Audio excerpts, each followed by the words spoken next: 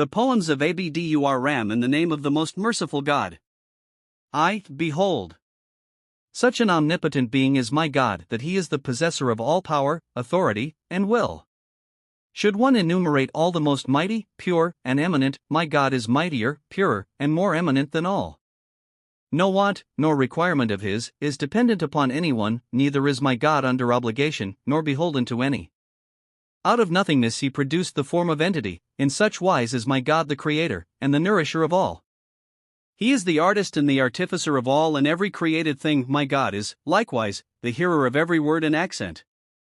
That which hath neither type nor parallel anywhere, its essence and its nature, its material and its principle, my God is. All the structures, whether of this world or of that to come, my God is the architect, and the builder of them all. He is the decipherer and the construer of the unwritten pages, the unfolder and the elucidator of all mysteries. My God is. Apparent or manifest, hidden or obscure, intermediate or intercalary, my God is cognizant of, and familiar with, all matters and things. He hath neither partner nor associate, his dominion is from himself alone a sovereign, without colleague or coadjutor, my God is. Not that his unity and individuality proceed from impuissance, for, in his one and unique nature, he is infinite, unlimited. They have neither need nor necessity of the friendship of others, unto whom my God is beneficently and graciously inclined. Wherefore then the occasion that I should seek him elsewhere, since, in mine own dwelling, my God is ever at my side? O Ram! He is neither liable to change, nor to mutation, my God is unchangeable and immutable, forever and ever. 2. My weeping for the beloved hath passed beyond all computation, yet the dear one is in no way affected at the sight of my tears. Though every one of my words should be pearls of great price, still she doth not account them at all worthy of her ears. Were she overcome by sleep, I would arouse her by my cries, but though fully awake, my loved one is asleep unto me. Like unto a writing, I speak, though with mouth covered, but my silence surpasseth my wails and my lamentations? When is there security for the crop of love in scorching ground? It requireth a salamander to exist in this desert of mine. This is not my love that separation hath parted from me, 'tis my soul, which hath become separated from this body of mine. I, Ram, desire not else than the beloved of my heart, should my prayer be accepted at the threshold of the Almighty. 3. There is no return for thee, a second time, unto this world. Today is thy opportunity, whether thou followest evil or good. Everything for which the opportunity is gone, is the phoenix of our desires, but the immortal bird hath never been caught in any one's net. The stream, that hath left the sluice, floweth not back again, the hour, which hath passed away, returneth to us no more. For time is, alas! like unto the dead in the sepulchre's niche, and no one hath brought, by weeping, the dead to life again. If thou hast any object to attain, be quick, for time is short. Flatter not thyself on the permanency of this brief existence. Each target, of which, in thy heart, thou considerest thyself sure, through pride and vanity, thou wilt surely miss thine aim of. Over-sanguine hope hath rendered many desponding. Be not off thy guard as to the deceit and fraud of time. When thy mouth becometh shattered by the stroke of death, in what manner wilt thou then offer praises with it? The bereaved woman, who giveth utterance to her bewailings, lamenteth over thee, if thou understandest what she says. Thou art not a child, that one should teach thee by force. Thou art wise and intelligent, and arrived at maturity's years. Exercise, then, thine own understanding as to good and evil, whether thy well-being lieth in this, or in that. Conceal thy face beneath thy mantle, and open thine eyes, fly not far away on the winds of vanity and ambition. Soar not unto the heavens with thy head in the air, for thou art, originally, from the dust of the earth created. At the last day, inquiry will not be made of thee, as to whether thou art the son or grandson of such an one. To the bride, who may not be handsome in her own person, what signify her mother's or her grandmother's good looks? Practice goodness in thine own person, and fear evil. Presume not on the virtues of thy father or thy mother. These precepts, O my friend, I urge upon myself. Be not then grieved that I have made use of thy name. I use thine and those of others, but speak to myself alone. With any one else, I have neither motive nor concern. Whatever I utter, I address the whole unto myself. All these failings and defects are only mine own. Had I a place for these sorrows within my own breast, why should I give utterance unto these declamations? Since the racking pains of mortality are before thee, why dost thou not die, O Ram? Before they come? 4. No one hath proved any of the world's faithfulness or sincerity, and none, but the faithless and perfidious, have any affection for it.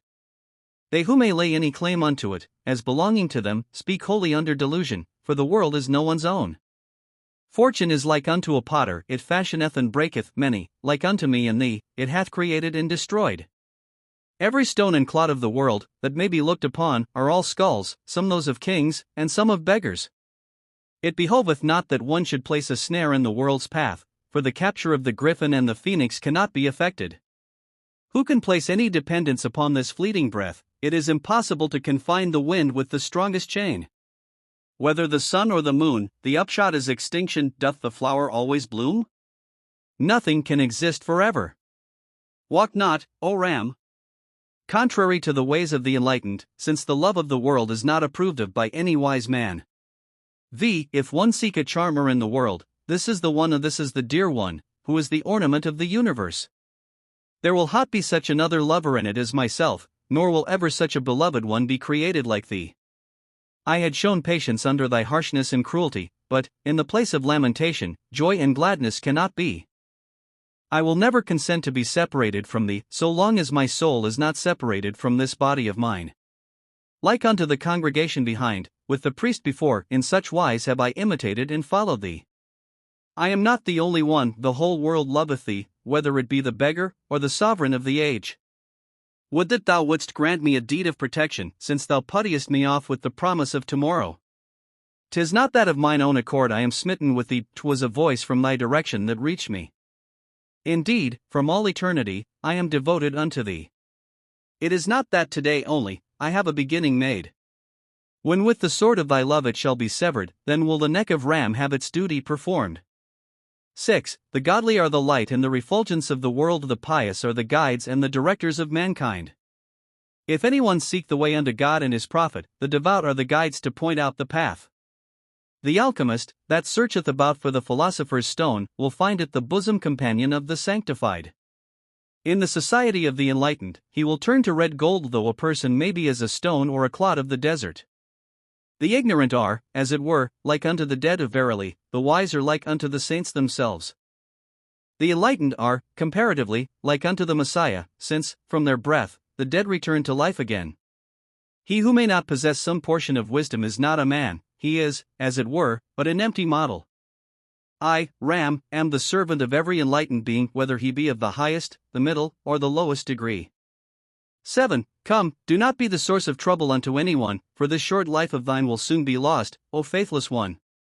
No one is to be a tarrier behind, in this world all are to be departers, either today or tomorrow. Those dear friends, who today bloom before thee will, in 2 or 3 short days, fade and decay. If the sight of any be pleasing to thee, cherish them. After they wither and die, when will they again revive? The leaves of autumn, that fall from the branch, by no contrivance can the sage attach them again. When the raindrops fall from the sky upon the earth, they cannot again ascend unto the heavens whence they came. Imagine not, that those tears which the eye sheddeth, shall e'er again return to the eyes they flowed from. This is a different sun that riseth every morn of the sun, that setteth once, riseth not again. Though paradise is not gained by devotion, without grace, still, every man his neck from the debt must release. 25. Shouldst thou incur 100 toils for the flesh's sake, not one shall be of any avail tomorrow unto thee. Shouldst thou gorge thy stomach with the world itself, thou wilt not be remembered, either in blessings or in prayers. Shouldst thou give but a grain of corn unto the hungered, verily, it will be hereafter thy provision in eternity. Shouldst thou bestow but a drop of water on the thirsty, it will become an ocean between thee and the fire of hell. Shouldst thou once bow thy head in the road of the Almighty, thou shalt, at the last day, be more exalted than any. This world, then, is the mart, if one be inclined to traffic, but in that world there is neither barter nor gain. If friends comprehend aught, today is their time, that one friend may show self-devotion to another. If there is any real existence here, of a truth 'tis this, that in someone's society it should in happiness pass. May God protect us from such a state of existence, where thou mayst speak ill of others, and others of thee. Poison even, is pleasant, if it be in peace and in concord, but not sugar, combined with sedition and with strife. The belly, filled with rubbish, is well, if free from sorrow, but not so, though gorged with confection of the dregs of woe. The back, bent from toil, is indeed estimable, but not from a purse of ill-gotten money round the waist. 26. A blind man, who seeth nothing, is truly excellent, better than that he should set eyes on another man's wife. A dumb person is far better without palate or tongue than that his tongue should become the utterer of evil words. A deaf man, who cannot hear, is preferable by far than that his ears should be open to scandalous tales. Demon or devil, that may come upon one, is agreeable, but let not the Almighty a bad man before thee bring. Than to bear the society of a fool, it is more preferable that a fiery dragon should become one's bosom friend. If there be a real difficulty, it is the healing of hearts, but the profit and loss of the world are trifling affairs. Its advantages, or its detriments, are trivial matters. God forbid that anyone become infamous for despicable things.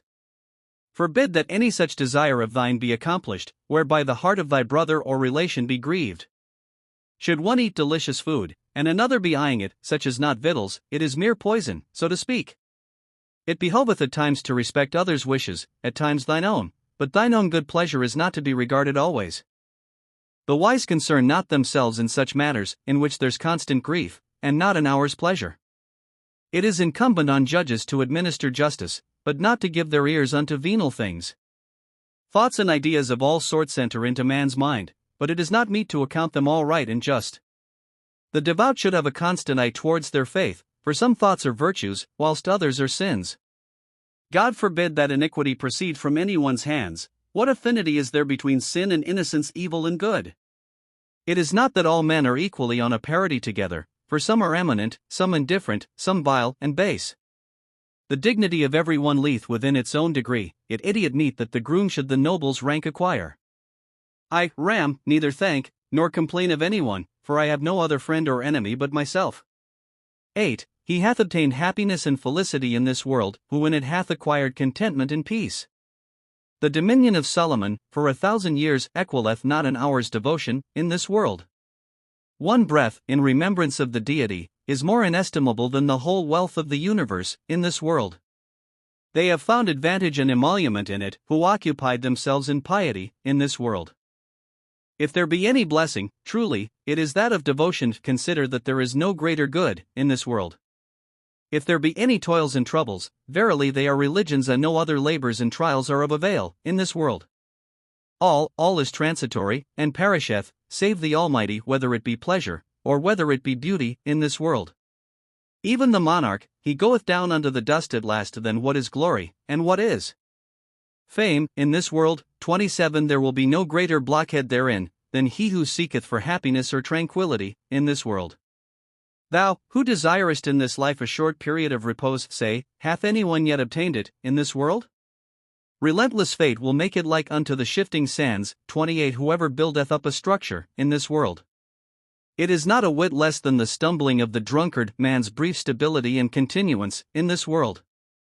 Come near the running stream, here behold life, there are many such like emblems, in this world. Every one that approacheth the graveyard of the dead should consider it a sufficient admonition, in this world. These massive courts, these firm and compact mansions, will certainly at last be desolate, in this world. The insatiable eyes of destiny, indeed, are not such that they suffer anyone to be in safety, in this world.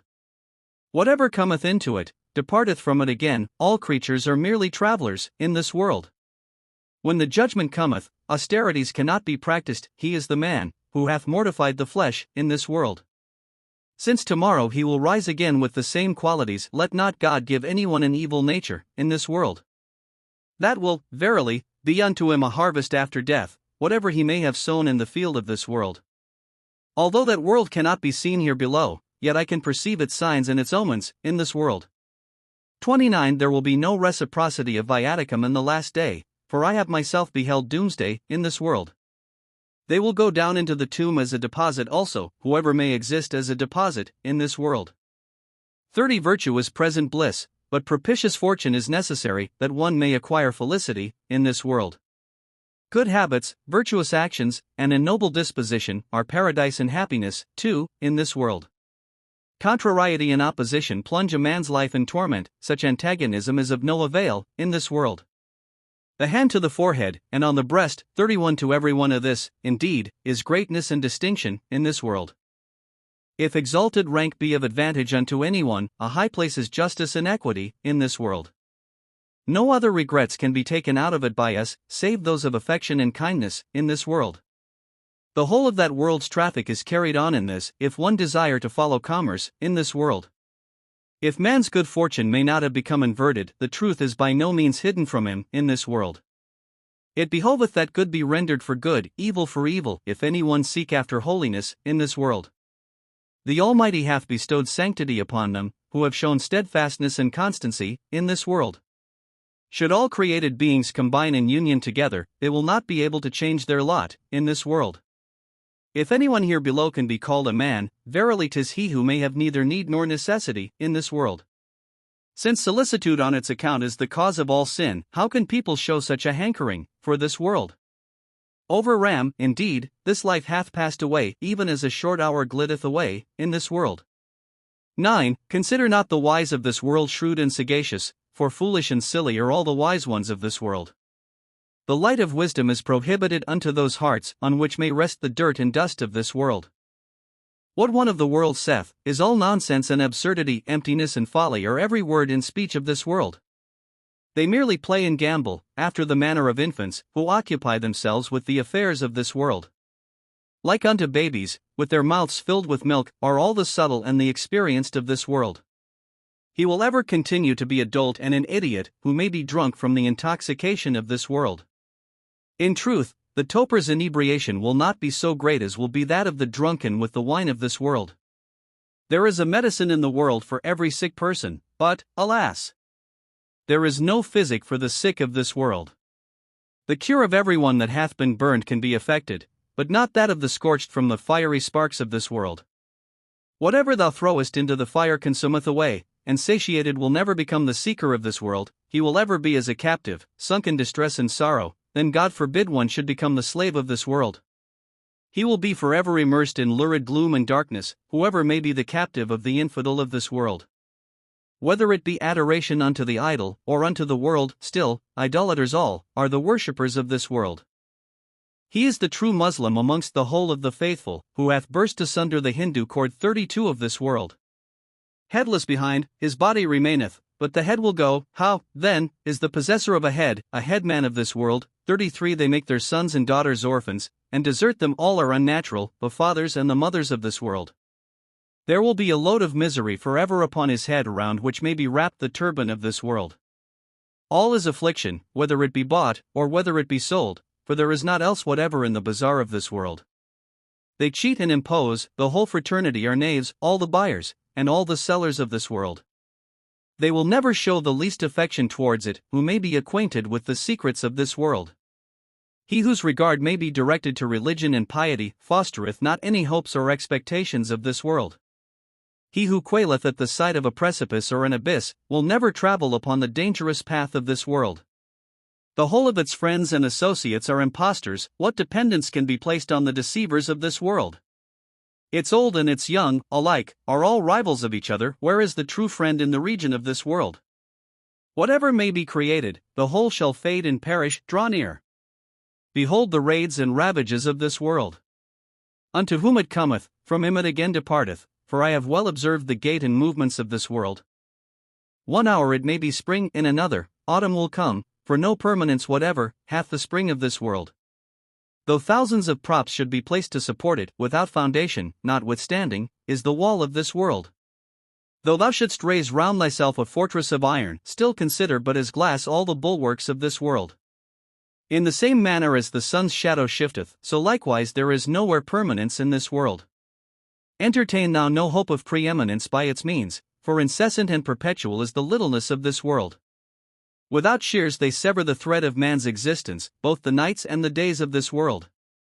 After death, an account will be required of every man as to the number and magnitude of the sins of this world.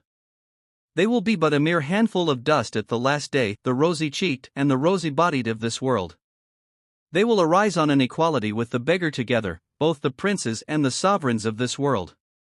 There will be a brand impressed upon the miser's breast by every darham and every dinar 3/4 of this world. Let them be an oblation to the contentment of the contented, all the wealth and the wealthy ones of this world. Themselves, after death, will become the injured and oppressed, all the tyrants and the oppressors of this world. They may enumerate tens and hundreds until doomsday, but no one hath completed the numeration of this world. When the time for the winding sheet and the ablution cometh, 35 unveiled and exposed become the veiled and modest of this world. They will be brought forth on the bier from their privacy, both the coy and the bashful of this world. More than any other person the prophet would have enjoyed had there been anything like propinquity in this world.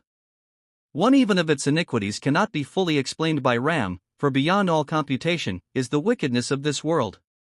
X. Since thou passest thy days in jollity, and thy nights in slumber, when, O unfortunate, wilt thou bring the Almighty to mind? Thy departure, if thou art aware, will be extremely precipitate. Be not, then, unmindful of the exceeding shortness of life. Thy breath and thy footsteps here are all computed, therefore step not on this path inconsiderately and in error. In the book, the Almighty hath sent a statement of the account to see, then, thou make thyself with both account and book acquainted. I am fully aware that, originally, thou art of the earth. Why then, with thy finger, removest thou the dust from thy person? Not until thy thirst for this world shall have become quenched shalt thou, at the judgment, become satiated with the water of life. To the same extent thy inside shall be filled with fire, as, today, it is gorged, with wine and with roasted meat. Weigh thou, then, with thine own hands, this good and evil, as to how much thy wicked actions do exceed the good. In that world, after what manner will thy answer be, seeing that in this, thou art wholly unable to reply? Today that thou runnest to the shade for shelter from the sun when it stands but a spear's height 36 above thee, what wilt thou do? Acquiesce not, O Ram, in causing affliction unto anyone, if thou desirest salvation from the torments to come. 11. In this world, the countenance of the beloved is the object, there is naught else. Whatever it is, the sight of the adored one is desired, and naught else. When I contemplate separation and association with the beloved, the one is torment, the other a paradise of flowers, and naught else. Each of the eyelashes of the beloved pierceth me to this degree, that I declare it is the two-edged sword of Eli, 37, and naught else. It requireth a hero to raise the tresses around her face, the last is a treasure hoard, the others are snakes, 38, and naught else. How shall I recite the praises of the charms of the fair? I speak briefly, they are innumerable, and naught else. In whatever direction I listen, with the ears of the heart, I find it is all love's market in a bustle, and naught else. The whole of the world's factories, that one seeth around him, they all belong unto the empire of love, and naught else. Every physician before whom I present myself saith, thou art sick through love, indeed, it is naught else. Should poor Ram place his affections on any other save thee, he will assuredly be deserving of death, and naught else. 12. From how long since am I a purchaser of thy face? I am gone beyond life and goods, in the mart of thy face. There is naught else before mine eyes save the light of it, to this degree am I sunk, in the refulgence of thy face. Under the pretext of tobacco, I exhale the smoke of my sighs, for I burn and emit smoke forever, in the fire of thy face. All other folks whatever occupy themselves in the world's affairs, but I am sunk in expectation of beholding thy face. Thanks, that thou hast delivered me from obligation to others, and, head bent in adoration, I am beholden to thy face. Where'er I, Ram, roam, for the heart's diversion, I have no other object, I am the seeker of thy face. 13. If I say aught regarding separation, what shall I say? Of this agony, without a remedy, what shall I say?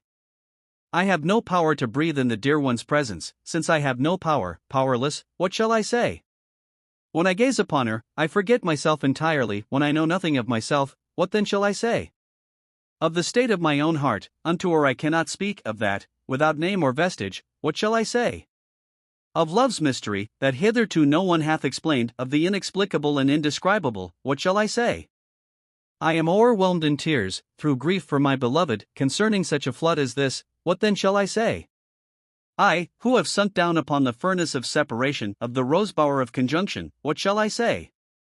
She plundereth one of life and goods, and stealeth the heart. Regarding such a heart-ravisher, what then shall I say?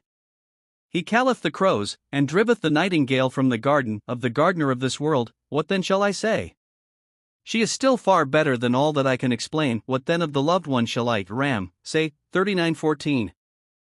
The garden of existence will not bloom forever. The marketplace of life will not be in bustle always. Like as the river Aba Sin 40 boundeth along in its course, with such like exceeding precipitation is the progress of life. Just as the lightning, that showeth itself and is no more, so swift, without doubt, is the swift course of life. It is violent and impetuous to such a degree that no one is able to command the bridle of life. Since its swift steed hath neither curb nor rein, the brave cavalier of life must have a fall at last. In a single hour it severeth the friendships of years, in such wise, unfaithful is the friend of life. I will neither leave my house, nor will I travel, for, without going a journey, I pass over the road of life. It will, in the end, be severed by the shears of fate, it will not remain forever connected, this thread of life. He should view his own self with the bubble's eye, if, in his heart, one would compute the length of life. O Ram! There is no opportunity in this world again for him, over whom hath passed away the period of life. 15. This is the adored one, that is the rival of this is the rose, that is the thorn. This is the rose, that is the thorn of this is manner for one, that the gallows tree. This is the beloved, that the malicious, 42. This is the treasure, that is the snake. This is wisdom, and that is love, this is anguish, that the consoler. This is separation, that is conjunction, this is autumn, that the fresh spring. This is devotion, that is sinfulness, this is refulgence, but that is fire. This is the wise man, that is the fool, oh this is awake, but that is asleep. This is Ram, that is the adored, this is the sick, that is the physician. 16. So fast our friends depart unto the grave, as the carwin, 43. With speed, returneth home. So very promptly doth death deal with us, as the reaper cutteth down the ripe corn. Like as the moving sand, 44. Is quickly commingled, so speedily is this world together huddled. The human frame as rapidly decayeth, as the tulips, in the autumn, wither away. So swiftly passeth away this sweet life, as the rapid river boundeth along in its course. A twinkling of the eye, indeed, will not be so speedy, as Ram's hasty departure from the world. 17. At times the body burneth from heat, sometimes, it trembleth from the cold, at others, it dieth from thirst and hunger, at others, from excess of food. All who have come into the world, are in tumult and in uproar, and neither is that hungry one at peace, nor that cloyed one in tranquility. At times, they raise the hand to the head, and act civilly to each other, sometimes they stretch out the hand to the dagger and the sword. When the angels mixed the dust of the first Adam together, they combined, along with it, all manner of pains and woe. What matters it, though this very hour one be beaten or be bound? His time, too, will come likewise, to strike and to pinion others. For how long will this crazy foundation of ours continue firm? With plastering and propping it so continually, I am quite worn out. 'Tis possible, perhaps, that after death one may laugh in the tomb, who may, in this life, have mourned and lamented over himself. I perceive all are departers, there are none to be tarriers behind. Travelling upon this road is necessary, alike, for young and for old. It is the flowing ringlets of the beloved that every one seeketh after, whether it be the young or old, the great or small, the rich or poor. Supremely happy is he who hath been accepted at her threshold, but woe and misery for him who hath been driven from it. Like unto me, Ram, hundreds were her nightingales, but which that dark-eyed one hath chosen, God only knoweth. 18. When the black eyelashes become submerged in the heart's moisture, then both property and effects become engulfed in the ocean of the heart. Thou speakest vainly of the heart's disquiet unto the Father of desire. 45. What know children of the deep, deep sorrows of the heart? Unto every other countenance than that of my own beloved, I have permanently closed, altogether, the eyes of the heart. That the highest canopy of heaven is beneath its shadow, in the same degree, the more supernal is the banner of the heart. This sanctuary is more sacred than Abraham's tabernacle, if one would restore the desolated sanctuary of the heart. Though others should set itself, feet upon the earth's surface, I have on the empyrean itself, placed the foot of the heart. That spot, which lieth midway twixt the firmament and world, is a place of seclusion, 'tis the very staircase of the heart. From whom, then, shall I crave it, save from thee my God, since the world's physicians cannot prepare the salve of the heart? There are, indeed, very many extrinsic friends in the world, but Ram nowhere findeth a single friend of the heart. 19. I am ever sitting, with heart dried up, in the moisture of my tears love showed unto me, in my own retreat, both ocean and land. Like as when, with my lips, I kissed the wound of thy sword, I have never since, from any salve, such soothing experienced.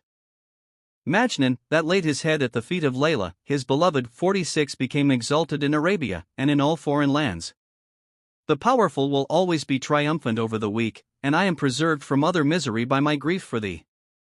Like unto myself, for thee, thus in wretchedness o'erwhelmed, of the whole race of Adam there will be no other similar. Like as a carcass, that may be fallen amongst the living, in such wise am I, whilst in it, separated from the world. From the breathings of the charmers I obtain no alleviation, for this reason, indeed, that my breath is dependent on thine. I have neither inquiry nor research to make, save after thee thou art my object every moment, and at every step. Should it be my good fortune to obtain the platters of thy dogs, I would no more cast mine eyes, even upon Jamshet's cup. 47 So completely have I gambled away my heart upon thy curls, as when a little button falleth, and, in murky darkness, is lost. All ensanguined in blood, like unto red roses hang 1,000 hearts in every ringlet of thy curly hair. I, Ram, withdrawn from the world, was happy indeed, but looking towards thee, hath brought man's censure on me. XX The fair face turneth like unto a smoky pot in old age, or the upright statured becometh like a bendstick in old age. Like unto the candle in the morning, or the sun in winter one turneth pale, and wanteth warmth, in the time of old age. If a person place his foot in one direction, he goeth in another, the whole body becometh quite a stranger to us, in old age. One's limbs are laid out, as if accounted among the dead, although he is still palpably beheld alive, in old age. A defunct is much better off, for after death he liveth again, but it is not so that one may again grow young, in old age. If he take anything, it disagreeth with him, like poison, for one cannot eat, nor can one drink, in old age. That is youth, in which one both heareth and seeth something, but nothing can be heard, and nothing seen, in old age. O Ram! Verily, old age is such utter helplessness that, were it Rustum 48 himself, he deserveth pity, in old age. XXI He who placeth any hope upon the fabric of this world embarketh, on a tour of the ocean, in a paper boat. No one hitherto hath successfully run the steed of the sky. 49 How can one practice horsemanship on the back of the wind? Neither can the wolf be instructed in the art of humanity, nor can any reliance be placed on the forbearance of fate. Fortune revolveth equally with Islam and with idolatry. When doth the blind make distinction twixt white and black? With mine own eyes have I viewed the portents of destiny, it createth thousands every moment, and destroyeth them too. I am unable to place any such trust in fate's revolutions, as that when its time cometh, it will grant exemption to me. No one, indeed, will have experienced in his whole lifetime such severity as the beloved one, hourly, wreaketh upon me. Should I venture to place in my turban a bud of the rose, from it, my evil destiny produceth a thorn therein. If I stretch forth my hand unto gold, it turneth into dust. If I manifest desire for dust, it treateth me with scorn. Separation from God is a great calamity, unbearable to me, my distressed heart ever yearneth for society with him. When hath any lover acquired such an amount of patience, that he putteth off, until tomorrow, the promise of today? O heart ravisher! If thou shouldst even clothe me in fire in my sight, the garment will become me like gold brocade. If, with regard to my love, anyone should speak evil of me, to myself I consider that he is uttering my praise. 'Tis right that reproaches be heaped on the lover, the rule is such, it is ever the custom of the healthy to laugh at the sick. Honor and love are widely separated from each other, how can one perpetrate a robbery in the light of day? Ram, this ode reciteth in reply to that which Thalath 50 wrote, should the beloved present me continually the wine of her love. 22. If anyone should account me an ascetic am I. If anyone should consider me a noble am I. I desire the whole world as an oblation unto the beloved. It is not that, for myself, I care aught about it. 'Tis hard sustaining the dignity of the cowl, were it not so, every moment I incline unto the Darwesh's calling. I take advice from every one, and give counsel unto all. I am, at once, the disciple of some, and the apostle of others. In separation the thoughts of the beloved ever follow me, along with Yusuf. 51 I am a companion in imprisonment. At the time of laughing, my weeping is like unto the tapers in the world, I am totally concealed, yet in fear of my life. But what freedom, what independence is greater than this, that I am a captive in the fetters of the locks of the beloved? What other happiness is there more inestimable than this, that for the sake of the beloved I am ever plunged in grief? Khushhal Khan and Dalata 52 are but slaves of mine, for, of the Pushto tongue, I, Ram, am the Elamgar. 53:23. Where the lips of the beloved? Where affliction of heart and soul, where the nightshade's red berry? Where the ruby of Badakhshan? Pure and free is true love from all proneness to carnality. Where is the well of the stomach? Where the dimple of the chin? There is not a little difference twixt the libertine and the recluse. Where are youths and maidens? Where are widows and orphans? They are all fools, who barter their religion for the world. Where are 50 days? Where eternity and everlasting life? Let ambition and desire be a sacrifice unto contentment. Where is the land of Egypt? 54. Where the hamlet of the slaves? 55. In one village, the darwish and murderer cannot dwell. Where is Aziz Khan? Where is Mullah Abd-ul-Ram? 24. Though kings and princes have made their exit from the world, it hath not become, in anywise, imperfect or defective thereby. Though thousands, every moment, perish and pass away, thousands, likewise, every instant, are into it brought. Of their exits and their entrances there is no computation. They are like unto the fathomless ocean that rolleth along. At another's sorrows, man doth not become affected, he is alone sensitive of what happeneth to himself. One, so illustrious as the prophet, passed from the world away, yet this world did not become ruined by that separation. When such like eminent people have gone down to the dust, how shall be remembered, by anyone, such dogs as thou and I? Shouldst thou sift, over and over, the whole world's dust, thou wilt not again discover either Dara or Shah Jahan. 56. Not even a trace remaineth of their names or their records, who laid claim unto glory, and sought, from posterity, fame? Go thou, and see for thyself. If I speak falsely, look upon the graves of thy father, and grandfather too. Behold! What have those mouths and lips become, which, on both thine eyes, were wont to kiss thee fondly? They who used to hail thee with, thy sacrifice, 57. Let them now call out unto thee, thy sacrifice am I. I am quite amazed with the glowing words of Ram that in the collection of his odes, fire hath not burst out. XXV. The chiefs and the monarchs of the world at last, abject and confounded, depart. They are fastened to the link rope of fate, like as captives together are chained. Sweet existence departeth from him, and the king hath neither power nor control. Though he give away wealth and lands, he obtaineth neither quarter nor mercy. He hath neither friend nor defender, both pain and agony overcome him. Helpless, in his presence, will be standing, both his ministers and his envoys too. No remedy can be prescribed for him, and doctors, nonplussed, hang their heads. His dominions remain behind him, and from regret and sorrow his heart breaketh. When the soul hath deserted his body, his family weep, and bewail his loss. For an hour or so, they mourn over him, then the poor creatures grow calm again. They then remove him for the ablution, 58, and place him naked on the stretcher. Then of his garments, become covetous the washers and the bathers of the dead, on the return home from the grave the heirs share, and carry the effects away.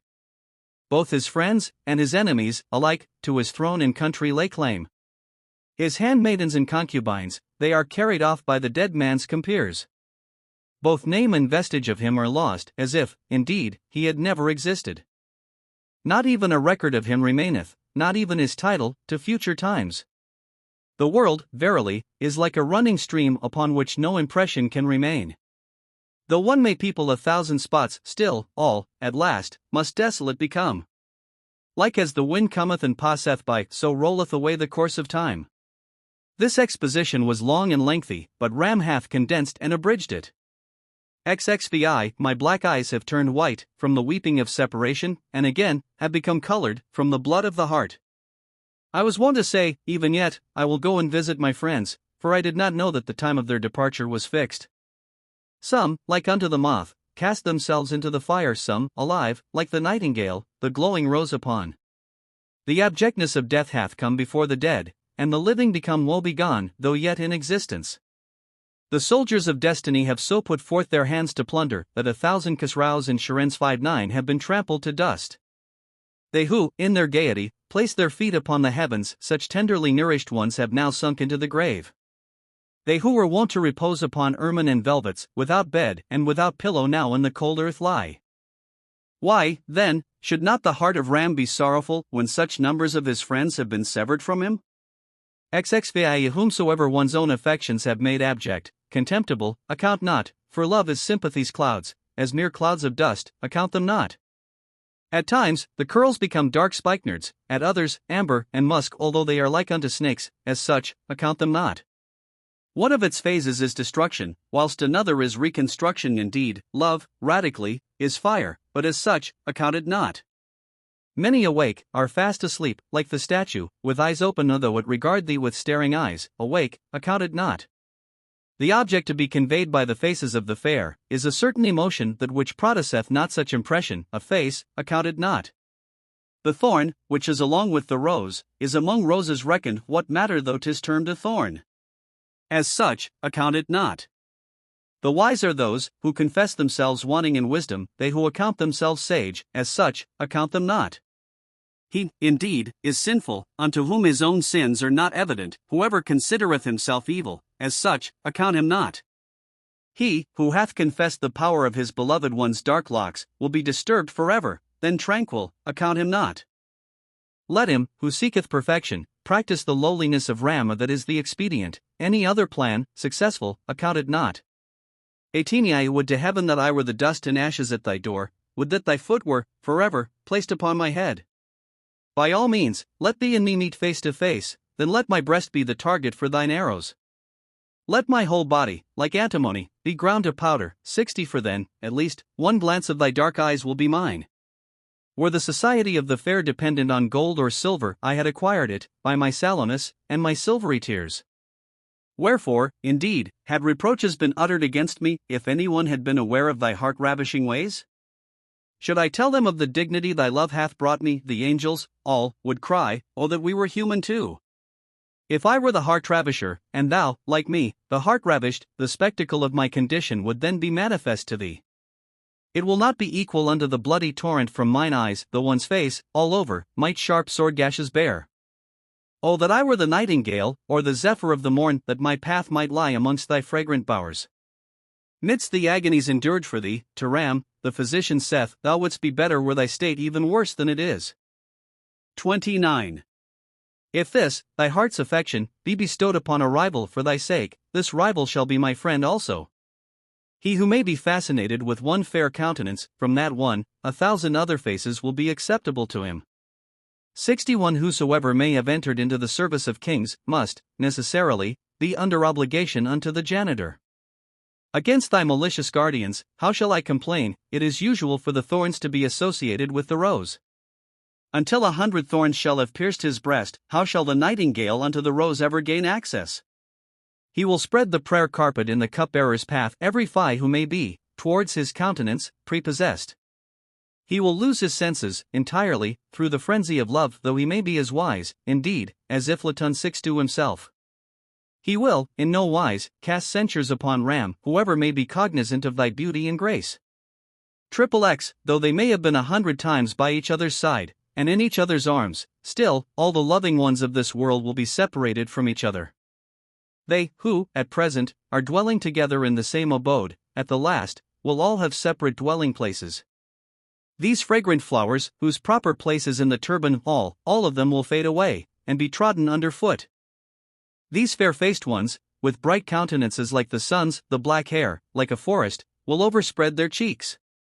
This delicious sherbet, which is the society of our friends, will, in separation, and in absence, to deadly poison turn. Through disjunction from a friend, I myself have witnessed the wisest of the age become, wholly, of reason bereft. He setteth not his foot, for dread, on the ground of society, who is, already, cognizant of the dread slough of separation. In what manner shall one devise a fit remedy for this, unto which, neither human wisdom nor conjecture reach? To such a degree hath anguish rusted Ram's heart, but the goblet of pure wine will its furbisher become. XXXI The face of the beloved, the sun, and the moon, are all three one in her stature, the cypress, and the pine, are all three one. I have not the least need, either of honey, or of sugar, for, the lips of the beloved, honey, and sugar, are all three one. When I am reclining upon my couch, without her by my side fire, thorns, and this couch of mine, are all three one. When I cast mine eyes toward her dwelling's door and walls, a garden, a parterre of flowers, and they, are all three one. When I am soiled with any dust of the alley she dwelleth in, this dust, and musk, and amber, are all three one. O God! Make no one acquainted with absence from his love, for invasion, massacre, and such absence, are all three one. The very moment that man biddeth adieu unto the world, dust, and silver, and gold, unto him, are all three one. Should the monk, in reality, follow a life of austerity, the sovereign, the chief, and the monk are all three one. It is not right that one should roam in foreign lands, therein, he who can see, the blind, and dumb, are all three one. That town, in which there may be neither sweetheart nor friend, that town, the ocean, and the desert, are all three one. At the shops of the sightless dealers in jewels, the cowrie, 63, the ruby, and the pearl, are all three one. Let not these saintly monitors hold my love in scorn, for the true lover, the saint, and the father, are all three one. Through the despotic severity of tyrannical rulers, the grave, and fire, and PS hour, 64, are all three one. What matter, though he may praise himself unto Ram, still, the fool, the ox, and the ass, are all three one. XXXA thy fair face, and thy musky mole, are associated together, or Mamd and Ayaz are sitting together, bosom friends. 65 What matter, though thy countenance is hidden by thy curls, the water of immortality itself is, in total darkness, concealed. From thy curls, thy ruby lips, and thy face, are produced the night, the glow of sunset, and the dawn of day.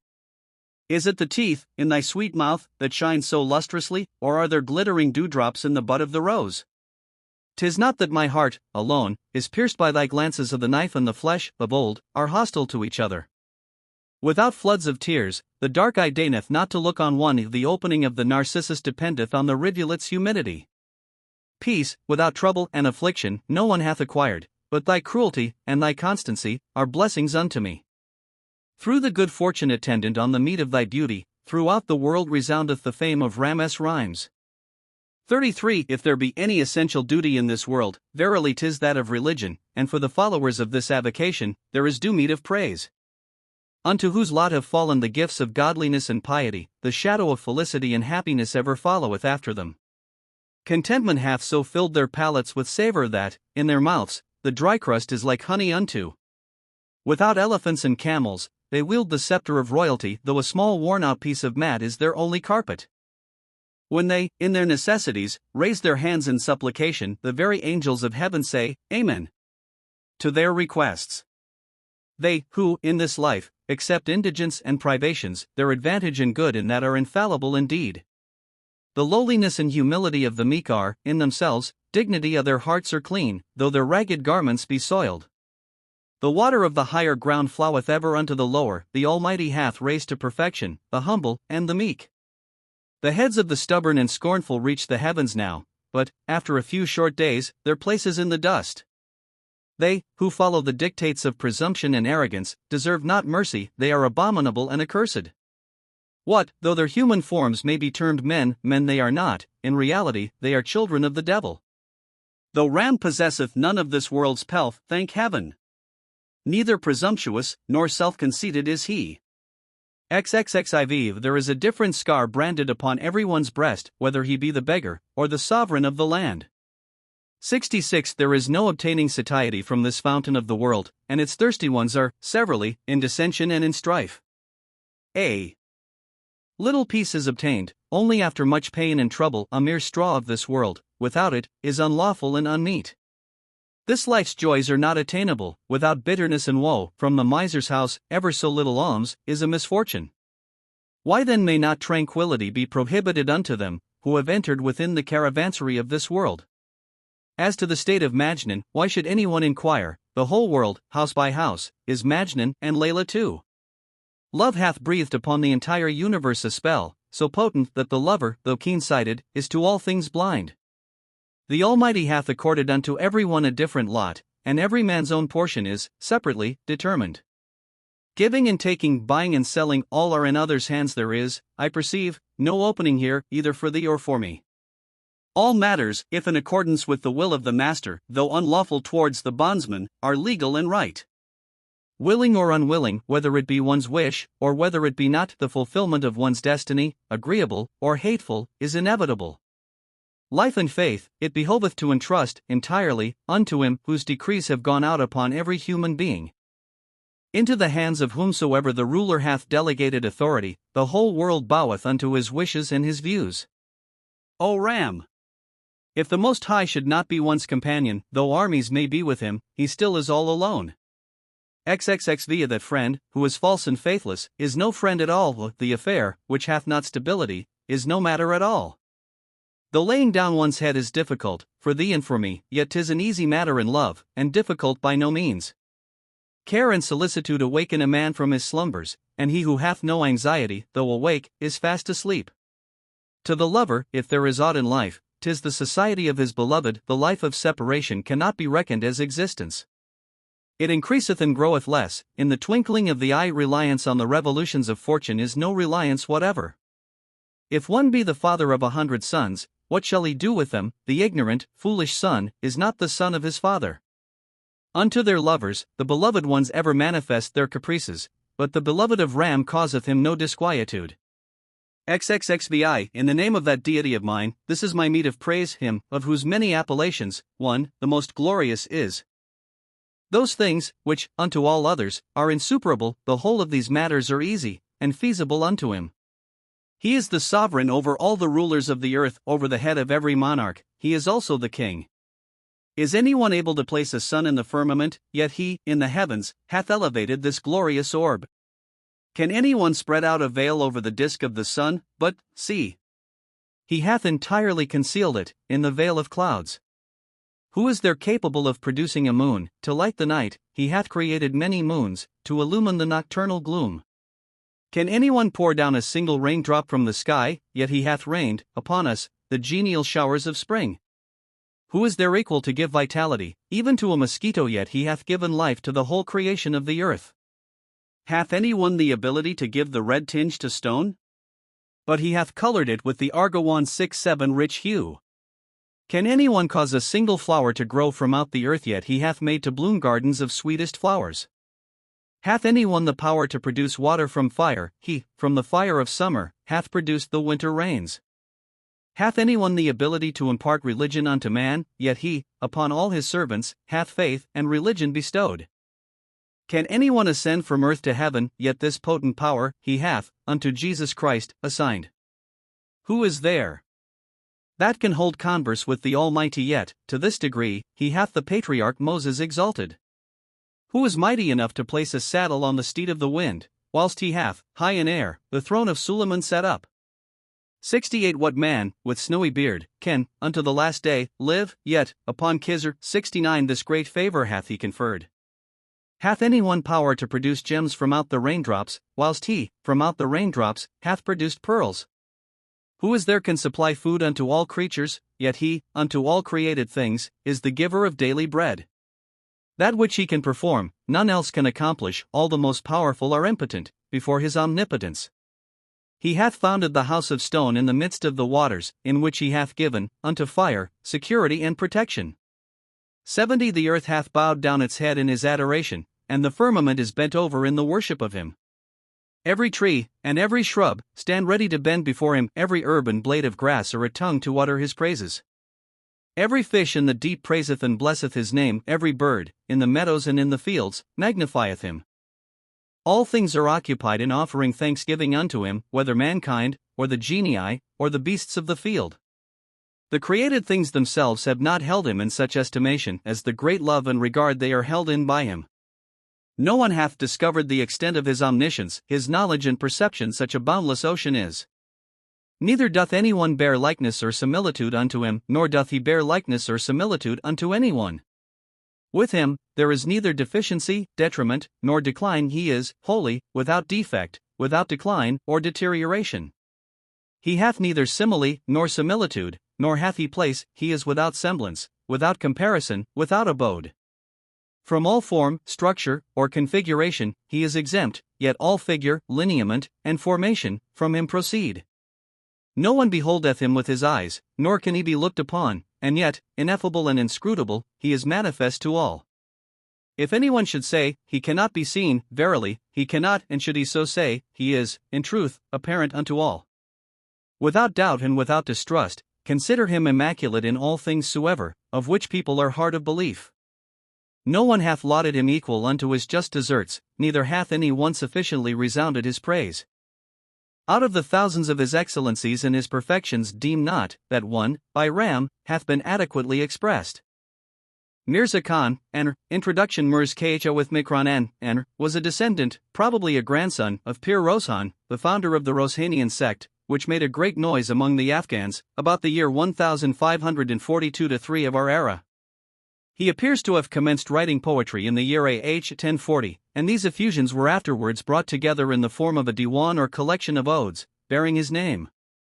Some parties contend that his real name was Fat Khan, and that he was of the Yusufzi tribe of the Afghans, and that the term Mirza is an assumed name, usually taken by Oriental poets. Mza with Makran, however, is a Persian word, signifying a prince or a nobleman, and also a secretary or writer, and would never be assumed by an Afghan, it being a distinctive appellation applied to persons of Persian descent, by the Afghans. This statement, however, is also fully disproved, from the fact that several old copies of his poems, which I have examined or have in my possession, end in these words: "Here ends the diwan of Mza with Makran Khan, Anr." Simili, Afridi, an Afghan poet of Hindustan, in one of his odes, states that Mirza Khan was of the family of Bayezid, or Bazid, Anr, who assumed the name of Pir Rozhan, or Saint of Light, as already mentioned. Bazid himself, of whom it will be necessary to give a brief account, as Mza with Makrana's subsequent misfortunes were chiefly owing to his being a descendant of that impostor, was, altogether, a remarkable man, and the Anr tribe, to which he belonged, is an offshoot of an Arab tribe of Medina, mentioned in the Quran, which received the Prophet Muhammad after his flight from Mecca, and hence the name Anr, from the Arabic word Anr, signifying aiders, or assistants. People of this tribe are to be found, even now, scattered over Afghanistan, the Punjab, and some parts of India. Bazid's religion, which he instituted in the year AD 1542-3, spread rapidly amongst the Bar Pushtun, or Eastern Afghans, till, at length, he was able to assemble armies, and oppose the mobile government. He held the same tenets as the Fais, of whose mysticism some account has been given in the introductory remarks, but having been a disciple, for some time, of the notorious Mullah Suleiman known in the East as Jalandhari Suleiman, from the town of Jalandhar, in the Punjab, where he dwelt, Bazid became initiated in the tenets of the Jogis, a sect among the Hindus, and became a fast convert to the creed of the metempsychosis, or Pythagorean system of the transmigration of souls. On these doctrines, however, he engrafted some of his own, the most remarkable of which was, that the most complete manifestations of the divinity were made in the persons of holy men. 71 The great opponent of Bazid was Akhund Darwaza, the greatest and most venerated of all the saints of Afghanistan, who, in derision of the title of Pir Rozhan, or Apostle of Light, which Bazid had himself assumed, conferred on him the name of Pir Tariq, or Apostle of Darkness, by which name he is now chiefly known. Mirza was a great traveler, and was well known from Herat to Agra, throughout the Afghan country, and also in India, for he himself had numerous disciples in the mountainous parts of Afghanistan, from Swat and Bajor, north of Peshawar, as far as Andar and Herat. He dwelt for a long period in the Rajput state of Rajwara or Rajputana, in Hindustan, the Raja of which country, although a Hindu, ever treated him with great veneration and liberality. The Mughal emperor, Aurangzeb, also, in whose reign Mirza flourished, allowed him a regular stipend. The emperor, however, was a great bigot, and, as is well known, was entirely in the hands of the priesthood, and, consequently, on more than one occasion, at the instigation of some of them more ignorant and bigoted than others, Mirza was summoned by the monarch to answer accusations of heresy and blasphemy, preferred against him at their instigation. The emperor, with all his bigotry, appears, however, to have had some scruples of conscience, and, generally, had some plausible excuse to save Mirza from their clutches, and himself from a bad name. The only reply the moles, or priests, could draw from the monarch, who was famous for personally administering justice, was, that they should enter into disputation with the accused, and if anything contrary to the lip-orthodox laws of Muhammad could be drawn from him, he would then consent to punish Mirza, but not otherwise. Notwithstanding Mirza's enemies were thirsting for his blood, still they could not succeed in drawing him into the snare they had spread for him, and the poet, very prudently, retired from the scene, fearing lest, at some time or other, they might be more successful in their machinations, and bring him to destruction, for, according to the well-known Oriental proverb, kings and rulers have neither eyes nor ears, and between truth and falsehood they are incapable of discerning, for the words of a few designing men being sufficient to make the innocent guilty, the unfortunates are plunged into the calamity of destruction. Mirza, on this account, generally confined himself, when in India, to the territories of the independent or tributary Hindu princes, by whom he was honored and respected.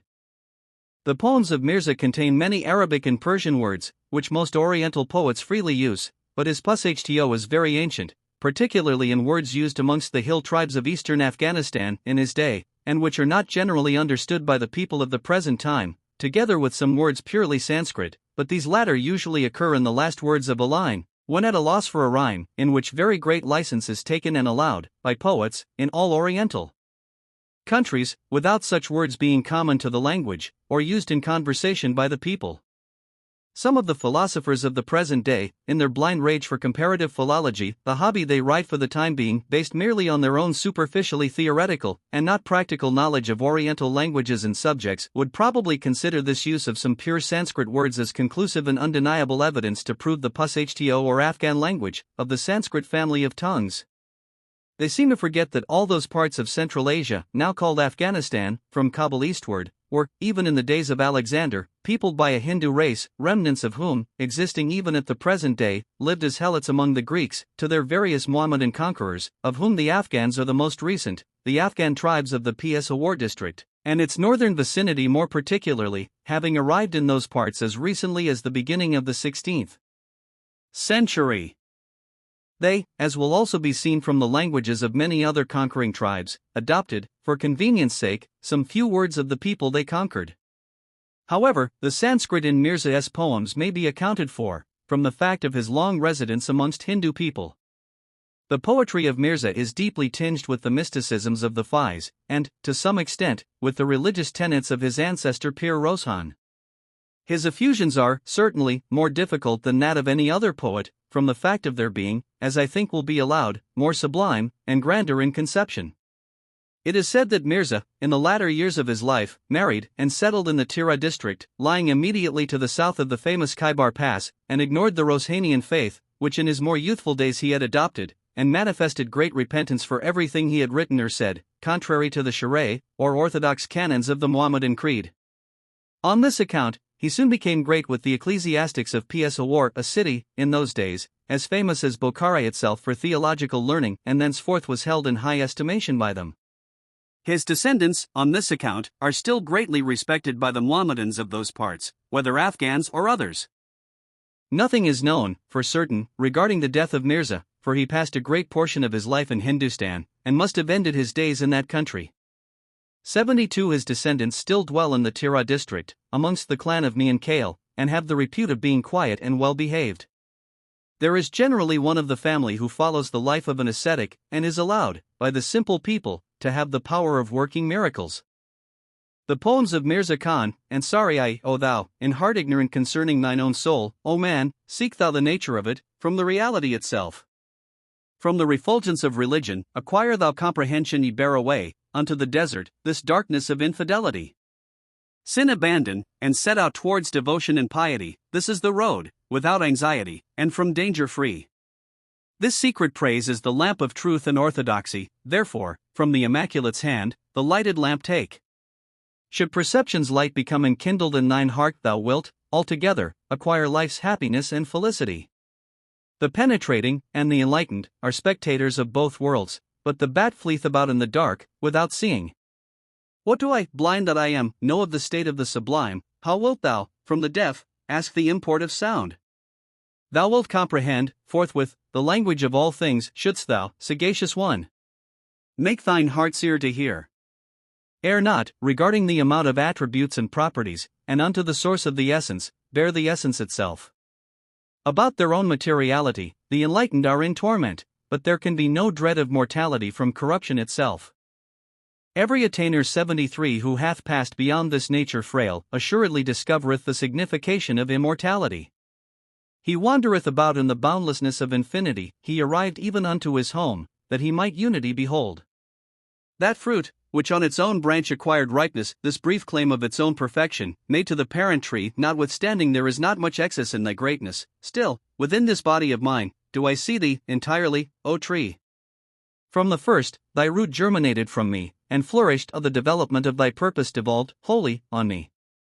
Answer, to this effect, on the part of the tree, proceeded, color and flavor, O fruit.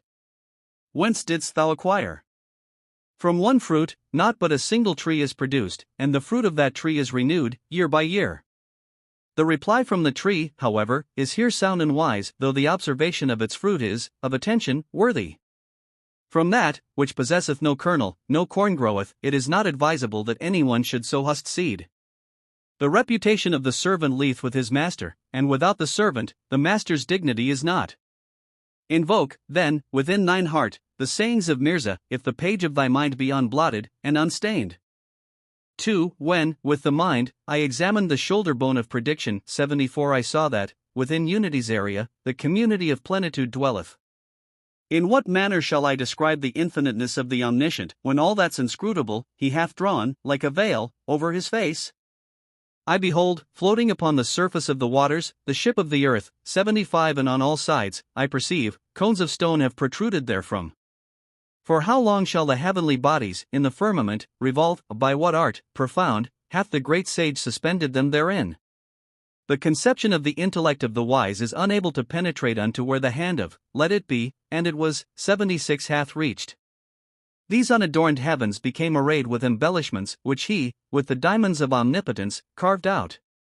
The lamp of the sun and the moon became enkindled therein, he assented not that, unrevealed, his own skill should remain. From the clouds, he caused the genial rain to descend on earth, and herbs and plants of every kind he disseminated thereon. On its face, the phenomena of spring and autumn, so admirable, arose, and the gradations of heat and cold were diffused throughout. From the whole achromatism of color, that manifesteth itself, the face of nature is with every tint and hue emblazoned. On all sides, where'er I cast mine eyes, of every tinge and dye, the checkered carpet of the great chamberlain is spread out. The countless creatures that, in all directions, meet the eye, are the army of this great chessboard, in order arranged. Here, the destiny of every one, whatever he may be, is fulfilled. From the game's commencement, the knights are mounted, the footmen on foot. And mankind themselves, originally, are of one origin and race, yet some rule empires, whilst others beg from door to door.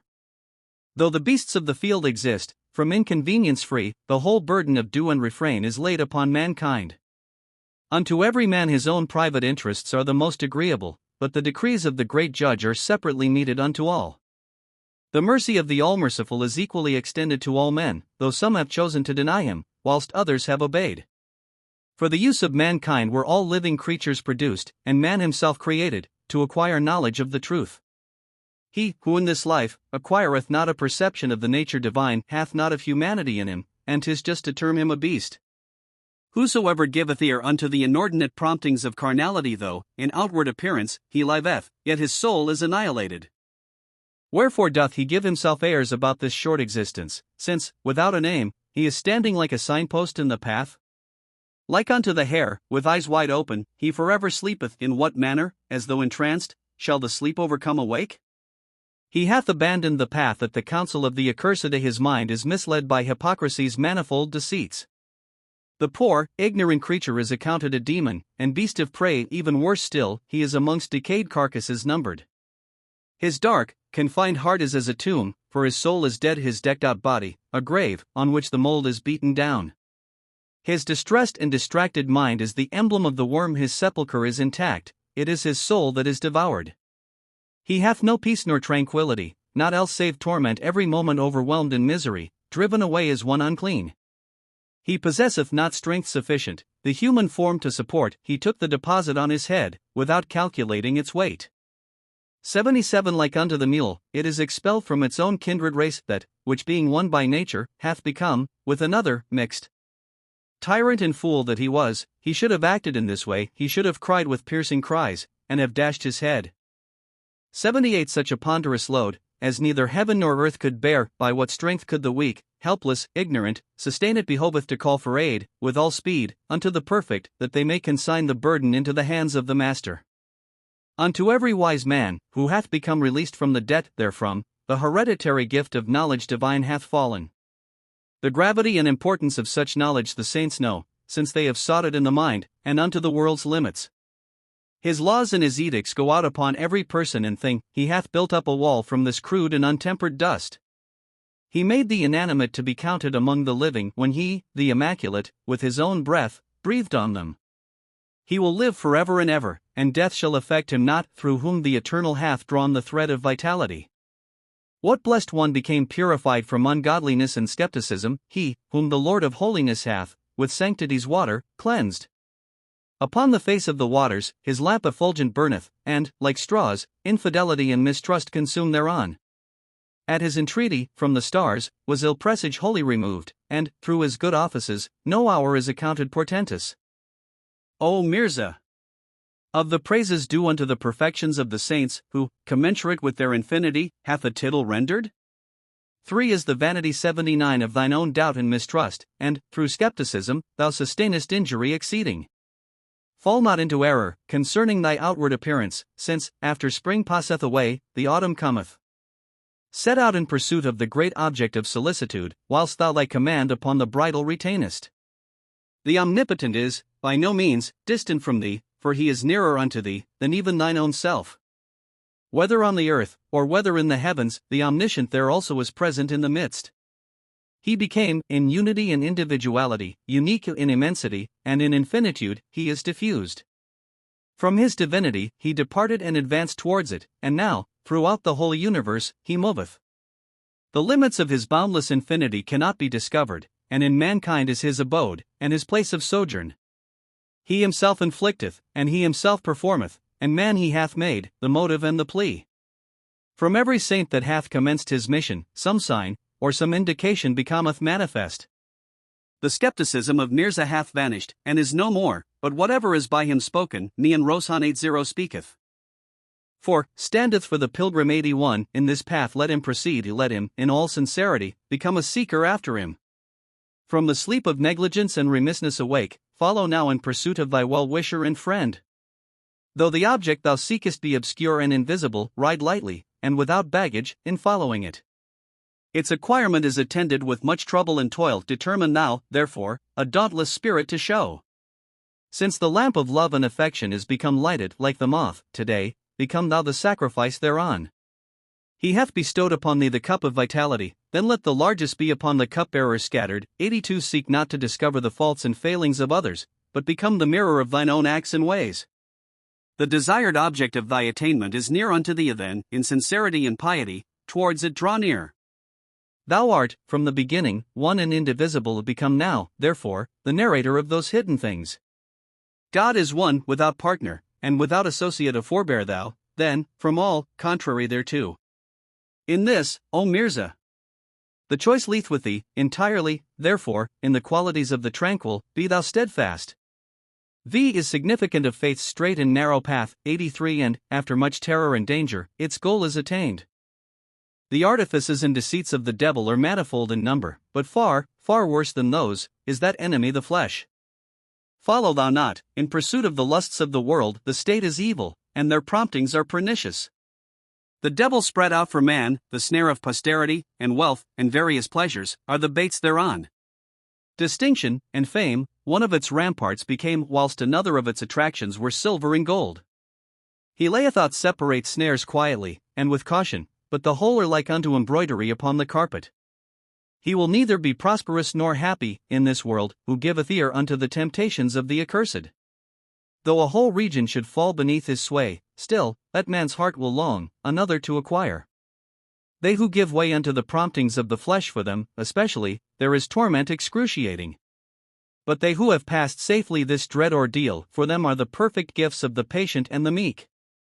Unto Mirza, his beneficence and his kindness are vouchsafed, for he alone is the all-merciful, and the acceptor of penitence. 6 Signifieth the great evil 84 of mistrust and skepticism, through which all the world is, in bewilderment plunged. That mind cannot rest assured, or be at peace, which is constantly distracted in pursuit of nothingness. It cannot partake of the advantages of unity, for it is in the infiniteness of infinity dispersed. The elaboration of its counsels and reflections is great, but 'tis like unto a cloud, that containeth no rain. Verily, he will not be able to attain unto perfection, whose looks are directed unto detriment and defect. The ignorant wreaketh tyranny, merely upon himself, who is the sponsor of the onerous deposit of faith. 85 A worshipper of himself, sunk in egotism and vanity, he is, like the first Adam, in amazement and perplexity lost. The soul contained in the human form is like unto Joseph, and the body's nature and disposition are its prison house. When it hath become, from this thraldom, liberated, it is then in safety, and heaven is its dwelling place. With transports filled, and mounted upon the steed of love enraptured, it is come forth unto the choke in 86 of its desire. Draw near, O Mirza, and lift up thine eyes, see. This is the ball, and this is the arena too. 7. All that may be contrary to nature change, make the soul king, and wisdom its minister. Give not ear unto the flesh, for it is ignorant, and with wisdom, understanding regard. The deceits of the devil are without number, therefore, consider as a fetter each of his spells. There are 5 robbers 87 in thine own house, each of which, in separate places, chain up. Deprive them of all evil appetites and desires, and, in thy heart, give place to reliance on God. Draw thou near unto truthfulness and piety, and from thee, drive all deceit and guile. I have spoken unto thee without disguise, therefore, guide all thy actions accordingly. Shouldst thou seek to be with these gifts endowed, then go, seek the society of thy spiritual guide. Guard well the heart from the evil one, and upon it, register the remembrance of God. The mundane things of this world are a dream, now give thou the interpretation of the truth. Subtle and profound are the words of Mirza, in their elucidation, do thou thy perception show. 8. The loved one is not concealed from thee, O thou obstruction, round about thy soul. Thou thyself hast become thine own veil, standing obdurate, in skepticism's path. Thou becamest visible, the beloved, invisible, but like unto thee, a perfect counterpart. Spotless and pure, on every side and surface, a simple lineament, but substance without. Shouldst thou behold her, thou art blessed. How long, then, O forlorn? Wilt thou gaze upon thyself? When doth grain shoot up and flourish in arid soil? O thou, of hard earth, a clod! When a clan pitcheth its tents upon a plain, forthwith the grass thereon entirely disappeareth. The black bee-88 buzzeth lightly around the lotus, whilst thou, O beetle, hast sunk under thy load. The flame, full soon, consumeth the straw, but thou burnest, clumsy block. With many groans. From love alone, is the heart's existence. What were the callow brood, without the parent bird? O Mirza! The compact of affection and love the moth, with the lamp, hath adjusted. 9. The anguish of love, alas, is incalculable. It is, alas, without antidote, without cure. Without its thorns, the rose will never be, and friendship, alas, is with absence coupled. The beloved, happy, and in her own heart, at peace, is, alas, unconcerned, a ravisher of hearts. He will undergo the pangs and agonies of love, who may be, alas, reckless and regardless of life. I live but in the remembrance of my dear one, alas. Indeed, I cannot exist, without my life. The only regret of the ascetic Mrza with Macron, alas, is this, that his passion's object is without indication. How amazing is the sublimity of the mind of the adorer, unto whose throne there was no access, even for the giant at 89. This stage of it is more contracted than Artes' narrow bridge. 90. How, then, did the army of love accomplish its ascent? His passion became like unto a vast and boundless ocean, which, by its first swell, o'erwhelmed him in the billows. The sword of unity, from between, he removed altogether. 91. And upon infinitude, he conferred the name of spouse. The boundless ocean, O Mirza, hath encompassed all things, but the Ganges nearly floweth to Shungsabad in Kanuj. 11. If it be thy wish to pass through life, from hatred and malice free, from the longings of covetousness deliver this spotless breast. Through heedlessness of heart, like what wilderness art thou grown, account the devil's temptations a monster, not a gnat. The expecting heart is one only, its cares and anxieties many. The term, too, of thy existence, long or short, is nothingness. The spiritual guest is an inestimable one, cherish him carefully. Broken rice possesseth not the fitness for the tables of kings. Covetousness tottereth like one with ophthalmia stricken, but by perfect reliance upon the Almighty, cure thou the disease. Change sinful arrogance for meekness and humility, and the sword of thy vanity and pride return unto its sheath. Become pliant, and bending, like unto the tender twig, not of thine own accord, like a hard, dry log of wood. The 5 fingers once had an astonishing dispute together, at which time the little finger acknowledged its own littleness. There is dignity in the very insignificance of form, hence fitness for the ring went unto the little finger. Outwardly, become the spectator of the heart's internal things, O thou, from truth's source, great, by skepticism, contemptible. O Mirza!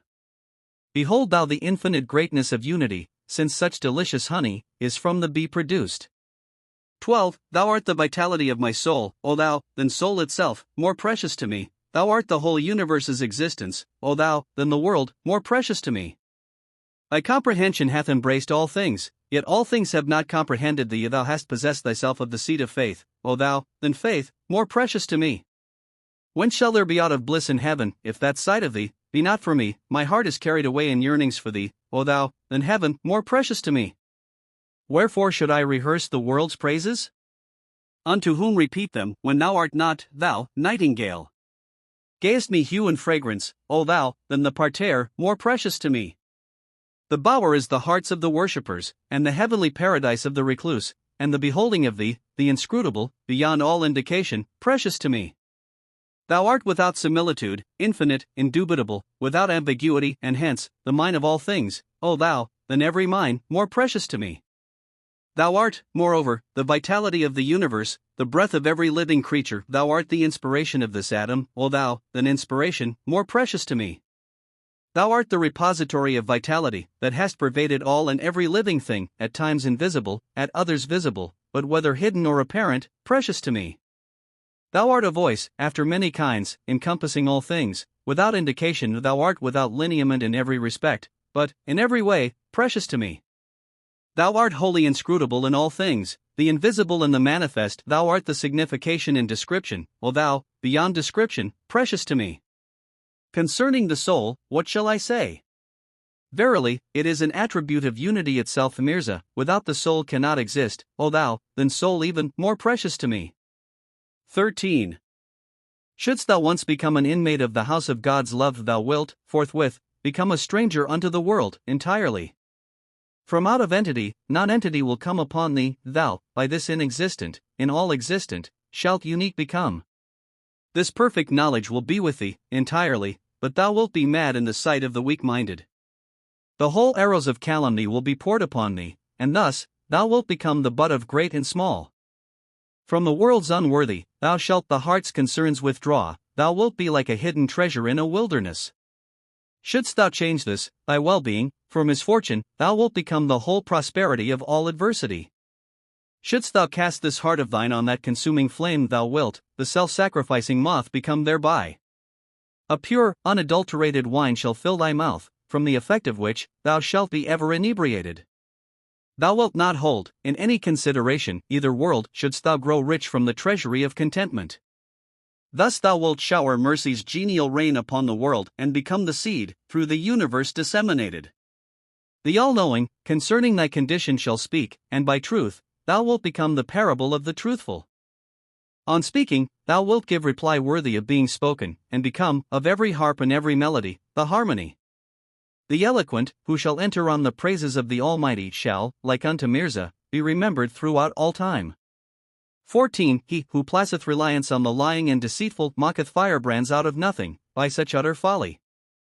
It is the senselessness of fools, in opposition to wisdom, that, in the heat of summer, riseth a tower of snow. His prosperity is trouble, he groweth downhearted thereby, and his fresh adversity addeth twofold misery his sorrows unto.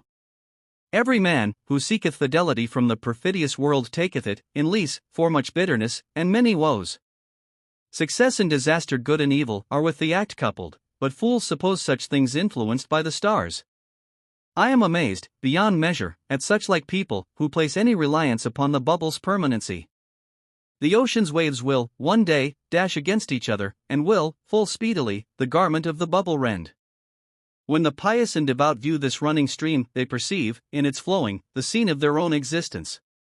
The wise enter upon the search of the object of their desires. The beasts of the field, about food and sleep, themselves concern.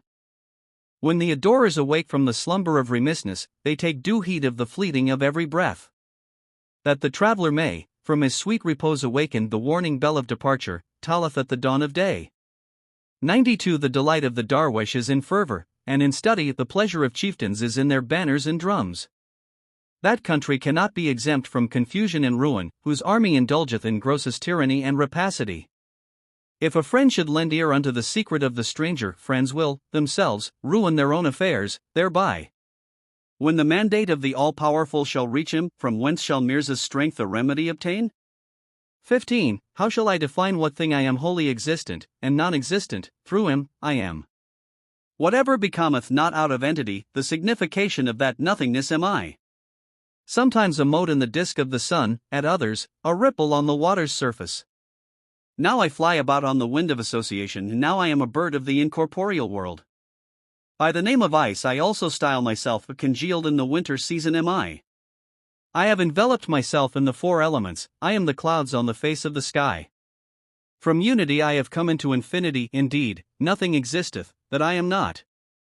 My vitality is, from life's source itself, and I am the speech, every mouth within. I am the hearing sense within every ear, and also the sight of every eye am I. I am the potentiality in everything, I am the perception every one within. My will and inclination are withal, with mine own acts, also, satisfied am I. Unto the sinful and vicious, I am evil, but unto the good beneficent am I. In the lot of the devoted, I am the honey, in the soul of the impious, the sting. I am with every one, and in all things. Without imperfection, immaculate I am. 'Tis by the mouth of Mirza that I speak an enlightened heart, without similitude, I am. 16. The tresses of this impassioned loved one are all dishevelled, they are spread all around her face, like a shadow unto. She hath prepared every separate hair as a snare, each one laid for the capture of wounded hearts. Within those hearts how can there be aught of tranquility, when she hath held them in check, by the reins of love? Since from such an abode of their own they are exiled, where is the land of their sojourn, in which peace may be found? They, who have their reason lost, through such a charmer's love, have now renounced both the rosary and the Brahmanical cord. All things have happened through their own affection, and those without it are useless, in all respects. They have no place, either in the closet or the wine-shop, and neither in the Muslim's regard, nor the infidel's sympathy. With regard to such like eyes, what caution can I use, when their glances are prepared for piercing me? Her lovely person she hath transformed to a sandal tree. 93. And those tresses, like unto snakes, are around it fallen. He, who nourisheth the desire of such a sight as this on him, are the whole miseries of the universe heaped. The hearts of lovers ever kindle, at the loved one's glance, for 'tis a flame, and her eyes are like firebrands unto. Today she hath again lighted the lamp of her beauty, and her adorers' hearts, like the moth, are oblations thereon. The names, Nightingale and War, are one and the same, and conscious hearts, in her praise, are melodious songsters. 94. Her eyes are lotuses, and the pupils, they are black bees. 95. And their gaze, like the gazelle's, is free and unrestrained. Her eyebrows are bows, and her eyelashes, the arrows, and to launch upon her lover, she hath raised them. The pure and sincere, in both worlds, enjoy liberty. It is a tower, whence to gain a good sight of the beloved. Than this supreme felicity, what greater can there be, when, every moment, they expect the adored to behold? This infinity, on the water will 96 of unity she placed, and each waterpot, in its own turn, cometh and departeth. She hath endowed every one with her own understanding, and every one's perception is, in proportion, according. O Mirza! Behold thou those languid, sleepy eyes that, for the love of the adored, beam with frenzy ever. 17. What inquiry makest thou concerning the lover's condition? No one hath hazarded a conjecture of the interminable road. Wherefore had I been afflicted with misery such as this, had I guarded the heart from hearing the sight's promptings? How can there be any peace or tranquility for them, whose hearts, the ardent glances of the beloved have abducted? Love, she hath made the chain of a distracted breast, and, by the power of her glance, draweth the bond unto her. A wondrous state of affection hath come over them, without seeing, they are disturbed, and in pursuit tired out. Without any will of their own, they search for liberty, with such a death impending, the dead yearn after life. When the ripe fruit falleth to the earth, in its perfection the seed, with gladness, boweth its head to the ground. This bubble, even now formed by the water, is by it again broken, but what is carried away by the flood, floateth, its surface, upon. They of little sense, are at their good fortune perplexed, and this wind, like unto chaff, carrieth them before it. One, here and there, comprehendeth the reality's purport, the lightly equipped travelleth, easily, along the narrow path. Cast, O Mirza, thine eyes upon the burnished mirror, there is no particle of iron dross in the steel thereof. 18. Upon them, that journey on the road of love, new assaults, incessantly, are made. How can there be any peace in those hearts that have beheld the splendor of the beloved? Though, at first, she showed her face in its splendor, a part of her mantle is now drawn o'er it again. She hath made each of those eyelashes an arrow, and her eyebrows are the ambush with bended bow. The pilgrims she hath ripened by separation's heat, and now her preparations are for the reaping of them. Care and anxiety are the motives of existence, but what is life unto them, that before death die? Since from sweet existence they have their hearts withdrawn, the world is a barleycorn in the sight of their resolve. The truly beloved is, by no means, distant from thee. Thine own insensate skepticism is the abyss in thy front. To that godly one, who entered the transient abode, the whole universe is God, and he followeth him. It behoveth to acquire love from both the eyes that, apparently separate from each other, are but one sight. Since thou wanderest not far from thy abode, surely thy heart, O Mirza, is pledged unto thy beloved. 19. When that rose, out of nothingness, a form assumed, the violet fell down, in adoration, at its feet. Thou shalt drink from the cup of the perfect one if to the melody of flute and harp, thy intellect respond.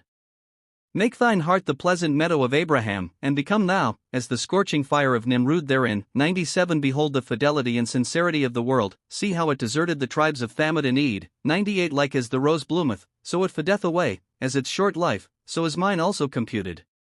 Where is the rose, and where, too, is the thorn, for all things soever there is a purpose fixed. Let the idea of a partner with God perish. The indivisible is one only, and omnipresent. He hath entered into the emporium of infinity, he is the attester, and he is the attested become. The adored, from his countenance hath raised the veil, and the fortune of Mirza become propitious and august. XX. How long wilt thou wander, O covetous one?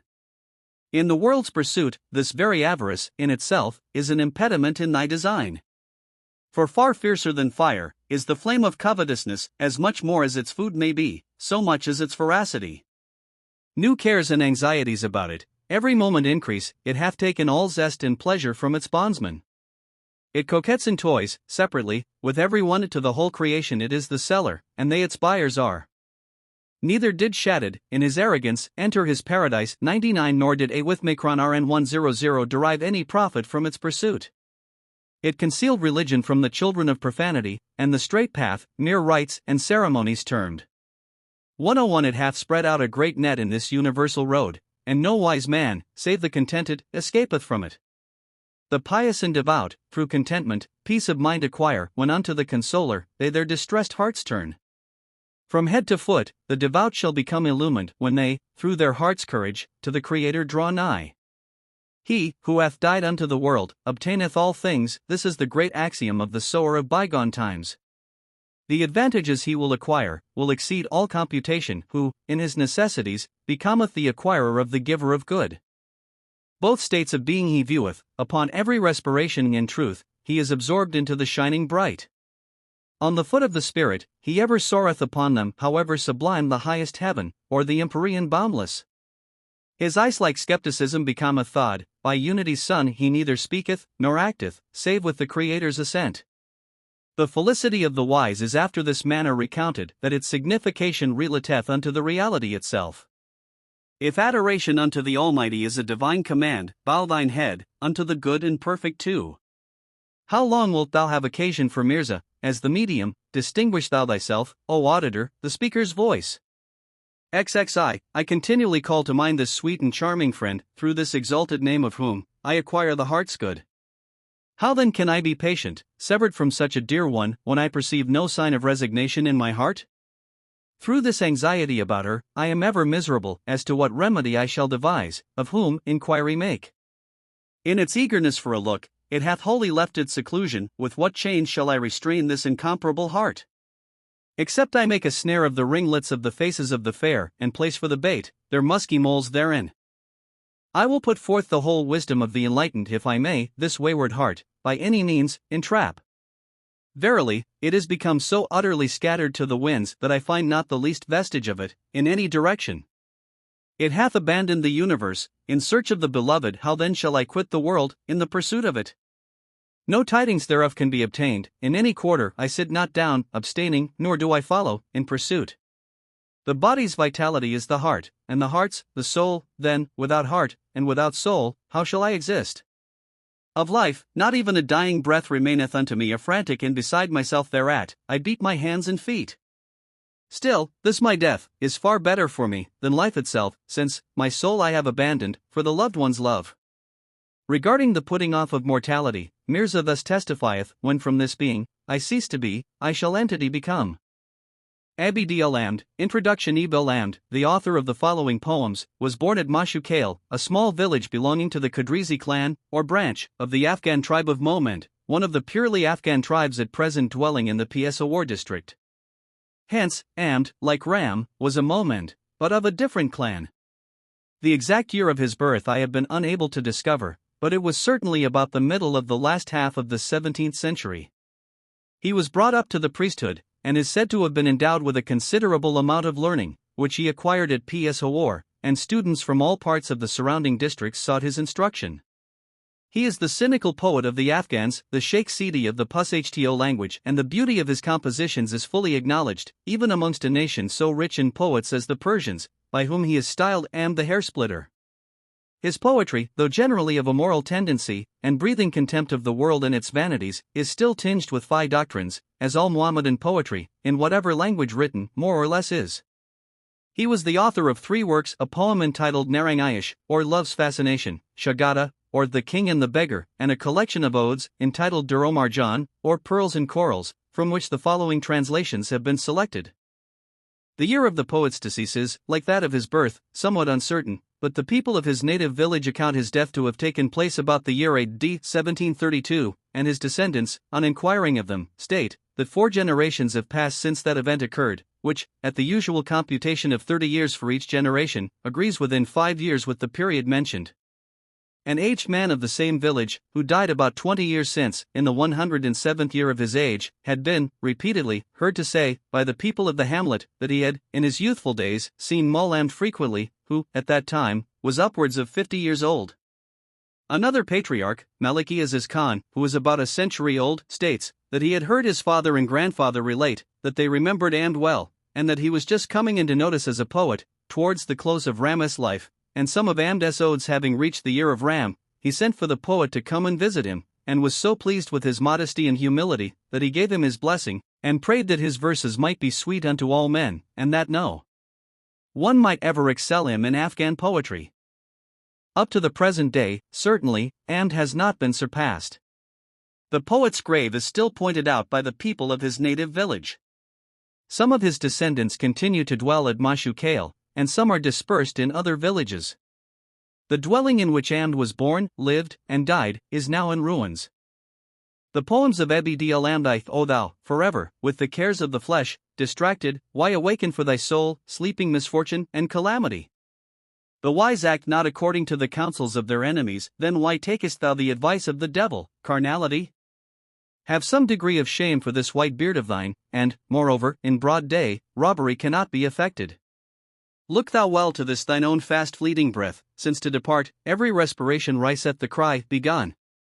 For what evil are worldly goods accumulated with thee, when the bees fill the comb, they are of the honey deprived. In the sight of God, as a man among men, thou art well, but not, in the world's eye, a self-made Sheikh. 102 and Mullah. 103 When the pus exudeth from the sore, the invalidies obtaineth, but thou, at the passing away of this world, bewailest. The hand of despair he will soon place upon his hip. 104 Who girdeth up his loins, in the world's people confiding. O Amd! The fostering of the flesh's lusts is improper, for no one, surely, showeth affection for an inveterate foe. 2. This world, O friend, is neither mine nor thine, it is to be left behind, and to endure after every one.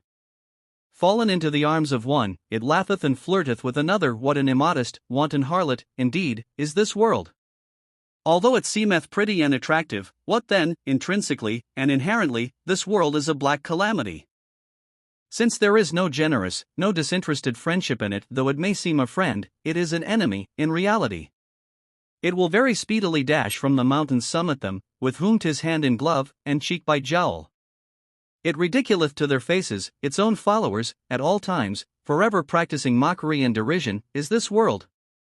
In any one place of it, there is never either rest or tranquility, for like unto a mere shadow, and not else, is this world. No one's affairs can be brought to completion by the light of it, for this world is as the lightning, and the light of the sky. Absurdly, thou attachest thine heart to the sounds of its drum, for the world is a bridal procession, the mere guest of an hour.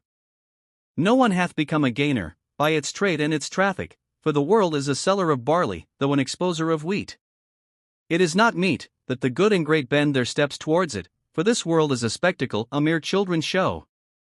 And, who laugheth, and is merry therein, but laugheth at himself, for, indeed, the world is only a place of sorrow and of grief. 3. I know not, in the least, whether this is love, or whether fire do I consume in it of my own choice, or is this compulsion? Is this the incurable agony of the tender passion, that thus killeth me, or a viper, for whose sting there is neither antidote nor charm? Since I have no pretty and lovable companion by my side, this is, in reality, no dwelling, it is, verily and truly, a grave. Be not disturbed, shouldst thou be reviled, on love's account, for such like abuse is the acme of all greatness whatsoever. Since thou severest my heart's fibres, and leavest none sound, are these the arched eyebrows of the beloved, or a reaping hook? Is it, indeed, the stigma attendant upon the dark eyes' glances, which, notwithstanding loss of life and goods, leaveth me not? Do not be in any way abashed by the censure love bringeth on, for it is the embroidered decorations of existence itself. Since it hath preserved me safely from mine own sorrows, is this love's anguish, or is it my sympathizing consoler? Whoever entereth on love's path must, indeed, endure its pangs, for this is an excellent present to send after the bride. When I beheld Amd over head and ears in love's affairs, I found him mad, in sooth, Majnun's elder brother. For, love, assuredly, is both profit, as well as traffic, hence, why the candle yieldeth its head with a smile. The chicker hath dyed red its legs, 105 and laugheth heartily because, alone in its roost, it found happiness and joy. Inasmuch as life and goods are staked upon it, this trade is, certainly, constituted to some advantage. Though, the lover's appearance seemeth wretched, what then, this beggar in rags, swayeth the sceptre of dominion? Where is wandering in the desert? Where sauntering in hamlets, where the hale and healthy? Where the crazy and mad? Zuleika 106 abandoned, entirely, the cushion of sovereignty when the first inception of love's passion she acquired. Those lovers who, from affection, openly, weep and wail, merely conceal, by so doing, their transports and their joy. When the beloved accordeth her society with willingness, the lovers say, unto themselves, now are we repaid. Because thou, O Amd, hast made but a beginning in thy love, hence, towards me, thy endearments thus so trifling are. Thee in such wise have the fair made away with my heart, as if, indeed, it had never, at any time, been mine own.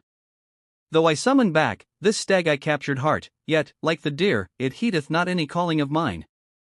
Whereas my beloved inflicteth one wound upon another, the medicine chest of the physician is useless unto me. Since thoughts of the rosy-cheeked are the light of my eye, it is objectionable unto the rose, this gazing of mine. Whatever part shall be found, free from headaches for the fair, there's the befitting spot where my head should be smitten. Whether I die or live, my head is laid at the portal of the beloved, save the threshold, there is no other place of existence for me. Should I draw the whole of the world's beauties to my side, I could not derive from another the good I gain from thee. There cannot exist between any lover and his beloved such cruel treatment as thine, and endurance like mine. If other folks groan under the tyranny of the Moguls, 107 the Almighty hath made my grief for thee, the Mogul to me. Both the moth and the taper have often consumed themselves, but they have no conception, O Amd, of this consuming of thine. 6. How shall I stroll in the garden, without thee at my side? What shall I do with the jasmine and the lily, without thee? Since thou art the light of mine eyes, when thou art absent, how shall I, the view of the parterre and its fragrant flowers, enjoy? When every tulip to a live coal turneth, and I burn thereon, let me not see them, for what were Yaman 108 without thee? No one yearneth after paradise, save the deity's face to behold. What then is home, or hamlet, or country to me, without thee? Forasmuch as it cannot reach the dimpled well of thy chin, what shall I do with the short thread of life, without thee? As a mendicant monk, in the dust at thy door, I am happy, but what were cut in sovereignty 109 to me, without thee? Since I am carried to the fire, perpetually, like meat for the roast, of what use to me is existence, like slaughter, without thee? Say then unto me, Amd, whom thou, so cruelly, leavest unto him of the sightless eyes, say, what shall I do without thee? 7. Do not become, like the bubble, wholly vain and inflated, for, from such vanity thou wilt to ruin and perdition go. Ask not from the Almighty the rank and dignity of man, since, like the brutes, thou art occupied in eating and drinking. Even the beast, in the plough, goeth uniform to the furrow, wherefore then, quittest thou, thus sinfully, the law's precepts? Every breath thou drawest, without remembering thy Creator, consider that thou swallowest a live coal, by the same computation. Seeing that thou knowest nothing, save sleeping and eating, in what respect art thou superior to the beasts of the field? Why writhe in agony, at the bare thoughts of hell's pangs, when thou wanderest about tormented by carnality's cares? Follow not, thus presumptuously, the vanities of the world, for in this, like the lightning, thou wilt soon lose thyself. If, in the accounts here below, there shall no errors be, there will be none, in those, of the account book above. Be not concerned, O Amd, regarding thy daily bread, for that causer of causes, the infinite, existeth. 8. A spoiled son taketh not to discipline and instruction, and a shaded palm tree yieldeth not ripe dates. Let not that boy be ever taken unto thy embrace, who may not take, also, to his lessons in his school. Certainly, the ass and mule are in their place, in the stable, but not a blockhead, without application, in the house. When one degenerate creature appeareth in a family, he bringeth disgrace on his lineage, both present and past. According to the son's good or bad actions, the father is remembered, is a saying that hath been verified throughout the world. The finger is pointed towards the rider, and to him only whose horse the bridle's guidance doth not properly obey. In heart, affection, on tongue, asperity, it behoveth, with the son what an excellent axiom, where the blow is, there is respect. Joseph, then, became fit for the exercise of sovereignty when he received the blows of displeasure and of wrath. Like the flies, every worthless creature buzzeth about him, when sugar-lipped Amd reciteth his sweet strains. 9. I am sunk in care, to this degree, on account of the fair like unto a stone, submerged at the bottom of Emon's sea. 110 For this reason, all peace and tranquility are lost unto me, that my tears have engulfed the goods and chattels of patience. Those unacquainted with the case, call it the sunset's redness, though by weeping blood, I even, the sky itself, submerge. Be not misled by the honeyed words of the deceitful fair, for they, by this witchery, have whole peoples o'erwhelmed. Thus, under the mask of fondness, they slay and destroy one, like as though Khizr were drowned, in immortality's fount. In such wise, they keep me at a distance, when in their presence, like one thirsting for a draught of water, in solicitude drowned. The pearl of the ocean of their coyness cannot be found, though I engulf, without number, the ships of patience therein. Love's lighted taper, unto the tomb, he hath borne away, who carried the arrow of separation, embedded in his heart. The paper boats of Amd's cares and anxieties the world hath, in the fathomless ocean of amazement, o'erwhelmed. X. In what manner shall I hush the sighs of this seared heart? The nightingales will not be mute, among the roses of the parterre. The tongue becometh again extricated, like a hero from the melee, however strongly I seize it with my teeth, that it may silent remain, through crudeness and rawness, fermentation, from the vessellari saith, but the wise, from their own shrewdness, will taciturn be. With water only, shall the lamp of thy desire become lighted, shouldst thou, like the pearl oyster, silence, with patience, thy tongue. When the seed is concealed in the earth, it becometh an ear of corn, therefore, lock up thine anguish, within the recesses pf thy breast. The nightingale's wailings, about the rose, are not befitting, for the moths consume themselves, in silence, on the red flame. Like as the straw and the yellow amber 111 attract each other, thus, with silent tongue, do loving friends, each other invoke. As the mother, the innocent cause of her infant's death, mourneth silently, 112 so, inaudibly, the heart enamored utter their sighs and wails. How could he entertain honorably a sugar-mouthed guest, should Amd's sweetness reigning, thoughtful strains be hushed? 11. My heart hath gone out, as a help in the fight, a look to obtain, and to the right and to the left are discharged the arrows of sight. With the ardor I am filled with, my heart throbeth and beateth, like as the infant springeth and boundeth, in its mother's arms. By the hand of the forsaken, peace of mind cannot be grasped, when do the heart scorched, from a handful of water, find relief. The stars, in their gladness, at my union with the beloved, the tambourine beating, have thrust their fingers through. By the recollection, every moment, of the mole of my beloved, a musk-pod, as it were, becometh broken upon my head, the Rustum's 113 of patience and abstinence, like little children, take shelter, in retirement, from the crushing blow of love. At the fountain of union's attainment, I die, with lips parched from the burning fever of the dread of separation. Since the self-willed, like Amd, they have made humble, love's pomp and grandeur are not without mishaps and blows. 12. From the fire and fever of separation defend us, preserve us, O God, from the fierce flames of hell. They make earth and heaven tremble on man's account, shield us, alas! From the great tyranny of the fair. Evil destiny made it my grievous lot, unto life's end to be ever departing, alas! From the sweet-lipped ones. Though I, through reverence, cannot look upon her face, yet, for the courtesy of the ungracious ones, alas! Alas! The lot of the love-born, in comparison with the damned, is, alas! very many times more horrid and abominable. Who deem the tormenting of lovers to be a virtuous act, O, guard us, and defend from this creed of the fair. Who cannot utter, with the tongue, what the heart wisheth, from the desires of such lovers, O save and rescue us. The morning, whose dawn is called the morn of doom, from the night of such morning, O save us, and preserve. Thou sayest, that Am should be debarred from the fair, alas, O monitor, that thou shouldst speak such monstrous words. 13. O necessity! What a terrible calamity art thou, that changest man's nature into that of the dog. The Mohammedan, thou makest follow Hindu rites, and the Hindu, the usages of the faithful to observe. Kings and princes thou makest stand at the door of their crowns deprived, and from their thrones driven. Even the free and unrestrained birds of the air also thou entanglest, helpless and paralyzed in the net. The tutor likewise, in the sight of his own scholar, thou makest even more contemptible than the fowl. Since by them man cannot be exempted from the tax of necessity's urgent demands, say then, from all power and dominion soever, and in empire's sway, what advantage is there? Unto the opulent, infinite deity, this is exclusive, that he is wanting in nothing, whatsoever it be. The raising up of Amd, too, shall be effected from out of the waves of affliction and of grief. 14. The friendship of this world's friend is false and hollow, from the tulip thou seekest permanence, unavailingly. 114 Like unto one who vainly calleth to a goose for a porringer. 115 So absurd, hath become, the hope of any constancy. Since no one is the gainer from a friend's friendship, let not this unprofitable, gainless trade be entered on. He, who in his necessities, craveth aught from fate's revolutions, unavailingly, runneth after the lightning's bright gleams. Tomorrow, thy manliness will be, from thy acts, seen, therefore, in boasting, raise no foolish noise, today. Speaking, without acting, is mere trouble and vexation. The kernel of desire, by this absurdity, cannot be obtained. He, who may open his mouth unto the mean and base, rendereth the pearls of his own speech worthless, altogether.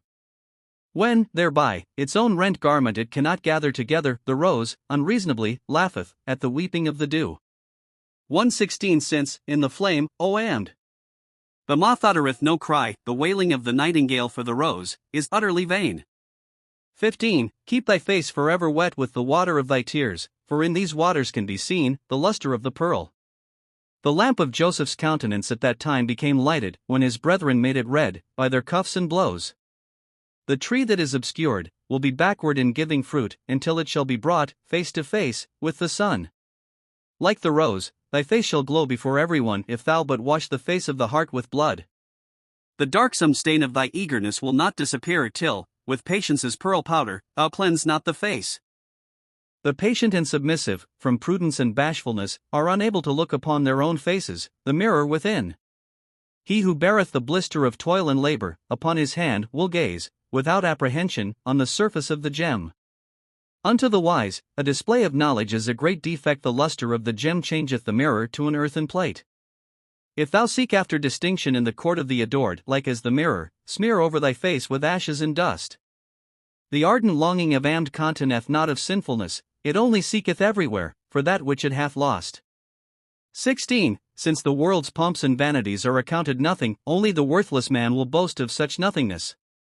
The existence of the transitory world is as the lightning's flash, and by the light of a meteor, no affairs can be disposed of. The world's lusts and vanities are but the phantoms of a dream, for when the sleeper again awaketh, they will be naught. From this world, every man departeth, mouth filled with gall, for it hath never yet made sweet anyone's disposition.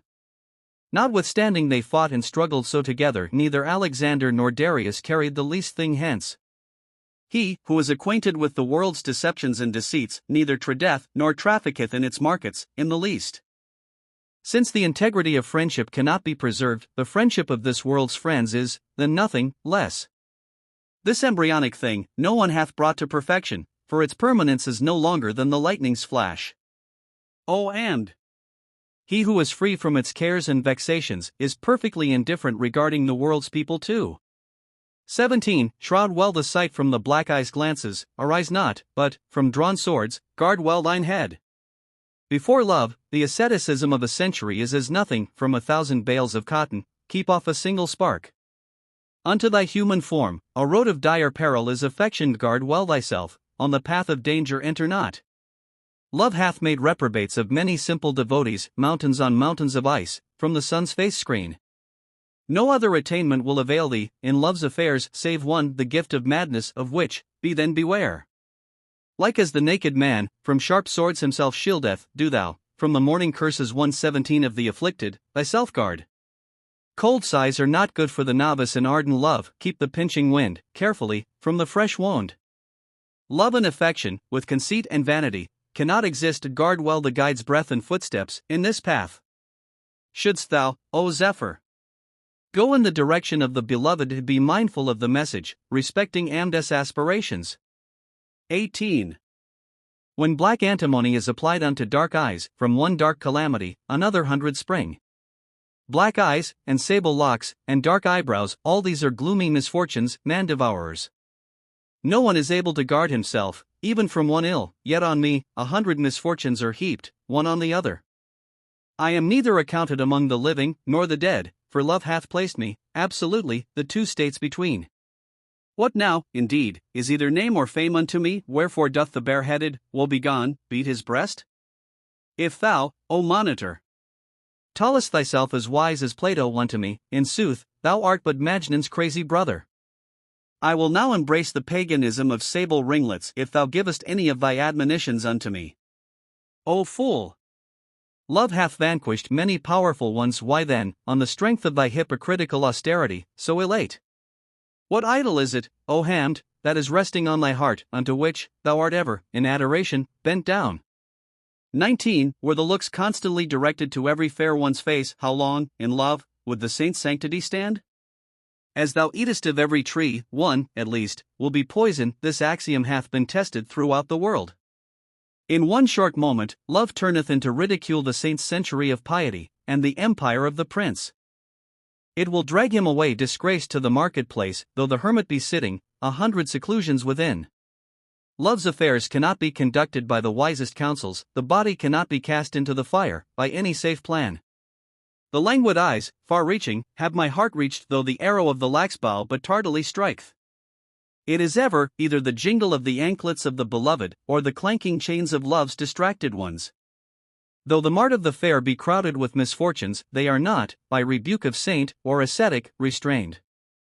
Every breath, every step, it placeth at the breast malediction's sword, and separation from the beloved, sick unto death, hath and made.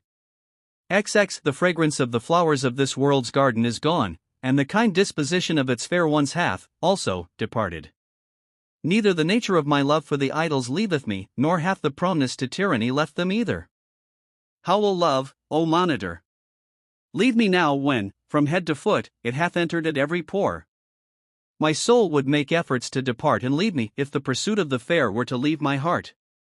The heart, gone forth in the search of the youthful, cannot be found, he is lost, who, at night, towards the distant fire, proceedeth. This river Aba Sind 118 which appeareth to our view, is but a small rivulet, exuded from the ocean of my tears. My friend, I conceive, hath gone over to my rival's counsels, since observance of that vow, twixt her and me, hath ceased. To obtain justice on them leath in no one's power, and, the blood of the slain, by the dark-eyed, is shed and gone. XXI soften, O God, the heart of the guardian with benevolence, make this Hindu, somewhat of a Muslim unto me. My patience, make into a sharp sword, for love's sake, and the marplots, with their own doubts, cut to pieces therewith. Since the hearts of the fawn-eyed take fright therefrom, change the whole of my prosperity to a desert wild. Apply fire unto the dwelling of my faith and worldly goods, on this plea, at least, make me a guest, for love's own sake. Give unto destruction the goods and chattels of my existence, that may not be illumined with the lamp of the dear one's face. Either, for me renew the period of union with the beloved, or, in separation, let my term of life but a moment be. Since she acteth, at all times, on giving ear unto my enemies, make my friends somewhat ashamed of conduct like this. My adversaries cast me into the burning flames of separation, preserve me, O God. Like as Abraham, save thou me. O and today, look steadfastly on the face of the beloved, for tomorrow, thou wilt wring thy hands, and grieve for her. XXIA to thyself thou speakest well, but actest not rightly. What is this thou sayest? What is that thou doest? Thou wouldst reap wheat, where thou didst barley sow, but the good cometh when thou actest worthily. Day and night, for the sake of the flesh's lusts, thou takest the trouble to count the hairs of thy head, but in seeing the truth, like unto the hare, with eyes wide open, thou puttiest thyself to sleep. Shouldst thou, upon the impaling stake, be placed, or shouldst thou be precipitated into a well, thou hast neither those eyes nor those ears, by means of which, thou mightest hear or see. The very branch, actually, on which thou sittest, thou cuttest off, thou actest like one that is blind, thou plantest thorns in the midst of that path on which, every moment, thou thyself journeyest. If any worldly loss should come upon thee, thou lamentest thereat, and makest thine eyes red, but though faith and religion should leave thee altogether, thou makest that a matter of not the least concern.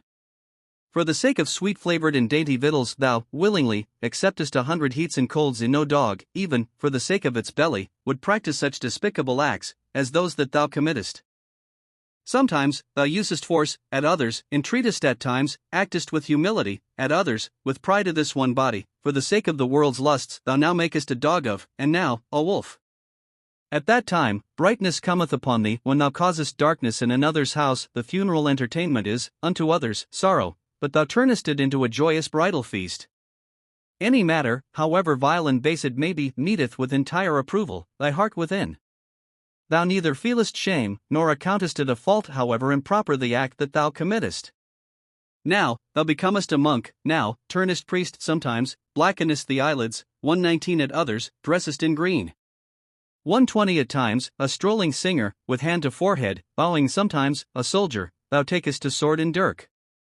At times, thou heavest sighs, at others, weepest sometimes, speakest choleric words, at others, cold ones. All these are caused through the promptings of the flesh, thou turnest water into fire, O thou sensualist. Though the worship of God is incumbent upon all, and neither do these things constitute it, nor dost thou perform. Say then, in what employment wilt thou delight? Wilt thou, with an ox, or with an ass, amuse thyself? If the favor of the Almighty be essential unto thee, thou wilt renounce for thyself all vanity and pride. Thou wilt, thyself, tread carnality under thy feet, and wilt, upon another spot, thine eyes direct. Thou wilt seize contentment with thy hands, thou wilt consider carnality and the devil thieves. Thou wilt follow in the steps of the good, always with heart, and with tongue, thou wilt imitate them. What canst thou by thine own evil disposition against others effect? Thou wilt merely bring injury and calamity upon thyself, thou fallest into a well of thine own free will. Then what complaint against and bringest thou? XEI, although free from grief and sorrow, am I never, still, that I meddled in love's affairs, regret I never. Though my goods be plundered, and my neck stricken, the one to turn from the moon-faced, am I never. In the acquirement of a single straw's weight of love to be obstructed, by either faith or religion, am I never. Whether my head be firmly placed, or be it severed, the one to rejoice or grieve thereat, am I never. Though I stake both life and goods, on the heart travishers, reproach therefrom, the world before, am I never. Like one bereaved of his senses, in love's affairs, thinking of mine own profit or injury, am I never. To me, O monitor, say not regarding patience, for the ear-giver, unto such speeches, am I never. Whose sweet face hath not, thus, amazed me ever on such a charmer yet, set eyes have I never. Why should my dear one, on hand a kiss bestow when, of such beneficence as this, worthy, am I never? Ziv, though I have become crushed by the multitude of my sorrows, I cannot be patient, nor can I, from the fair abstain.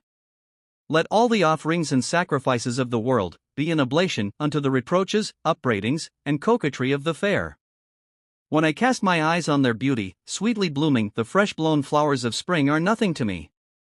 Before the sleepy, languid glance of my love, I wonder that with a lax-strung bow, they, so sharply, strike. She riseth uproar in the privacy of the secluded, when this peace-disturber displayeth her charms, unto them. She dischargeth 1,000 darts, right into my heart, when, in anger, she turneth her eyes, sharply, on me. Why would anyone, entreatingly, ask aught of them, were not the upbraidings of the fair, with honey mixed? The sweet creatures, by their duennas, avert the evil eye, for in front of the melon bed, the black shard will be placed. 121 If he hath not pressed the lips of the sugar-lipped ones, how hath Amd's tongue become a scatterer of sweets? 25. Patience and forbearance turn man's nature into fire, or the malevolent and the ill-willed, on its flame, shall be straw. Fire reasheth the evil-minded, from their own persons, the phoenix mocketh its own nest, a furnace for its body. The arrows of the pangs of the oppressed strike home, none of the discharges are harmless, none miss the mark. The world enamored are, of all fools, the greatest, for, like the baby, they show eagerness for the flaming fire. Every man, who, after a pestilence, desireth a market in his eagerness for physic, the worthless fellow, poison taketh. They, who look for perfection out of arrogance, are fools, for, in foul water, the necessary ablutions cannot be performed. No one can restrain the passions from manifold wickedness, no one can prevent fire from consuming straw. When one benefit, out of 1,000 such, thou hast not realized thereby, out upon such shameless, such execrable longings as those. The world, slumbering in the sleep of negligence, heareth him not, though Am shouteth, as loud as the peal of a bell. XXVI, be not grieved at the departure of this world's wealth, be not sorrowful if out of thy foot cometh a broken thorn. The flesh's lusts and vanities, God hath given captive unto thee, then do not thou, the captive of thine own slaves, become. Godliness and piety cannot exist with conceit and egotism in this matter, without a guide or instructor, be thou not.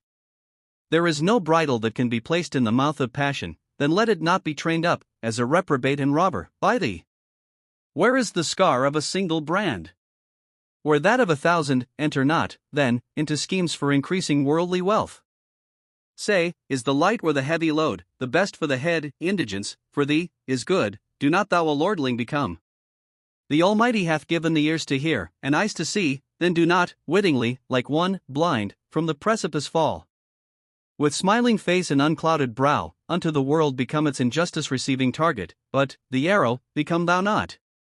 All other bonds soever, O Amd, are easy to be borne, but, at least, let thy neck be, from the chain of avarice, free. 27. My friend observeth none of the usages of affection towards me, alas, my dark, dark destiny. Shine out a little on me. Let me some day, at least, to mine own, that lit press, that every hour sippeth up the very blood of my heart.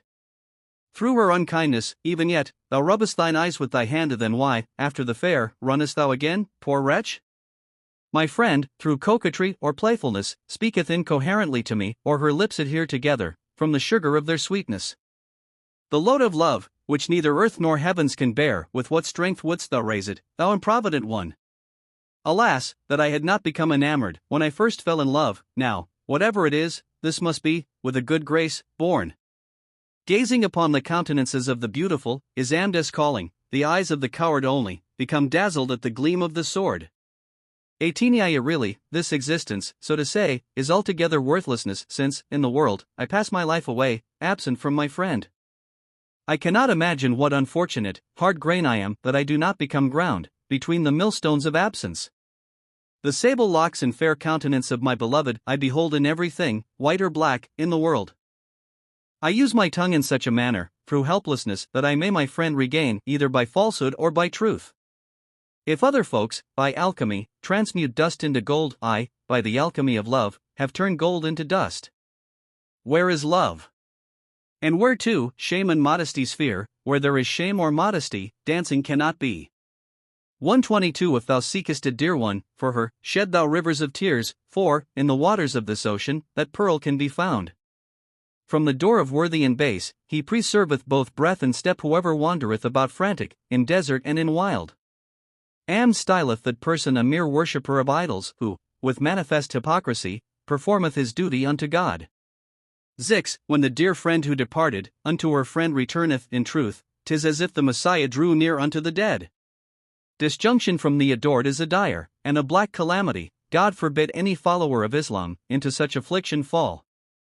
In such wise, hath separation caused my confidence to fail, as when, all at once, a fiery dragon might one confront.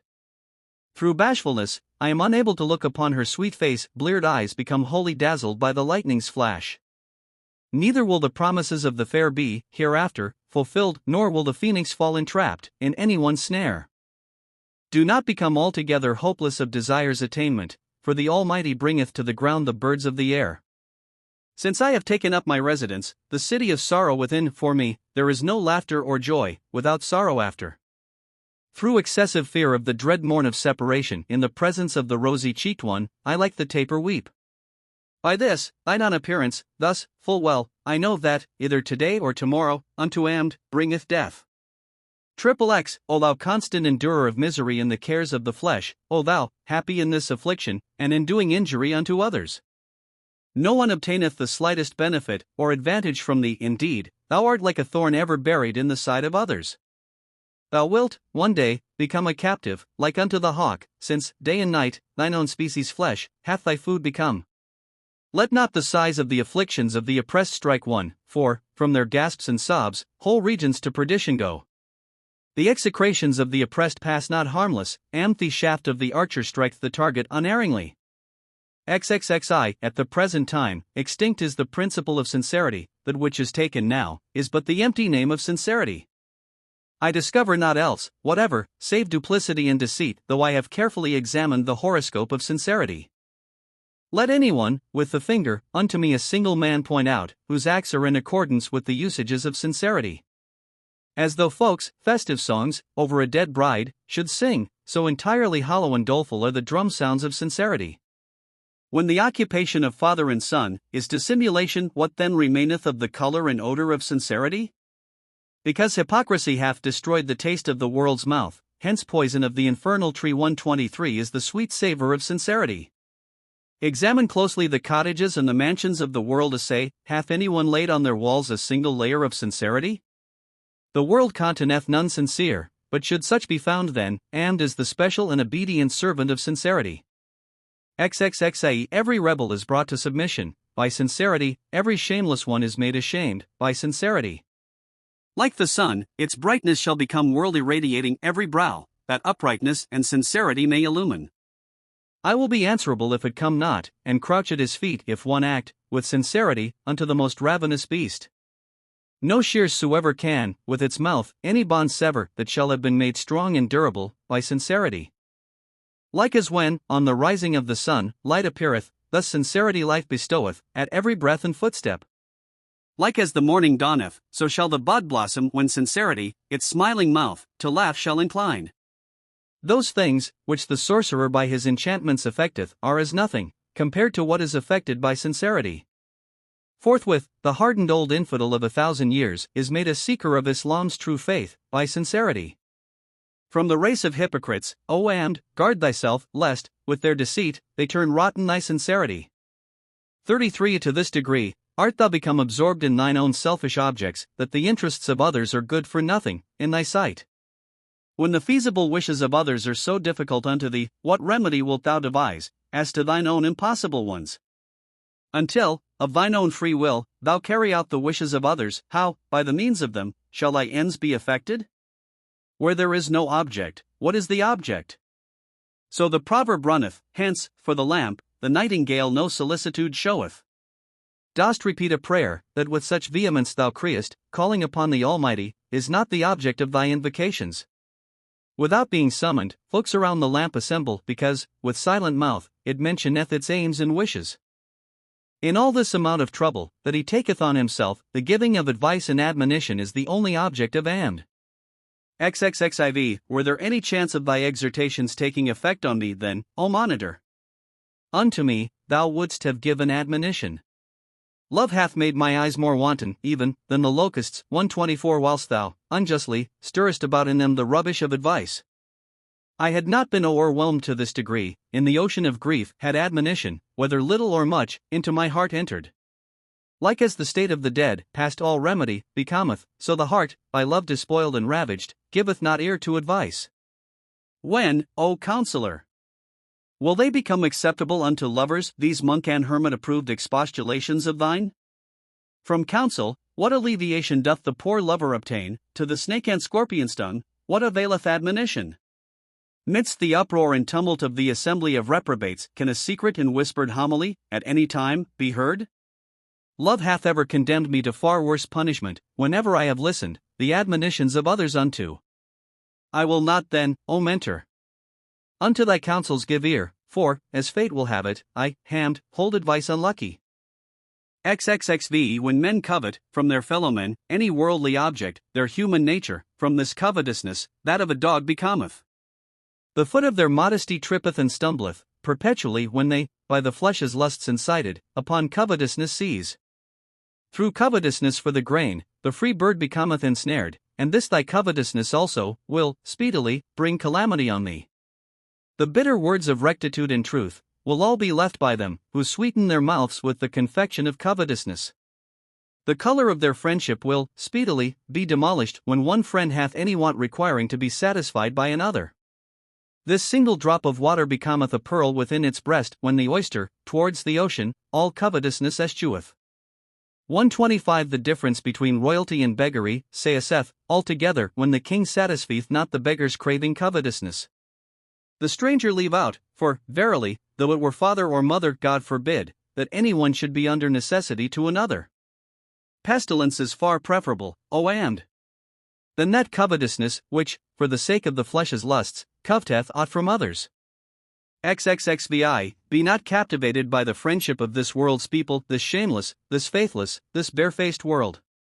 Like unto dogs, that snarl and fight over a rotten carcass, thus, in the world, its insolent people squabble and contend. They neither inquire about, nor cast a look upon each other, back to back, pass along the world's acquaintances and friends. The peevish, ill-tempered, disagreeable ones, are left behind, whilst cruel fate hath removed from us the sweet and charming. Thine eyes, indeed, will not be pleased with a single one of them, shouldst thou bend thy looks upon the people of this age. Since their hands are wholly withdrawn from what is right, wherefore may not the world's folks be, in calamity, immersed? Lying and duplicity have become sweeter to them than sugar, but like poison, the world's people have spit out truth.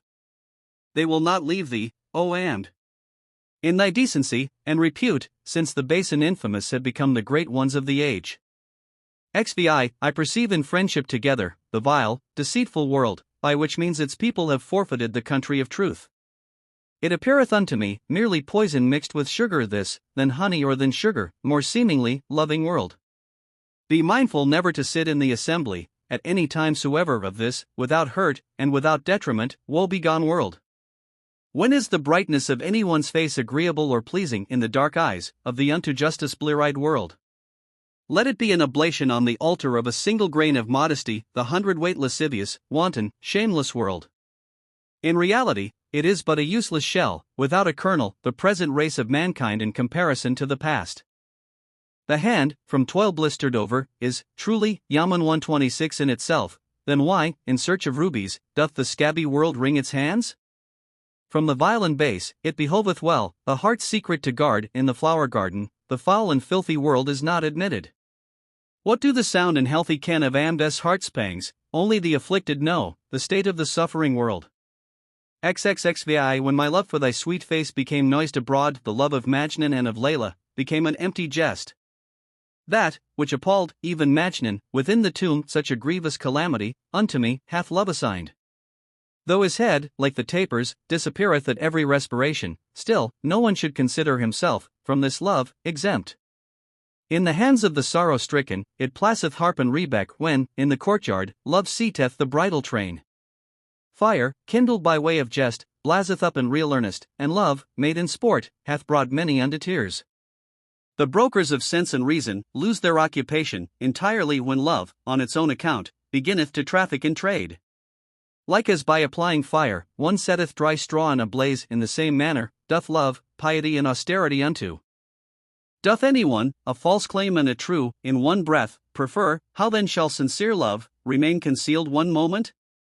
He never again obtaineth a smile from the rosy-cheeked ones, though love caused Am to weep, like unto the dew. XXXAX If kings have a liking for the throne and the scepter, lovers have a partiality for ruin and desolation. There is no such injurious effect, in the agony of love, that those afflicted with it desire any cure. Like Joseph, he will descend into the well of grief, who hath a desire for the ascension unto gladness. My heart hath now grown cold with regard to passion, it hath a yearning towards the waves and billows of woe. Wittingly, the Prince of Reason engulfeth himself, who hath a longing for the taxes of the country of love. What compassion do the amorous eyes of the fair possess, when they always have a desire for an occasion to slay? And will, at all events, bear the burden, notwithstanding, since he nourisheth a fondness for thy capricious ways. Oh, when are the sorrows of love so easy to be borne that they shall suffice for anyone's food and raiment? Speak not unto me, O monitor, regarding modesty or shame from any apprehension of water. What have the naked to dread? Love placed me as far from patience as earth from heaven, and unto the firmament no one's comprehension can reach. Affection hath completely set free my heart from control with it. I am unable to exercise any power over patience. Through the roofed building, the sun's rays penetrate not. The heart, by one sorrow rent and torn, is good indeed. When will he find peace of mind, even seated on a throne, whose heart may be always pining after some fair face? The association of the beloved with a rival is the same to me as though one should, together, purity and impurity mix. How shall Amd obtain any relief from the fair when, over him, power of life and death, God, to them, hath given? Though thou mayst speak with warmth or anger, or, though thou mayst, to staff, or to bludgeon take, with all this useless absurdity, O blockhead, thou wilt not be able to effect aught against fate. That which was to happen to thee, hath come to pass, whether the matter of a straw, or of 100,000. Save resignation, there is no remedy soever for this pain and trouble, beyond all doubt. Whoever saith aught about that which hath occurred, nonsense talketh, he striketh at a fly, the water upon. 127 Do not, O fool, become, from a trifling of success, like unto the drum, for announcement inflated. There will not be grief and sorrow upon man forever, nor will there be mirth and gladness every moment. A person may, sometimes, be gay and cheerful, at others, from care, he may be melancholy and distressed. At times, starving, with intestines doubled up, at others, gorged with food, even up to the throat. At times, he becometh a lion, appropriating the plain, at others again, he becometh the mere rat of a burrow. Where is lamentation? Where is the song of gladness, where the plundered? Where the Uzbek 128 that harried him? Were the actions of fate ever of one uniform color, the firmament would not be thus spotted with stars. The tyranny and injustice are not upon thee alone, of fortunes ever changing, in constant revolutions. In these troubles and vicissitudes, many other folks are thy companions, and are, hand in hand, with thee. Ever unto distance remote, direct thou thy sight, even from the heavens, the earth supporting fish unto. 129 There is a dart embedded in the heart of every one, discharged therein by the ruthless hand of fate. This fearful pestilence, indeed, hath reached every house, and every dwelling place, unto. It, however, behoveth, that in this net of calamity, the prudent bird should be careful not to flutter. Amd's resignation hath to sons of gladness turned through the tyranny and oppression of every dastard. Every chieftain, who contemplateth the injury of his clan, should make the ease of Jamal 130 a mirror for himself. From beneath his own feet, he cutteth away the branches, who nourisheth, in his heart, evil towards his friends. That chieftain, in the end, shall abominable remain, whose envy exciteth him to the injury of his own kin. He who coveteth the lives and goods of other people ere his desire be fulfilled, shall lose his own life and goods. Indeed, he will himself fall into it, such as the proverb, who is guilty of the crime of digging a well for others. Strife and bloodshed shall first arise in their dwellings, who long to see others, in contention and slaughter engaged. Whoso may be powerless over his own hands and feet, with what power against his foes shall he contend? By strangers' aid, without one's own, bravery cannot be shown. This howl raised Jamal and Jalal from the tomb. Should the hawk pounce upon the quarry of the falcon, it effecteth nothing, but tireth itself in bootless tugs and pulls. Hundreds cannot take the victory from thousands, save the all-powerful should, specially, the advantage decree. Whoso advanceth his foot beyond his own bounds, destiny will trample him, like Jamal, underfoot. He, who, by force, decketh himself out, in others' garments shall use them, all soiled and dirty, to bandage his own wounds. No one hath yet won over the good fortune of strangers to himself, moreover, by entertaining such ideas, he throweth his own away. Every moth, that fleeth about, upon this flambeau, like unto Jamal, will only consume itself thereon. The base man, who is ambitious of acquiring reputation, plagueth himself to thread a needle by the lightning's flash. A result such as this will, upon himself, return, whosoever, in requital of good, giveth evil back. Neither goodness, nor virtue, is manifested by the base, nor doth the sweetest water affect the bitter. Figure 131. If thou bringest up a wolf's whelp, it springeth upon thee. To our state, and that of Jamal's also, this saying applieth. As Yazid was infamous, on account of Asin and Uzain, so was Jamal a disgrace unto us, were anyone to ask. That which hath happened, is from the same necessity, as mocketh the timid hare spring on the dog, to terrify it. Whatever those unacquainted with the case say, let them say of the informed, however, take our plea into due consideration. Other people will always get burged 132 on their account who abandon the sword's defense, for the shelter of walls. Truly, the Almighty hath made the Qudrs infamous by Jamal. Indeed, whatever happeneth to mankind, their own acts bring about. Since in traffic, profit and loss have, from the beginning, existed, wherefore, upon the broker, do mankind thus cast blame? These, are the customs and usages of the time, that one showeth his grief at another's death, the other, his joy. Xli until thou, against the belly, makest to determine stand by mildest, thou wilt not escape from the Uzbek's hands. Neither doth a stone, forsooth, grow soft, nor an enemy, a friend, then do not be beguiled, O mean one, into the belly's servitude. It is not advisable to show ever so little kindness to the belly. The pilfering hostess satisfieth herself by a snack from each dish. How can there be a place therein for the remembrance of thy God, when thy belly, with eatables, is constantly crammed? If thy heart desire that thy body should be resplendent, take example of the pinched up belly, from the firmament itself. 133 Crave not, for thy belly, aughtsoever from fortune, for it will merely give thee the new moon in thy bowl. 134 From a slight blow, this turban will fall unto the ground, which, from pride, thou placest so jauntily, one side of thy head. Consider the belly more contemptible than all else besides, if thou desire the standard planted, on heaven's pinnacle. That thou shouldst show no affection towards the world's people is, beyond all doubt, the safe and the peaceful side. Through this thine own meekness and humility, thou art dust in the eyes of the conceited and the proud. Xliv many times have I rent my garment before thee, still thou hast not removed thy guardians from my path. Save causing me to upbraid, and set thy face against me, of no other use, to me, my offerings and oblations became. The child playeth not thus with shards and with stones, like as I gamble away, upon thee, my religion, and my faith. When to such a pitiless one as thou art, I gave up my heart, I, certainly, thrust my own self into calamity's jaws. There are none of constancies or fidelities wares therein, for the fair, in their shops, barter not but hollowness itself. When I come upon the paraphernalia of the heart ravishers, the goods and chattels of my self-control become naught to me. Should I erect 100 castles of patience round my heart, I see no safety for myself, from the inroads of the fair-faced ones. 1,000 times over, they will be thankful for their condition, should I narrate, unto the damned, the way my life passeth. Shouldst thou, come under the aspersion of love, account as profit, not yet acquired, this mulct of thine. Xlv thy face hath shamed the rose, and thy tresses, the spikenard to the nightingale forsacketh the parterre, and fleeth unto thee. From how long since, indeed, dost thou inflict, and I endure, bravo unto thy tyranny, and unto this resignation of mine.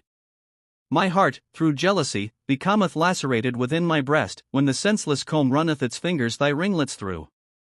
When smiling, thy rosy lips reveal their beauties exactly like unto the rosebud, when it unfoldeth its leaves. The whole world, through injustice, had become desolate, had kings shown such arrogance and indifference as thou. Though I observe 1,000 fasts of patience and austerity, with a single glance towards me, thou subvertest them all. How long shall I dry thy tyranny's tears with my sleeve, wherefore is the bridge not constructed on the waters of the flood? For with love, as with quicksilver, there is no repose, save in death. 135 How long then am I to live, when I am in agitation ever, The fair maids of the Saraban 136 tribe have no equals, whether it is in Egypt, or in Canaan 137, in Kabul or Kashmir. Xlvi Wherefore doth the possessor of beauty boast of loveliness, it will, of itself, become the pointed at, like the new moon. Though one should call it a ruby 1,000 times over, the crowfoot's red berry 138 therefrom, doth not to a ruby turn. Whoever aspireth after the beauty of the Scythian like fair, 139 like the ant, merely for his own destruction, acquireth wings. 140 Just as the child playeth and gamboleth with earth and mud, so sporteth the poor lover, with his property and his life. Expel selfishness from thy heart, if thou wouldst love pursue, for without that deficiency, this perfection existeth not. This doctrine of love is an ecstasy, from beginning to end, and for the utterance, even of a word, there is no power here. Is this a black mole upon the forehead of my beloved, or is it Bilal 141 arisen, the summons unto prayer to sound? Defend us from the patronage of the self-conceited, be he ever so liberal, the mouth gasping through hunger, is good, but not opened, to beg. Envy not, O possessor of riches, the poverty of Amd, this poor blanket, for that shawl, I will not exchange with thee. XLVI, though I adjure thee again and again, 1,000 times, or give counsel unto thee, in 100 different ways, neither my monitions, nor my entreaties touch thee, what calamity am I? What abomination fallen in the path? If these are not the marplot's counsels, what then are they that my admonitions make no impression on thy ear? Such joy as thou displayest in cruelly torturing me, such delight the nightingale showeth not, even for the rose. In love, since I live on less than half of a dying breath, death is 100 times preferable to such existence as this. Since they talk to me of patience, when separated from thee, the admonishers chew, out of place, these cuds of monition. Ask no promises of me regarding the affairs of love, else, why is it, that poison is not with relish swallowed? As one, that from the sheath, half draweth a sword on another, in such wise, do thy white arms daunt and terrify me. A nightingale, like Amd, there would not be among them, were not the Sarabans a garden, through their maidens fair. XLVI, how unseemly, how culpably, thou pratest, O addle-head one, wherefore from the Almighty, askest thou not pardon for this? Thou grievest long enough about thy modesty and good name, but, in the affairs of the world, who more dastard than thou? Thou showest no concern about religion, though it should be destroyed, thou misguided, thou shameless, thou unworthy creature. Just as the child giveth pearls and jewels, in exchange for bread, in such wise playest thou, for the world, thy faith away. What? Thou, who givest thy heart to the world, seekest grace, thy life passeth bootlessly away, thou sifter of the wind. The foolish man yearneth after the goods of the world, and the baby capereth alone, astride the cane horse. 142 Nothing unlawful is a whit more pleasant than the lawful, but thy own sister and daughter are foul-nosed. 143 In thy sight. Thou hast not, in the least, swept it with the broom of repentance, the path of death, thou hast left, in the same thorny state as before. Since thou hast kept the field against men, good and brave, unto the smiting sword of Amd's intellect be all praise. 49 Though thou canst manage to give it good food, and fine clothes, still, thou wilt not be able to exempt the body from the fire of hell. Until thy body shall be decked out in the garments of piety, plume not thyself on the mere adornment of the person. These acts, which passion, today, prompteth thee to commit, I perceive in them, for thee, death and destruction tomorrow. Since by death, thou becomest like unto a putrid carcass, do not become, in life, like unto a musk deer of cotton. 144 Fools, that they may gain the world thereby, their faith barter, but such like buying and selling as this, the wise practice not. Save thee, by whom both grave and resurrection are forgotten, know, that every stranger seeketh his own country to reach. From the goblet which is full, no sound proceedeth ever, but through deficiency and emptiness only, thy notoriety ariseth. Since here thy sitting is among the wicked, and the unworthy, flatter not thyself, that there, thou shalt, with the just, arise. Unto thee, O Amd. The wise and the prudent will give ear, but what know the ignorant, concerning thy stringing of pearls? 145 L. How many lions hath fortune made a spectacle of, into whose dens, both dogs and cats, now fearless enter? When destiny, in its own dire pitilessness, cometh, it casteth down stones, upon the furnace of glass. Destiny mocketh that had a plaything for dogs, within whose domain, the lion dared not place his foot. In the conflict with fate, they fled far away, whom the world feared to enter into contest with. The teeth, by which those iron-like pulse were masticated, God knoweth what acids have rendered them thus blunt. By the tears of what unfortunate, was that fire quenched that, enwrapped in its flames, distant hills and dales? Like unto a scorpion, insignificant and contemptible dieth that man, whose envenomed sting, mocketh others weep and wail. The skilled in language must have arranged the rhymes of Amd, otherwise, no one would have entered them upon any page. Lee. Since thou confessest unto ignorance, it proveth thy senses good, but when thou boastest of thy wisdom, thou art then unwise. When thy comprehension reacheth not unto thine own faults, how then knowest thou aught about the shortcomings of others? If thou hast preserved thy heart from the deceits of the flesh, then mayest thou say unto it, Verily thou art wise.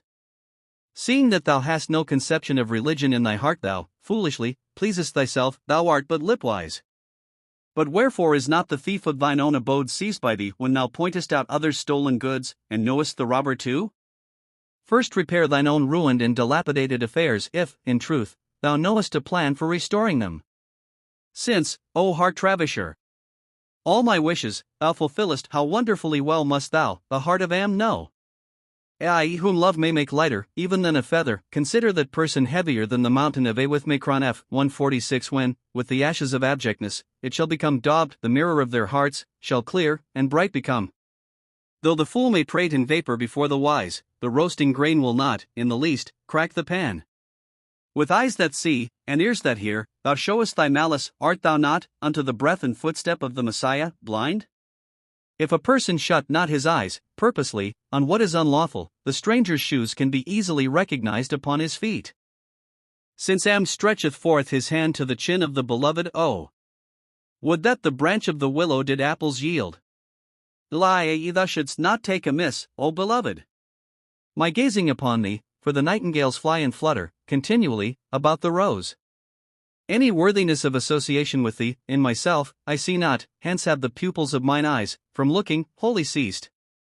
Those eyes of thine, at last, carried away my heart from me, notwithstanding with endurance and patience I guarded it.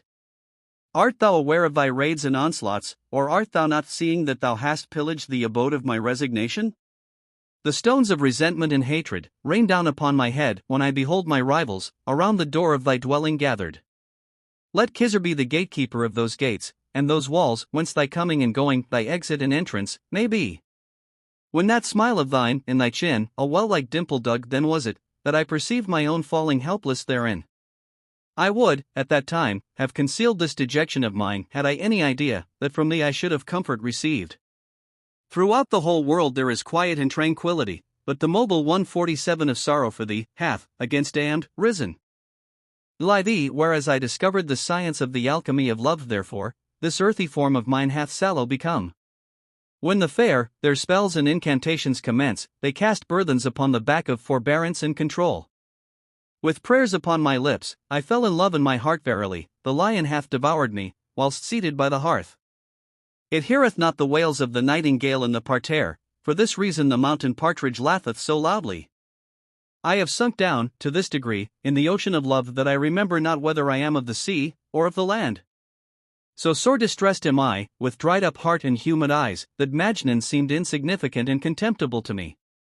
The bitterness of separation will not pass down my throat, notwithstanding I eat, along with it, the sugar of association. Tears too, in the time of adversity, severed themselves from Milas, one's own, as well as strangers, are but prosperity's friends.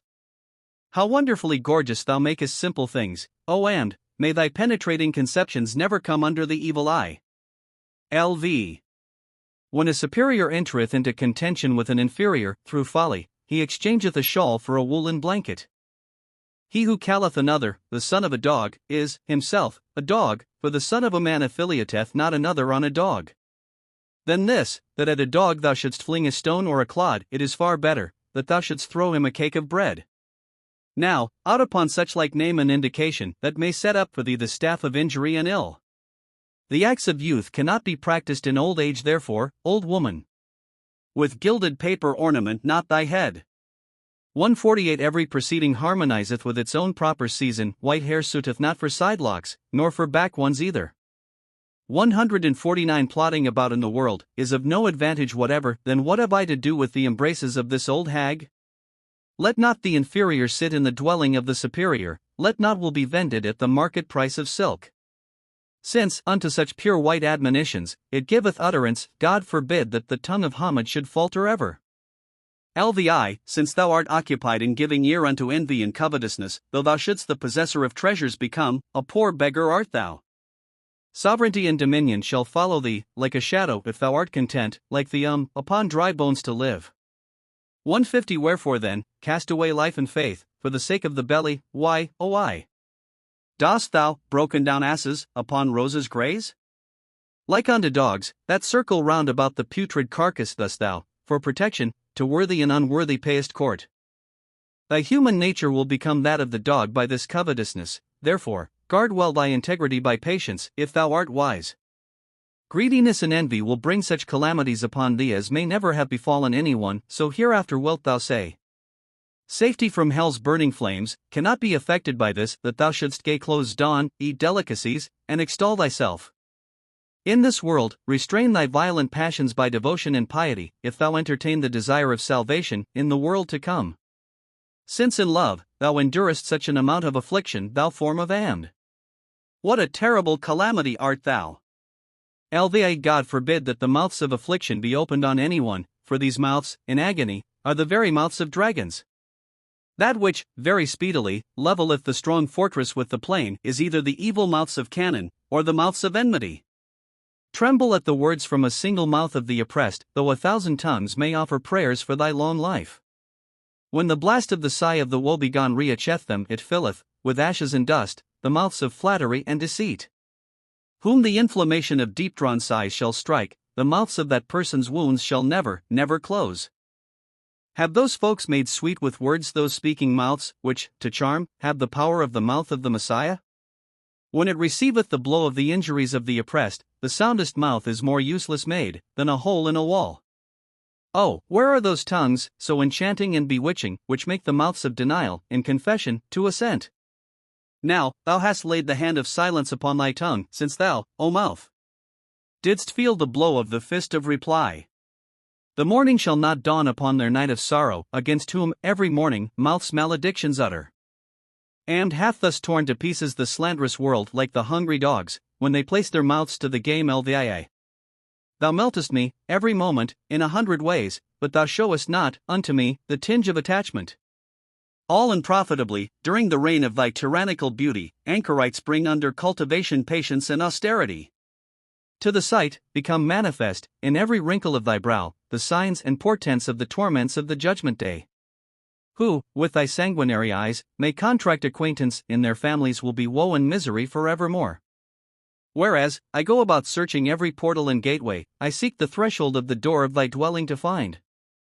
How shall I bring myself before the sword of thy countenance, when the mirror, itself, recoileth from the edge of it? Since, the night of power of thy curls became its portion, 151 what night watching is fallen to the good fortune of the comb. I, Amd, twist and twine myself about, unavailingly, like unto a serpent on the treasure of the faces of the fair. 152 licks. Although on thy sitting and rising thou mayest be hailed thy sacrifice, 153 yet, when thou sittest at another's door, thou sprawlest on the stake. Account not this lowliness humiliation, for it is, truly, wealth that upon thine own mat, poor and distressed, thou reclinest.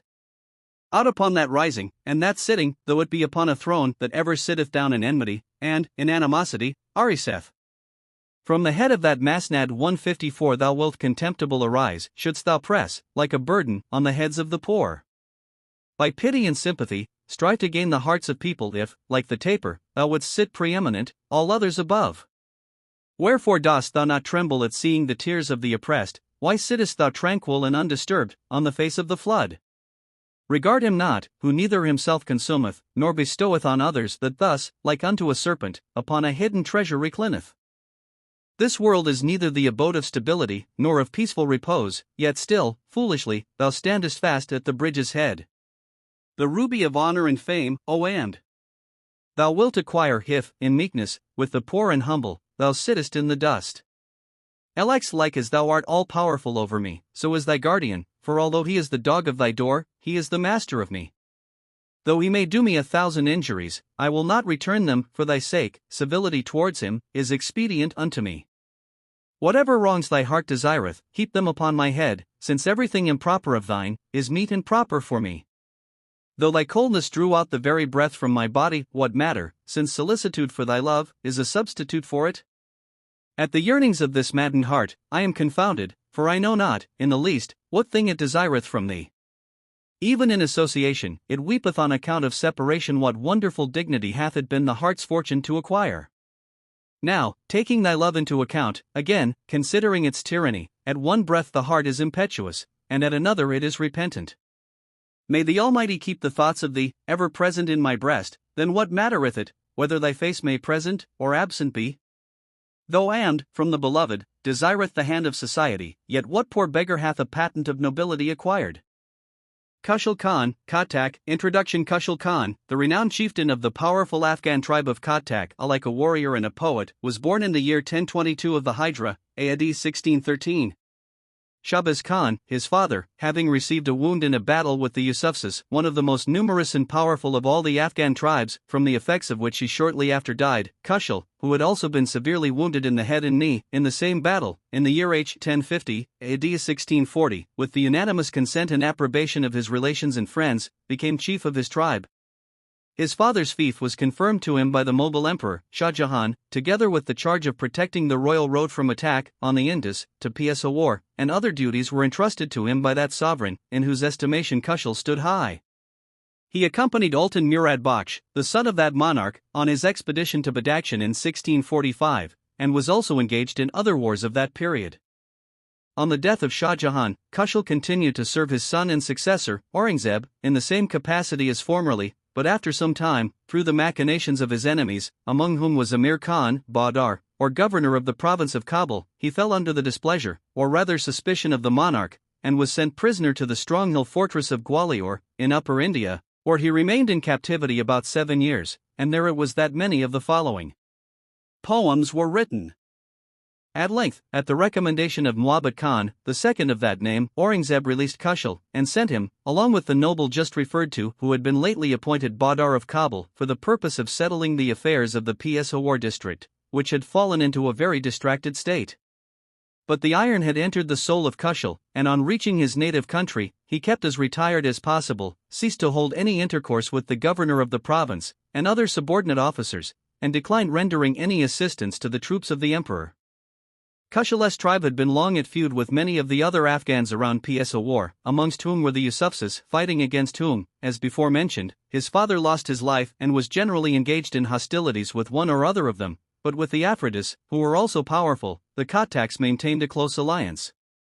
Matters, at length, went so far between the Khattak chieftain and the Mughal authorities, as to produce an open rupture.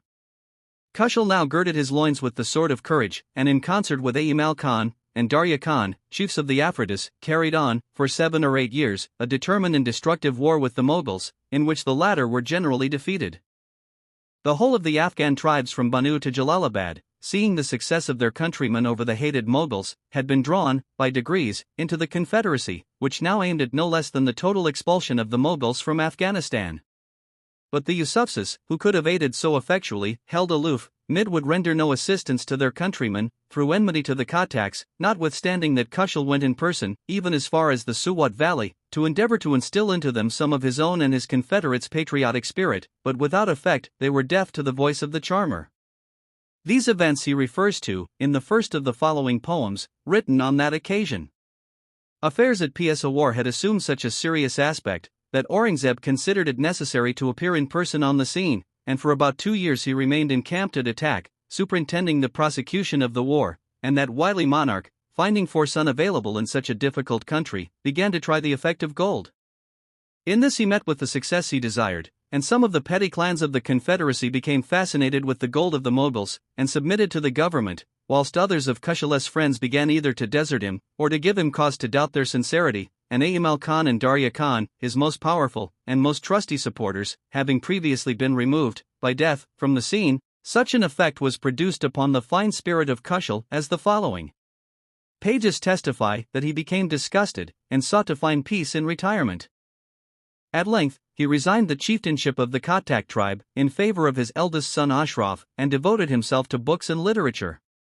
On Ashraf's becoming chief of the clan, Bahram, another son, who appears to have been always regarded with aversion by his father for his degenerate acts, succeeded in gaining over a considerable party to his side, and appeared bent upon bringing misfortune upon his brother. They met in battle several times, and on one occasion, Bahram was taken prisoner, but succeeded, by his artfulness and duplicity, in exciting the pity of his injured brother, who set him at liberty. Khushhal, well aware of the disposition of Bahram, was highly incensed with Ashraf for allowing him to escape so easily, and, as it turned out, not without reason, for no sooner was Bahram free than he again commenced his intrigues against Ashraf, and at length, in the year end 1093, d. 1681, he succeeded in betraying him into the hands of the Mughals. Aurangzeb sent him prisoner to the strong fortress of Bijapur, in southern India, where, after lingering in captivity for about 10 years, he died. A further account of this unfortunate chieftain will be found prefixed to his poems, for, like other sons of Khushhal, as well as numbers of his descendants, he was a poet as well as his father. Abd-ul Khan, the young son of Ashraf, now took up arms in his father's cause, and was installed in the chieftainship by his grandfather, who was still regarded as their natural and rightful chief by the majority of the tribe. But the youth and inexperience of Abd-ul, for he was only 17 years of age, could not yet cope with the wily Bahram, who was also aided and upheld by the Mughals. Khushhal, therefore, taking Abd-ul's youth into consideration, and in order to prevent his clansmen from shedding the blood of each other, interfered between the contending parties, fearing that the tribe might hesitate to obey one of such inexperience, and allowed Bahram to enjoy the chieftainship, advising Abd-ul to bide his time, and not lengthen his father's captivity by opposition for the present. Abd-ul, therefore, retired with his family into the friendly country of the Afridis. Not content with this success in all his schemes, Bahram would not allow his aged father to end his days in peace. Several times he made attempts upon his life. He once dispatched his son Khushhal Khan, with a body of troops, to endeavor to secure the old man's person. Khushhal went, as directed, against his grandfather, but the brave old chieftain, who had attained his 77th year, having discovered the party from the place of his retreat, advanced to meet them with his drawn sword in his hand, at the same time, to quote the words of Abd-ul Khan, his grandson, already alluded to, who subsequently wrote a history of these events, exclaiming, "Whoever are men amongst you, come to the sword, if you dare." But veneration for the aged chieftain was so predominant in everyone's breast, that no one would make any attempt to lay hands on him, and Khushhal, ashamed, returned as he went. Bahram, his father, enraged at his son's failure, ordered him to return, with directions to kill Khushhal with his own hand, if he should refuse to deliver himself up. On Khushhal's return, to carry out this inhuman order of a degenerate son, the old chief again advanced from his place of shelter, and taking his stand upon the crest of the hill, with his good sword in his hand, again dared them to approach, and in this manner is said to have remained on the watch for several days. But no one amongst the party had either the inclination or the courage to face him, whom they still regarded as their natural chief. Bahram, however, thinking the prey in his toils, had dispatched a message to the Mughal governor at Peshawar, to the effect that the old lion was at length at bay, and requested him to send a sufficient escort to take charge of him, and conduct him to Peshawar. Khushhal, however, having been warned, as soon as night set in, made his escape, after 2 of Bahram's party had lost their lives, and by the next morning succeeded in reaching the boundary of the Afridi tribe, who had always been his friends, a distance of 90 miles from Akora, the scene of the occurrences just related. Khushhal took up his residence in the Afridi country, and returned no more to the home of his fathers, which he loved so well. He died as he had lived, free, among the mountains of his native land, in the 78th year of his age.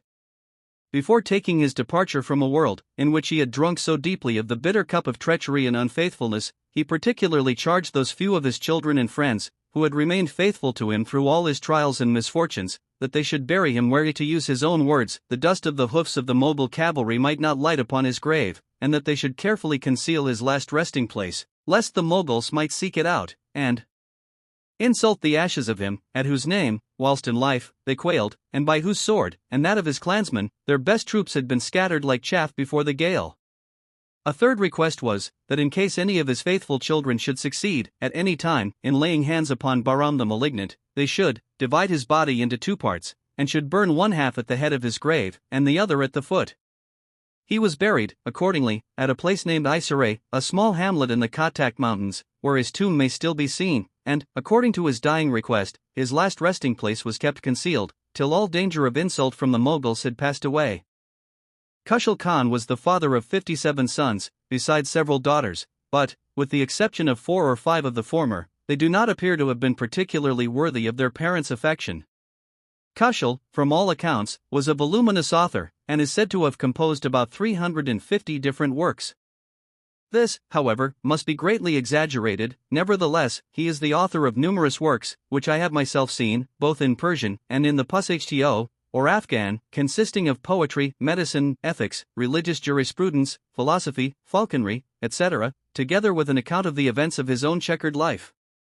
It is greatly to be regretted, however, that his descendants, after his death, had not the opportunity to collect all his writings together, and the upshot is that many are known only by name. Amongst those which have thus been lost or dispersed is, I fear, the autobiography I have referred to. Some of Khushhal's poetical effusions, written during his exile in India, and whilst struggling against the power of Aurangzeb, will, I think, be considered highly of, even in the form of a literal translation, and in an English dress, as coming from the pen of an Afghan chief, contemporary with the times of our Charles I. Evincing, as they do, a spirit of patriotism and love of home and country, not usual in the Oriental heart, but such as we might look for in the Scottish Highlander, or Swiss mountaineer, of bygone days, whom the hardy Afghans strongly resemble. A more extended account of Khushhal's writings, and those of his descendants, will be found in the introductory chapter to my Afghan grammar, published last year, together with an account of the Afghans and their literature. Up to the time of Khushhal's chieftainship, the bounds of the Khattak country were not well defined, that is to say, each family of the tribe had no fixed lands allotted to them. Khushhal caused a survey to be made of all available land, fixed the boundaries, entered them in a register, and, according to the number of each man's family, assigned a corresponding quantity of land for cultivation. This arrangement is still in force, and hitherto has not, that I am aware of, been deviated from, and many small towers of stone, erected to mark the different boundaries, still remain. The poems of Khushhal Khan, Khattak I, and Ode to Spring. From whence hath the spring again returned unto us, which hath made the country round a garden of flowers? There are the anemone and sweet basil, the lily and thyme, the jasmine and white rose, the narcissus and pomegranate blossom. The wild flowers of spring are manifold, and of every hue, but the dark red tulip, above them all, predominateth. The maidens place nosegays of flowers in their bosoms, the youths, too, fasten bouquets of them in their turbans. Come now, musician. Apply the bow to thy violin, bring out the tone and the melody of every string. And thou, cupbearer, bring us full and overflowing cups, that I may become fraught with wine's inebriety. The Afghan youths have again dyed red their hands like as the falcon dyeth his talons in the blood of the quarry. They have made rosy their bright swords with gore, the tulip bed hath blossomed, even in the heat of summer. Aymal Khan and Darya Khan, from death preserve them, 155 were neither of them at fault when opportunity occurred. They dyed red the valley of Khybar, with the blood of the foe on Karapa 156-2, they poured forth war's din and tumult. From Karapa, even unto Bajor 157 both plain and mountain, time after time, as from an earthquake, quaked and shook. It is now the 5th year, since in this neighborhood every day heareth the clashing of glittering swords. Since I arrived in this part, 158 I have become a non-entity, either I am despicable, or this people are infamous grown. I cry out unto them, troops, troops, until I am weary, but deaf to all, they neither say die, nor thy sacrifice. When the state of the Yusufis became known unto me, Loagar was then my better place, not Damgar. The dogs of the Khattaks are far better than the Yusufis, though, in disposition, the Khattaks are more worthless than dogs. The whole of the other Afghans, from anger unto attack in honor's cause, both secretly and openly, are one. See how many battles have been fought on all sides, yet still, amongst the Yusufis, there is no sense of shame. The first fight was at the higher back of Mount Tatara 159, where 40,000 Moguls were scattered like chaff. When their sisters and daughters fell into the bonds of the Afghans, with horses and camels, elephants and baggage, string after string. The second battle was with Mir Hussein in the Doaba 160, when his head was crushed, like that of a venomous snake. After that again, was the affair at the fort of Nozhira 161, when from the Moguls I extracted my own inebriation. And then came Jaswant Singh and Shujait Khan, of whom Aymal Khan plucked up the roots at Gandab. The sixth was over Mukarram Khan and Shamsur Khan, both of whom, at Kapash, Aymal scattered to the winds. These are the greatest triumphs that I hold in recollection, but the lesser ones, in all directions, who shall compute? Up to the present time, victory hath been always with us, and for the future, upon God, is our dependence placed. A year hath passed since Aurangzeb is encamped against us, disordered and perplexed in appearance, and wounded in heart. It is now year after year, that his nobles fall in battle, but his armies swept away, who shall number them? The treasures of India have been spread out before us, the red gold moors have been engulfed in the hills. It would not have entered one's head in 18 guesses that such events would e'er have happened in these parts. Still Aurangzeb's malevolence hath not a whit diminished, though the curses of his father it before drew down. 162 For this reason, also, no one can place dependence on him, he is malignant and perfidious, a breaker of his word. For this state of things, no other termination can be seen than that the Mughals be annihilated, or the Afghans undone. If this, which is beheld, be the revolutions of destiny, if in this be the will of the Almighty, the time is come. Fate revolveth not in the same fashion at all times. Now 'tis propitious to the rose, now favorable to the thorn.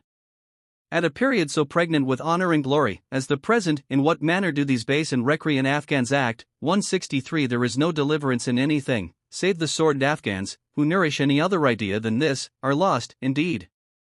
The Afghans are far superior to the Mughals at the sword, were but the Afghans, in intellect, a little discreet. If the different tribes would but support each other, kings would have to bow down in prostration before them. But whether it be concord or strife, or folly or wisdom, the affairs of everyone are in the hands of the Almighty. Let us see what the Afridis, Momens, and Shinwaris will do, for the Mughals are now lying encamped at Nangarhar. 164 I alone, amongst the Afghans, grieve for our honor and renown, whilst the Yusufis, at their ease, are tilling their fields. They who now act so dishonorably, and so shamelessly will, hereafter, the upshot of their own acts perceive. In my poor judgment, death is more preferable than life, when existence can no longer, with honor, be enjoyed. In this world, he will not always remain with life, but the memory of Khushhal will long, long endure.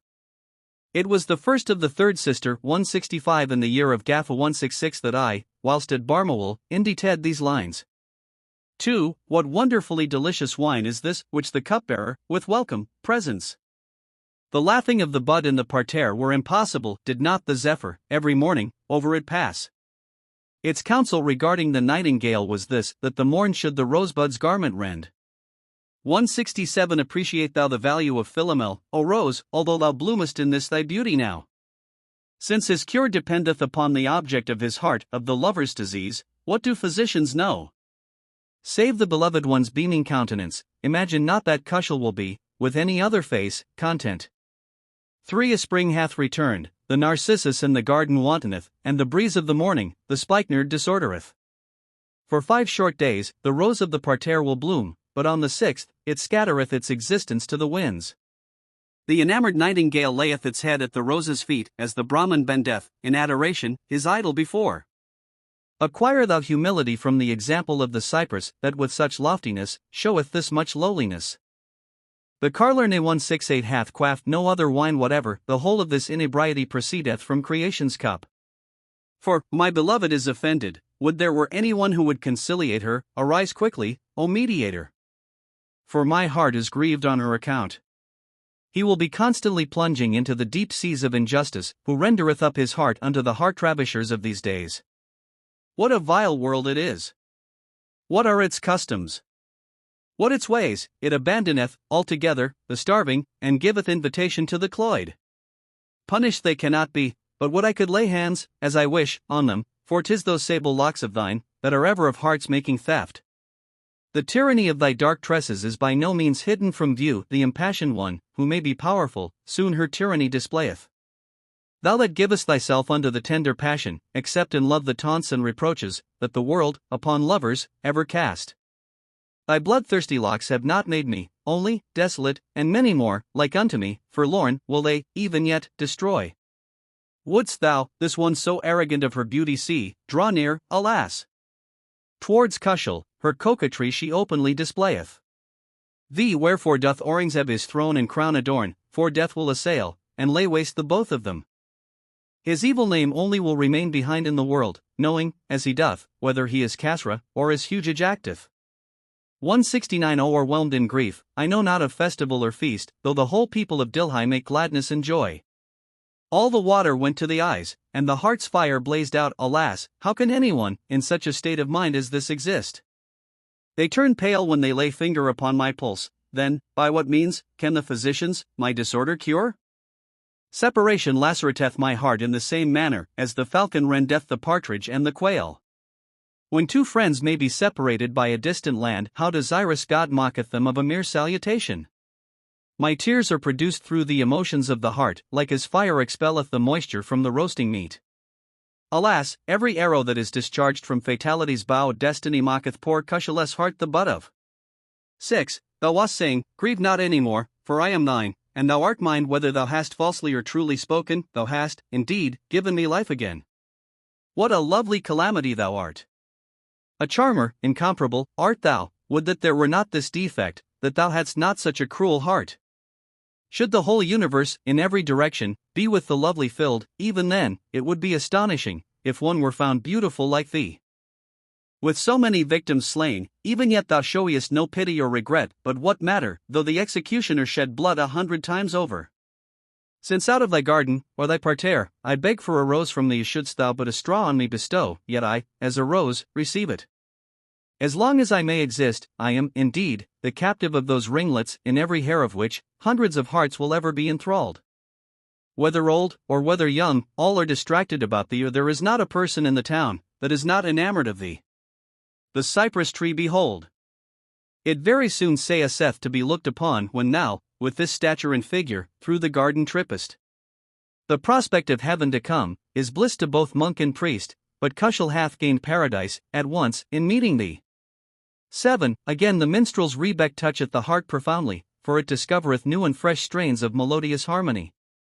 Leave the monk in the monastery's nook. I will to the garden, for the flowers of spring instruct me in righteousness ways. Beggars have much anxiety about filling their bellies, and kings should be solicitous regarding dominion in realm. If this be not the effect of my good fortune, what is it then that against the guardian she crieth out to this degree? How much more will be the extent of the love of her constancy, when, in injustice and inconstancy, such favours she bestoweth? Within this city, the juice of the grape is thus so openly sold, because the censor, himself, favoureth the bibbers of wine. From thy coldness to me, I grow both joyful and melancholy, like unto one that giveth thanks to, and yet complaineth of another.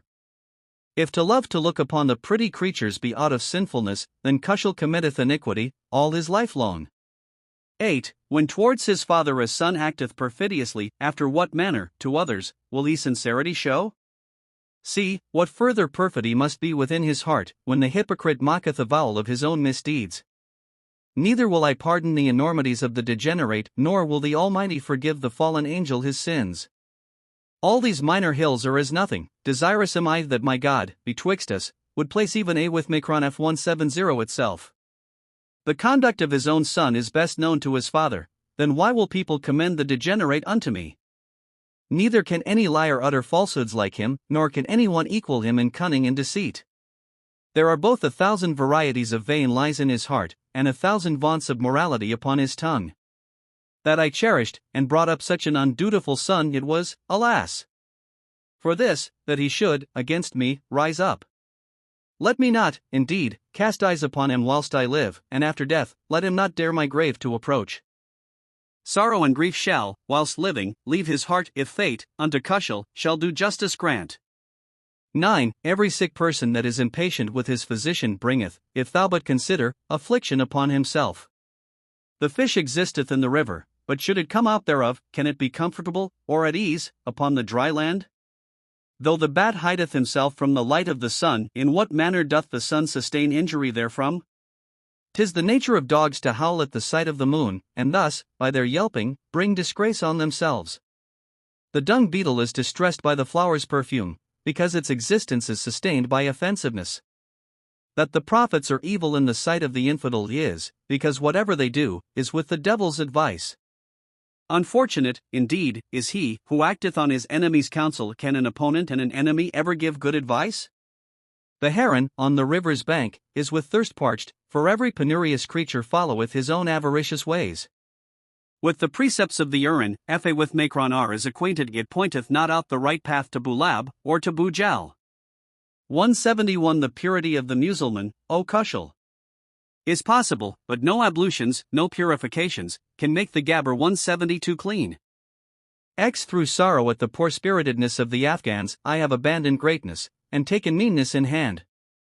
Had this much even been gained in the matter, it were good had I wreaked upon the recreant my full meed of revenge. From the time when the jewel of my honor became broken, I have not left, for a moment, my eyes free from tears. That pearl came not into my hands, after all my trouble, and, therefore, my boat I have drawn up on the seashore. This waist of mine, that in resistance was a mountain, through chagrin and disappointment, unto the mobile I bent.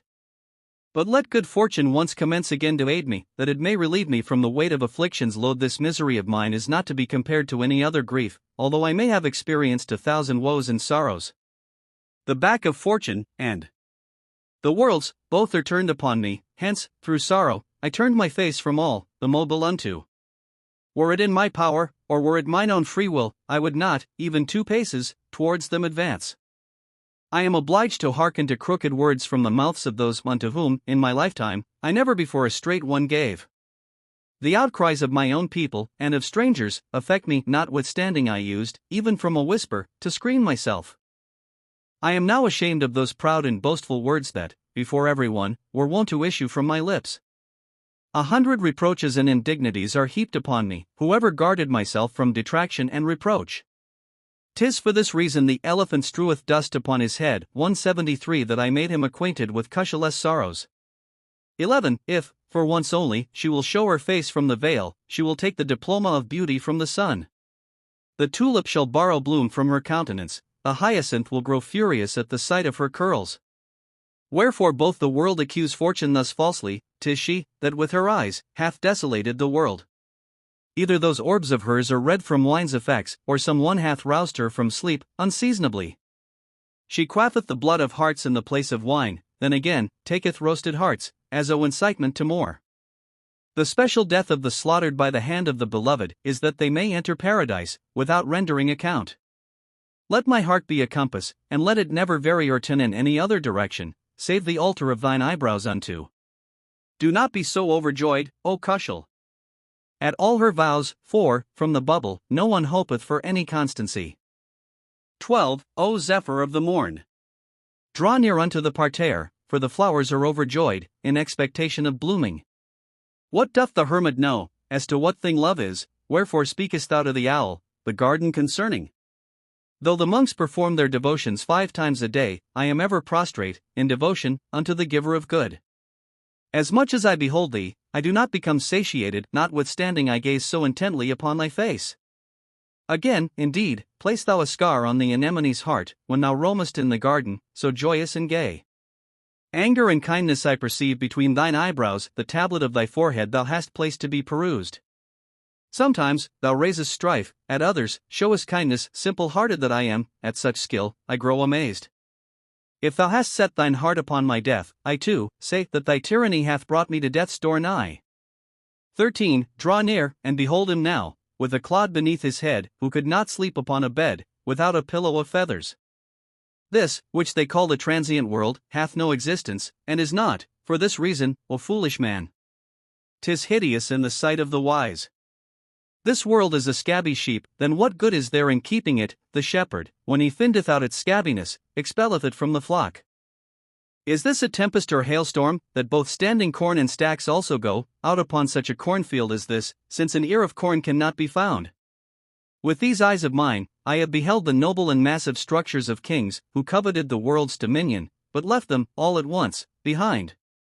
100,000 squadrons assemble, and collect the treasures of the world, be as Sanjar 174 for a few generations, and then neither thou nor thy race remain. Thy house is on the face of a flood, and this thy contemptible idea is still worse, for no one would there his dwelling make, that it should be swept by the flood away. Shouldst thou become a shot in the world, still calamity will remember thee, and if here thou a paradise preparest, of what profit is such an aid to thee? He carried away along with him this wealth ephemeral, O young man, who diffused it broadcast, but not they that heaped it up for themselves. I have beheld fortune's practices, its different usages and ways. It clambereth unto thee with difficulty, but like a stone from a mountain rolleth away. If thou art foolish and imprudent, like unto Mirbaz 175 pursue it, but if wise and prudent, like unto Khushhal, from it flee away. 14 These dark waving curls, they are thine, thou dear one, so beautiful, so gay. Your black narcissuses are those eyes of thine, thou dear one, so beautiful, so gay.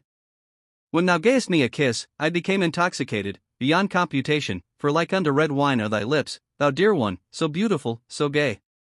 Now that I have with mine eyes gazed on this, thy lovely cheek, I know that it is the tulip, thou dear one, so beautiful, so gay.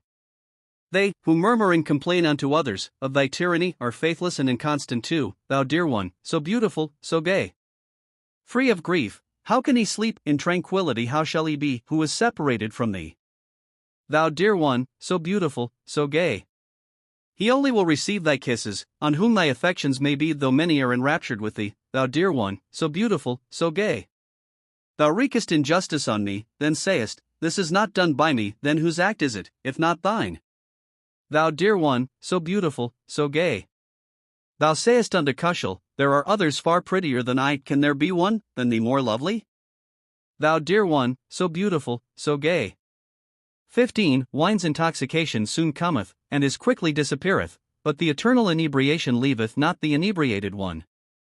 Though, in the world, my name is become notorious for debauchery, still I will not abandon the ways of the bibbers of wine. Though the king may cast him into prison, he will not grieve, for the liberty of the free is from the beginning of time. There is neither friendship nor relationship, all is deceit, I find, since I became acquainted with the ways and usages of mankind. I am happy in hope of future joy, though now in sorrow plunged, for the day ever followeth, in rotation, after the darkness of night. The pearl of our yearnings lieth immersed in ocean's depths, and after it, the diverse plunge continually, into its dark abyss. That fish, who may perceive danger from the sharp hook, from the bottom to the shore, from prudence, will never look. The thoughts of the lover's heart are like unto the deep, deep sea, the billows of which, at times, rage in fury, at others, calmly sleep. Affection for the beloved, from Khushhal's heart, will never depart, it is like unto the love of the idolater, for the idol of his worship. 16. From out of the clear, azure flask, O cupbearer, bring thou unto me a full goblet of that potent wine, the remedy for grief, the consoler in woe. Speak not of the tributes of the world, they cannot compare with 1 cup of wine then, O censor, leave me in the wine, withal, though thereby my house should devastated be. Become thou the beggar at the tavern's door, if along with the crown, thou dominion seek, the mart of the wine bibbers is crowded, from this extensive sale of wine. Turning from the idol temple to the monastery, is both an absurd and a useless act, from the cupbearer, then take thou the glass, for therein is much gladness and joy. O cupbearer, let me ever behold thee, thou of the moonlight brow and sunny face, bring the crystal cup, to overflowing full, and satisfy the yearnings of Khushhal. 17. Though the miser's house may contain the water of immortality, still, like unto the deadliest poison, is its effect on me. Moses possessed nothing whatsoever, but 1 rod alone wherewith Makron had boundless wealth, and verily, calamity befell him. 176. He who hath riches, with it hath vexation and misfortune mixed up, hence the wise so act, that they may not their troubles increase. The duration of the rose, the world's wealth, the mean man's friendship, these 3 or 4 things are all inconstant and transitory. He, who may neither possess modesty nor virtue, genius nor understanding, regard not his wealth, nor his beauty, nor his ancestral descent. The wise man is in utter misery, whilst the fool revelleth in pleasure, and well, indeed, may the world be amazed at such occurrences as these. That he should continue happy all his life, and grief never assail him, no one, into the world hath brought, a safe conduct, such as this. This is the way with fortune, some it mocketh happy, some miserable, and however clear now, the mirror will become clouded hereafter. Wherefore, then, trouble thyself. Be rejoiced at this, O Khushhal, that he, who hath neither riches nor wealth, hath neither pilgrimage to perform, nor taxes to pay. 18. Very many persons within my recollection have come, and passed, like the wind away. They, indeed, arrive and depart, in such a way that they appear to have no tarrying place at all. It is an astonishing, and a vast workshop this, that the great master hath organized, and set up. Cast thine eyes upon the bubble in the stream, what is it? And what its origin and its base? Such art thou too, if thou canst understand an excellent example is demonstrated to thee. Concerning thyself, thou knowest nothing, alas! Alas! Verily, thou knowest not. What are all thy grief and misery about, and why becomest thou again overjoyed? Since it is so very hard, O Khushhal, is this thine heart, or is it but a lump of steel? 19. Like unto the wind, every moment, life passeth away, let then every man have the remembrance of death ever before him. Since the foundation of this life of his is based upon the air, upon existence such as this, what reliance can be placed? The dust of man is leavened with the water of mortality by the hand of omnipotence needed, in the space of 40 days. 177 Both saints and prophets have, alike, gone down into the tomb. Thou wouldst say, forsooth, that they had never existed at all. If thou considerest it well, the term of life here is nothing, no one hath attained in it the object of his desires and hopes. If thou, indeed, seek life eternal, then I say unto thee, war, forever, with the infidels of the lusts of the flesh. The prudent traveller, whose journey lieth before him, taketh provision with him, according to the length of the road. Come, sever thine heart, O Khushhal, from all extraneous things, and in the hope of meeting him, let it rejoice always. XX The Almighty gave into my arms, and I am under obligation to the Mediator. 178 The fair-faced one, with the ruby lips, and the flowing sable tresses. The beloved is kind and affectionate, and the consoler in every sorrow. Should the guardian come, what will he do? Neither grief nor concern have I. Let them consume upon it, as a charm, to ward off evil from thy face, for thy love is like unto fire, and thy lovers like unto wild rue. 179 These are not thy cheeks, nor are these thy dark flowing ringlets, they're the fresh fibrils of the spikenard, that have fallen 2 roses upon. I follow in her pursuit, in the hope that I may obtain, even one look, but she casteth not her eyes behind, and, thus, along before me goeth. If this much of thy affection is not good fortune, what is it then, that when thou, upon Khushhal, Khattak, smilest, the jealous weep? XXI Unto the old man, who sigheth after youthfulness, say, what is this? Laughest thou at thy beard, old man? Since in a year, it will have both youth and age, then the fate of man, that of the wild rue is better. At times, he becometh so sated at table, that he cannot eat, at others, he rolleth his eyes upon it, with greediness and voracity. In their wishes, and in their words, and also in their proceedings, the people of the world are doubtful and timid of each other. With beard now grown white, why should I have fear of death, when friends, in their prime, with beards black, have gone before me?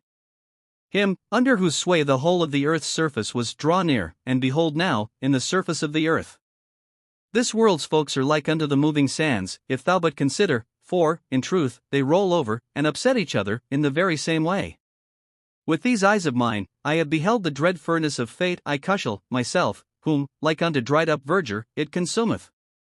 XXIA Her sweet face took from me all thoughts of the wild white rose, her ringlets eradicated all consideration of the musk of China.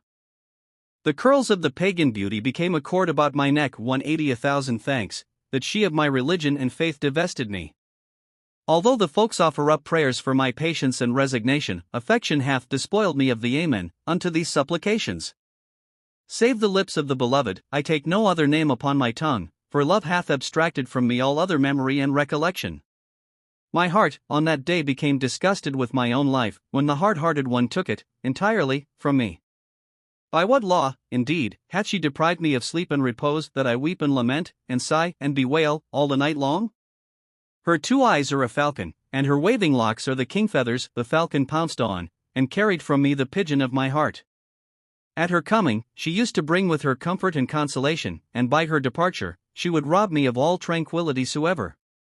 The flowers of the parterre hang down their heads, and this they say, the heart-ravisher hath appropriated to herself all admiration. I was saying, I will consider, even yet, of some remedy for it, when poor Khushhal wholly withdrew his lacerated heart from me. XEI The skirt of fortune and prosperity cannot be seized by force. Is the blind man without reproach, if he apply antimony to his eyes? What is wealth, indeed? It is like unto a beautiful bride in an impotent fellow's house, where her life is in torment. Let it not be, that every bad rider should mount fortune's steed. If it be ridden by anyone, at least a good horseman let him be. From a sorry, low-bred pony, another wretched one is produced. 'Tis from the high-bred horses of the course alone, that noble steeds come. 181 That into my dwelling, in the first place, such animals came, my luck must have been bad, from the beginning of time. These ponies are mere puppets, may confusion seize them, they create disturbance and tumult in the stable continually. Like unto a good and worthy son in his father's dwelling, a treasure of silver and gold in his house is not to be compared. O God! Thou hast given me a numerous progeny, and I am thankful, but let the fame of their goodness resound in every city and town. They, who stir up enmity between brothers, are recreant and unworthy. You would to heaven they had learned good, or had learnt not besides. Give both thine ears and eyes unto the appeals of Khushhal, since Bahram and Ebed 182 are, both of them, deaf and dumb. Ziv, it is the sweet springtime, and I am separated from my beloved, alas! Alas! That thou passest away, O spring, without her. Both the hills and the dales weep at the lover's state forlorn, they are not from melted snow, those floods, that from the mountains flow. It is the fire of wounded hearts, that hath enveloped the trees on the hills, hence, dense black smoke and flame arise, from the fir tree in the plain. Dost thou desire to become acquainted with the condition of the bereaved? Behold then, that crane, which hath become separated from the flock. It thus appeareth, that the world is a place of mourning and sorrow, for the parrots have, with loud cries, green vestments donned. 183 There are no other wailings besides, all are the wails of separation. Draw near, if thou wouldst hear them from the rebecks every string. My disease lesseneth not, indeed, it increaseth every hour. For God's sake, come speedily, O physician, that I may not die. One is death unto opponents, the other is life unto beloved friends. I swear, by heaven, that when lovers meet, both are brought about. What though one still breathe, and is accounted among the living, when the malady is yet without antidote, give up hopes of the sick. Of mankind none remain, those that roam about are demons and devils, hence, they have no compassion for the agonies of the distressed. Through love, alas! To this degree, wretched and miserable am I become, that whether relations or strangers, they look not on Khushhal through shame. XXV, although she quarreleth with me, by word of mouth, that dear one, yet in her heart, that dear one entertaineth much kindness for me. When, with arms each other's necks around, she accompanieth me, verily, from my heart she removeth the rust spot, that dear one. There is no necessity for the sword, her coldness is sufficient, if to compass my death should be the intent of that dear one. Since she hath shown unto me the torch of her loveliness, upon it, another time, she will make me the moth, that dear one. I am a poor beggar, she is a sovereign, hence it is becoming in her, even though she of my affection should feel ashamed, that dear one. He, who may have turned Malang 184 requireth but a carpet for prayer, and in the end, too, a Malang will she make of me, that dear one. With cheerful heart, she laugheth and smileth with every one besides, but with me, indeed, she is mournful and sad, that dear one. No gem-studded ornament hath she inserted in her nostril, but with a single black clove she resteth satisfied, the dear one. 185 Towards my opponents, her heart is gentle and soft as wax itself, but towards Khushhal, she hardeneth it like stone, the dear one. XXVI, upon those lips of hers is there not a black handmaid? 186 Draw near. Khizr, at the fountain of immortality behold. The face of the beloved is rich, both in moles and in ringlets, for in the house of the wealthy, every requirement will be found. When their shade overshadoweth me, I a king become, for the shadow of thy dark curls is that of the itself. Thy cheek is an enkindled flame, what then is thy braided hair? It is like unto the dense black smoke, that from fire ascendeth. The dust of those feet of thine, at the rate of amber thou vendest, who told thee that thou shouldst sell it at a price like this? For how long wilt thou look another way, and appear unconscious, when about me in every direction clamor and uproar arise? It is through this loveliness that thou art beautiful like the rose, if thou art, indeed, one of a father and a mother born. He hath not the courage to take her name upon his tongue. The poor lover who feareth the censures and reproaches of the world. I had given up wine, and had grown quite a penitent, indeed, but the goblet of the cupbearer again put my contrition to flight. He that placeth foot within her alley, bringeth destruction on himself, therefore, O unfortunate, into that vicinity do thou enter not. Whether it were her coquetry, or her conceits, I could have borne them, but towards me she manifesteth exceeding arrogance at all times. The whole power of her mind hath she put forth against him, and thereby hath deprived the poor lover of all energy and control. When it may convey no significance, speaking is unprofitable, but the Almighty willeth not that Khushhal's words be vain. Since, on thy account, the black pupils of his eyes turned white, welcome unto me, O thou, of Khushhal's eyes, the light. XXVI I am, indeed, a winebibber, then, wherefore, O monk? Wranglest thou with me, who men's destinies are from all eternity, would thou couldst like thyself make me? Wisely thou counsellest, a blessing, O monitor, be upon thy tongue, but it were well, if by means of words, thou couldst the river's water disguise. They, who possess not of sense or understanding, have gone to heaven, whilst those, who prided themselves upon their wisdom, have gone to hell. Unto Abu Jahl 187 The precepts of Muhammad were of no advantage soever, for who can polish the mirror of him, whom God hath with rust corroded? In loneliness and solitude seated, tell me, O monk, What thou gainest thereby, wherefore makest thou this wide and ample world, for thyself, so confined?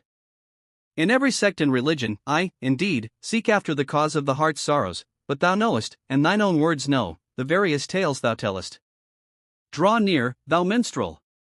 Commence the song of the New Year's Day, on rebeck, flute, and harp, strike up those thrilling strains of melody. The flowers teem on all sides, there are tulips, narcissuses, and hyacinths too, thou attest unwisely, if thou purposest going in any other direction than to the parterre. Some, taking with them much provision for the journey, set out to seek for her, and others again, for her sake, bind the Santon's prayer carpet round their loins. Oh, that the scale of thy good deeds may be heavy at the judgment day, for like wax shalt thou soften, towards the lover, his opponent's flinty hearts. Though the whole of the armies of Dilhai have come to compass the death of Khushhal, still, thou dost not consider thyself strong enough, and hangest back from shame. Atenii of the world's affairs have all become turned upside down, all those ways are not now, as they used to be seen by me. Towards the father, the son showeth the actions of an enemy, towards the mother, the daughters are ready to act like rival wives. In thine own house, there will not be two brothers together dwelling, who have not 1,000 iniquities ready in their hearts. The scavenger now feasteth on Paleo 188 and rice, and sweetmeats, and unclean things are become lawful, for Muhammad's descendants. The honored and trusted of kings are now mere thieves become, and in their royal courts, highway robbers are grown trustworthy men. The nightingales and the parrots fly about the wilds, astounded, and crows and ravens caw and croak above the beds of flowers. Babylonian steeds eke out an existence upon dry grass alone, whilst the tanner's asses receive a stipendiary allowance of provisions. Fools, exempt from all care and anxiety, in tranquility repose, whilst 100 troubles and misfortunes, the prudent and the wise beset. The meanest slave assumeth authority over his own proprietor, and the slave girls are more honorable than the mistress of the house. Alas, O Khushhal! In the days of the Emperor Elamgir, 189, the houseborn servants 190 have all a wretched and contemptible lot. Zix, what numbers of boats in this river's depths have sunk and disappeared, a single plank of which, even shouldst thou search, cannot be discovered. Everywhere separation and absence have enkindled the flame of grief like unto greenwood thrown upon the fire. How long wilt thou weep? Sorrow and joy, pain and pleasure, are, from the beginning, linked together, and as much as one may have wept, so much even shall he rejoice again. Many lofty minarets have I beheld, in their graceful symmetry standing, but not a soul mentioned their names unto me, nor said unto whom they belonged. The cares and troubles of the world are of 1,000 varieties and forms, and the summer skylarks trill and warble in 1,000 different ways. They are different, by far, from the cherished sentiments of my heart, the manifold rumors, that the folks bandy from one to the other. This scroll is not the kind of thing, that it shall ever be brought to an end. It is spread open, and examined into, it is read, and then rolled up again. Thine own actions are of use to thee, both in this world and the next. Verily, the throat of every one is kept moist, by its own saliva. The humblest fare, though barley bread, unattended by care and trouble, I will account more dainty than the viands, on the king's table outspread. The ears of the reckless and imprudent are deaf, they cannot hear the blunt, plain-spoken words from Khushhal Khan's mouth.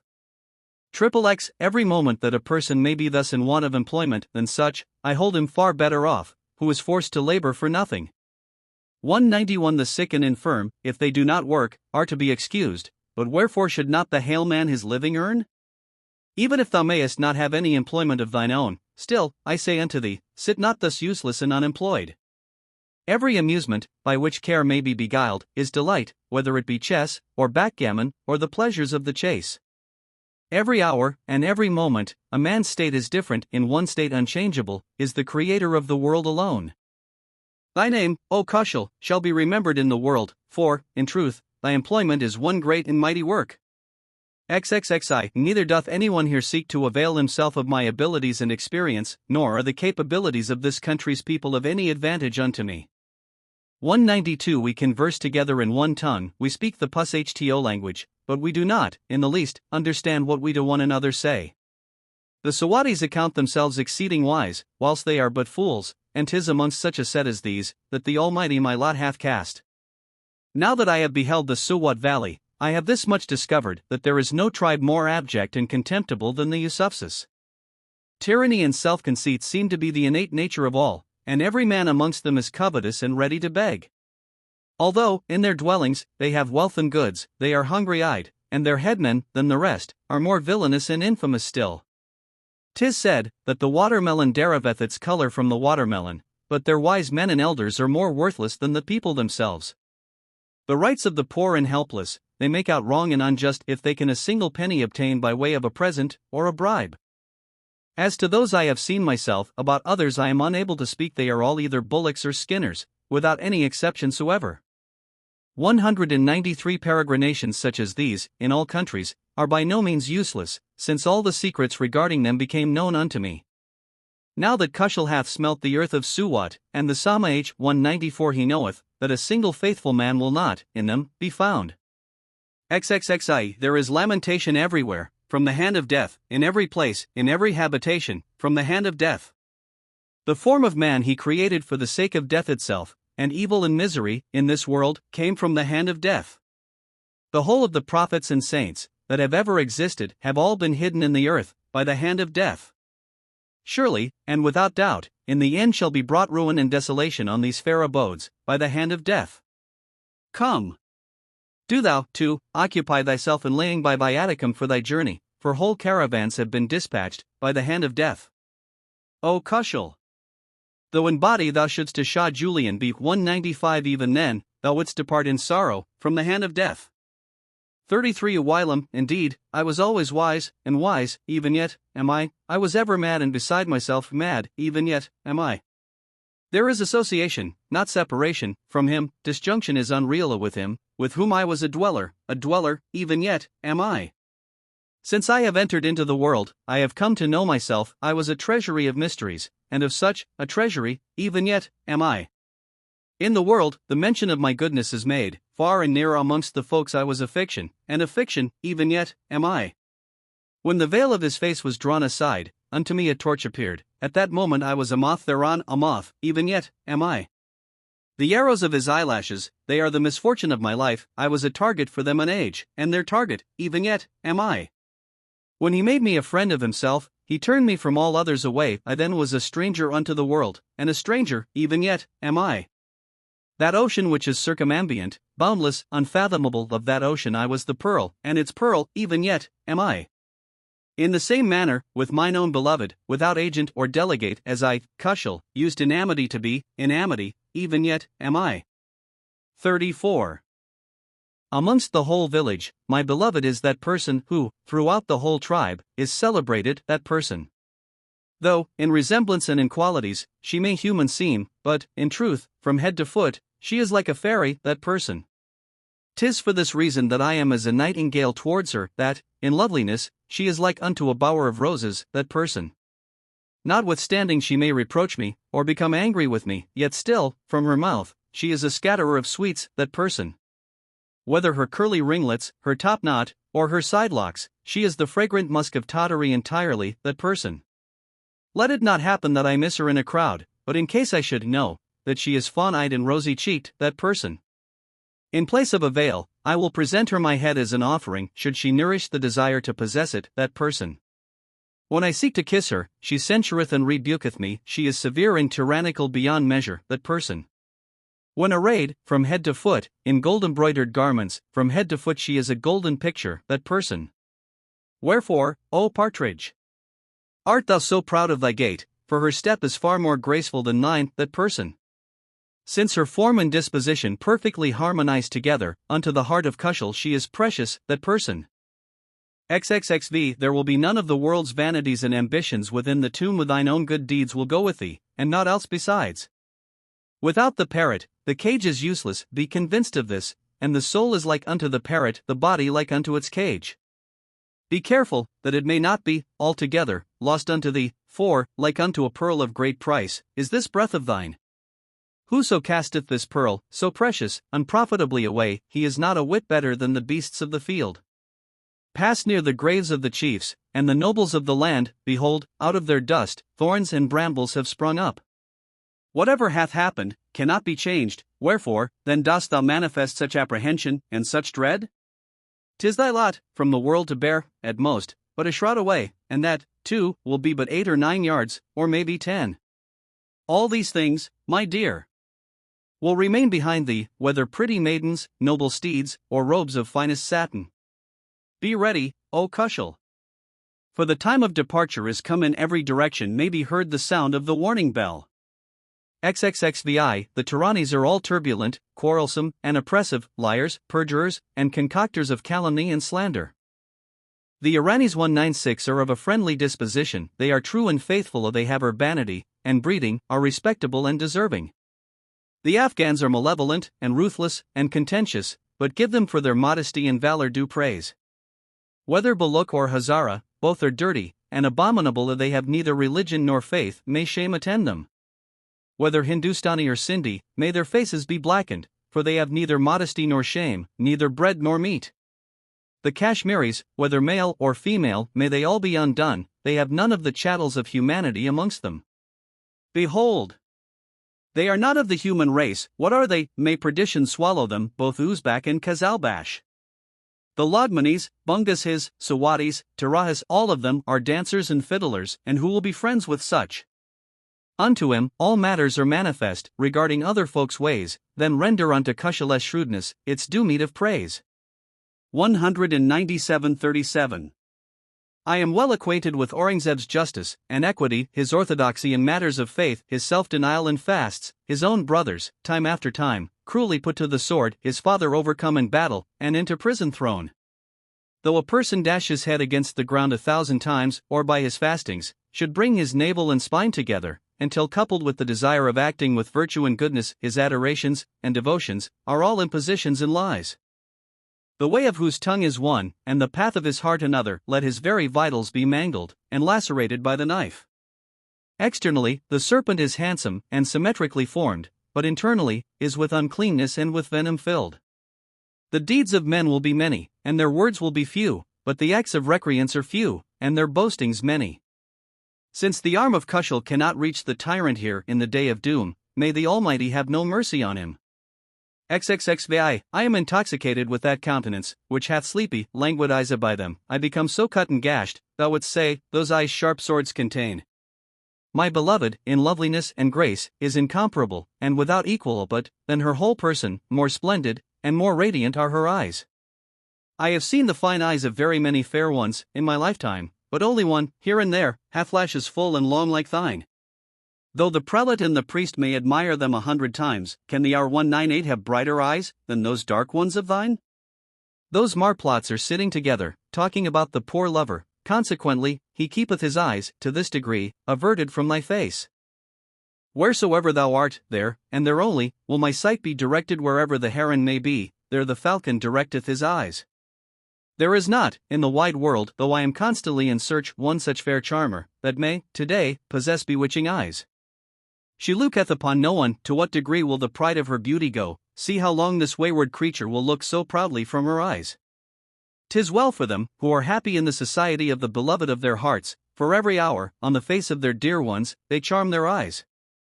Draw near, if thou wouldst behold Khushhal in sorrow and grief, day and night, from thee severed, his eyes with tears o'erflow. XXXX, a man is he, who is courageous, and whom success attendeth, who is gentle and affable, unto all people, as long as life lasteth. His face, his real face, his word, his promise, with no falsehood in him, no deception, not witless and lewd. His words few, but his deeds many, and in silence performed, with mouth closed, but bosom laid open like the bud of the rose. When humility may be necessary, or when stateliness be required, to be in loftiness, like the heavens, in humbleness, like the dust. In dignity, like the cypress, in generosity and bounty, like the vine, its branches, on all sides, under the weight of its clusters bending. Like unto a fresh and fragrant full-blown rose in the parterre, around which the sweet nightingales raise their plaintive songs. I am quite amazed, since he speaketh in this manner, as from whence did Khushhal all this mental genius bring? XL, in this parterre, a single leaf of vine there will not be, O rose, shouldst thou become acquainted with autumn's dire inclemency. Account as great good fortune these thy few days in the garden, that the nightingales, for thy sake, beat their breasts and bewail. Nothing whatever of the glory and dignity of that garden will remain when the plaintive melody of the nightingale is hushed within it. Upon that wine flask, which the cupbearer hath with him, the eyes turn not towards, since it is devoid of any wine. Behold the passage of this bridge, by the people of the world, see. Some fall, whilst some outstrip others, and cross before them. It will never be effaced from its memory, as long as it liveth, if the partridge may ever have felt the talons of the hawk. The decrees by fate ordained cannot be changed by any means, though, over thyself, thou shouldst read the four calls 199 unceasingly. Lovers, who want to love devote themselves, will never grieve, nor for the backbitings of marplots and talebearers will they care. What shall I, a poor darwesh 200 do? Neither hand nor might have I, otherwise, indeed, I would have exhausted the whole upon the world. Such a dear one I possess, from this, thou mayest of her loveliness judge, when the fragrance of musk is nothing to that of her ringlets. How can he possibly lie on his bed, free from sorrow and care, who may be aware of the dread earthquakes and tornadoes of fate? In the assumed coldness of the beloved, there is a pleasure withal, but miserable Khushhal, alas! From her real indifference, dieth. XLI, should anyone speak about intellect and ability, certainly, I possess them, but since good fortune assisteth me not, unto whom shall I mention such things? In this world, the gift of fidelity and sincerity is alchemy itself. 201 Wherefore, then, should I be covetous to obtain it from anyone? The fruit of constancy and faith is not to be found in the world's garden. I search for it, bootlessly, and unavailingly, upon every tree. That rain which falleth upon the waters, and mixeth with them, how shall I such rain account, amongst other genial showers? My foolishness hath become predominant over my sense and prudence. Unprofitably, I cast back my pearls into the depths of ocean again. By means of fate, it will neither decrease, nor will it increase. I do not consume that daily bread which belongeth not to me. Whatever may remain redundant, out of my daily sustenance, like unto a thing given in trust, I preserve for the use of others. What place, in the present time, is free from deceit, and from imposture? Oh, tell me where. That there I may flee, and escape from them. If there had been any safety in flight, from destiny I had been free, but, alas! Where shall I direct my steps, to be safe from its decrees? Cruel fortune stoneth me with the stone of calamity and perfidy, whilst I, silly that I am, carry a shield of glass before my face. When, from its advent, I obtained neither happiness nor joy, wherefore should I make my heart sad, by severance therefrom? They were wont to say that patience is the sign of success, therefore, I, Khushhal, with resignation gird up my heart. XLA, notwithstanding thou art unto me a sovereign, and I a beggar, still turn not from me thy face, for I am distracted and distressed. I, who bear the brand of thy thraldom and enslavement, do not consider anyone equal with myself, for I am a king. The door of my heart I have closed unto all extraneous things associating with the world. I am filled with anxiety for thee. If anyone is wretched about thee, I am that wretched being. If anyone is the dust of the sole of thy foot, that dust am I. Sometimes, I write upon paper the words of thy mystery. At others, through grief for thee, I tell, unto my pen, my state. The admirers of thy pretty face are beyond computation, but amongst the whole of them, I am without compare. Exclude me not from being accounted among the dogs at thy door, although I may be debarred from all benefits, and favours beside. Shouldst thou love and kindness bestow, of them I am unworthy. If thou treat me with harshness and severity, I merit them. Unto Khushhal, thou wast saying, of what use art thou? If I am of use, or if I am of no use, still I am thine. XLIIE gentle breeze of the morn. Shouldst thou pass over Karabad 202, or should thy course lead thee by Sarai, on the banks of the Sind 203, hail them, again and again, with my greetings and salutations, and with them, many expressions of my regard and love. Cry out unto the swift aviation with sonorous voice, but unto the land mildly and whisperingly say 204, perhaps, I may drink, once more, a cup of thy waters, for, whilom, I was not on Ganges nor on Jamna's banks. Of the climate of Hind 205 should I complain, how long shall I cry out, whilst the vileness of its water is far more horrid still? Shouldst thou drink water from a rivulet, it racketh the vitals, and that of the wells, too, is not free from danger and peril. Since therein, from hill streams, the cool element is not to be had, defend us from Hind, though it should teem with all the world's luxuries besides. Surely, no one will continue in utter helplessness in this world. The mercy of the merciful will be shown unto the forlorn, at last. Of the restoration of the wounded, hope may be entertained when the sore, of its purulence, shall become somewhat free. Once more, O God, delight, by uniting me unto her again, that heart, which now, from her separated, is rent in twain. The wise murmur not, neither do they ever demur at any stroke of misfortune that emanateth from the All-Wise. In Hind, O Khushhal, Thou wilt not remain for the sinner, even, at last, will escape from the fire of hell. XLIV, I never will carry my face unto the mirror again, 206 nor will I again anoint mine eyes with antimony. Never more will I dye red my white hands within, 207 nor smooth out, with the comb, my long hair any more. I will not arrange the little ringlets, in clusters round my face, nor will I redden my lips with the betel leaf 208 again. For whom shall I deck out and ornament my person, when my beloved friend is not present the same to behold? My whole frame turneth into red flames and dense smoke when, in my heart, I think of the secrets of our love. Though life is sweeter than aught else in the world besides, what shall I do with it? 'Tis bitter now, from my love severed. May he be happy, that dear friend, wherever he may be, let him for his own happiness care, I alone will mourn, 209 XLV. I am intoxicated. I am a worshipper of wine. I indulge.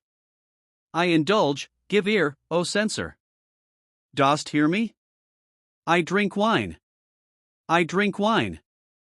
All other wine soever, I have given up to the world to drink of, but her lip is a wine that I will not resign, for it I die. I shall not become satiated therefrom, for my thirst is unquenchable, although, such overflowing cups I should quaff forever. I, indeed, who on such a path as this, still journey on my way, use not always to be in safety, for it is the path of love. Love! What askest thou me, what was thy state in separation? Well, I knew nothing else, save that my heart was burning. People say unto me, verily thy color is become sallow, thou art in love. I do not deny it, truly, my friends, I am in love. Indeed, I am. With the lover it is customary, that in love he should brook censure, for this reason, I, Khushhal, undergo it, I suffer it, and endure. XLVI, I become quite astonished with the people of the world to see what these dogs do, for the sake of the flesh's lusts. Such acts and proceedings are developed, and perpetrated by them, as the devil would never have thought of, and never have uttered. The urn they always place before them, and from it they read, but none of their doings will be in conformity with the tenets thereof. What road shall I follow in pursuit of them? Where shall I seek? For, like unto alchemy itself, the wise have become scarce indeed. Good men are like rubies and garnets, they can rarely be found, but like unto any common stones, the worthless are not a few. Do they belong to the Afrit 210 the demon, or the goblin race? For, among the lineage of Adam, the Afghans I cannot account.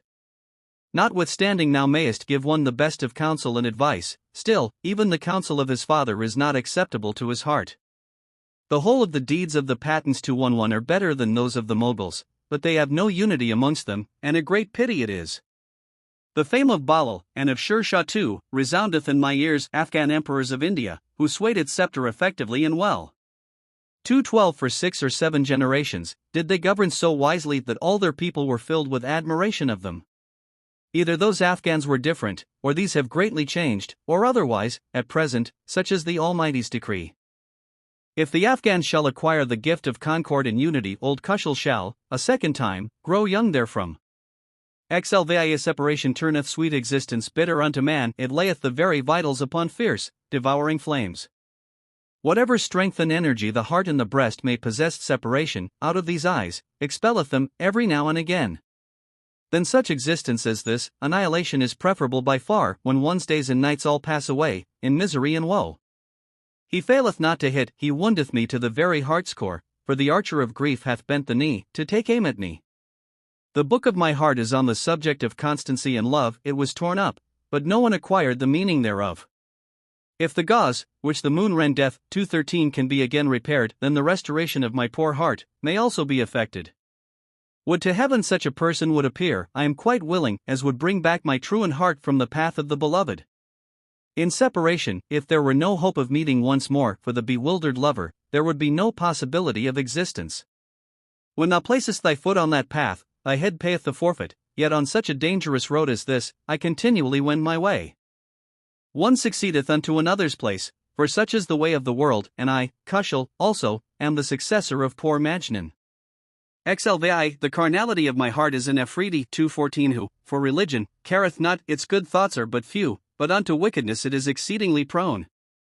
Like unto a Khan Darwaza 215 I point out godliness and piety to it, but the flesh teacheth it impiety and infidelity, like unto Pir Roshan.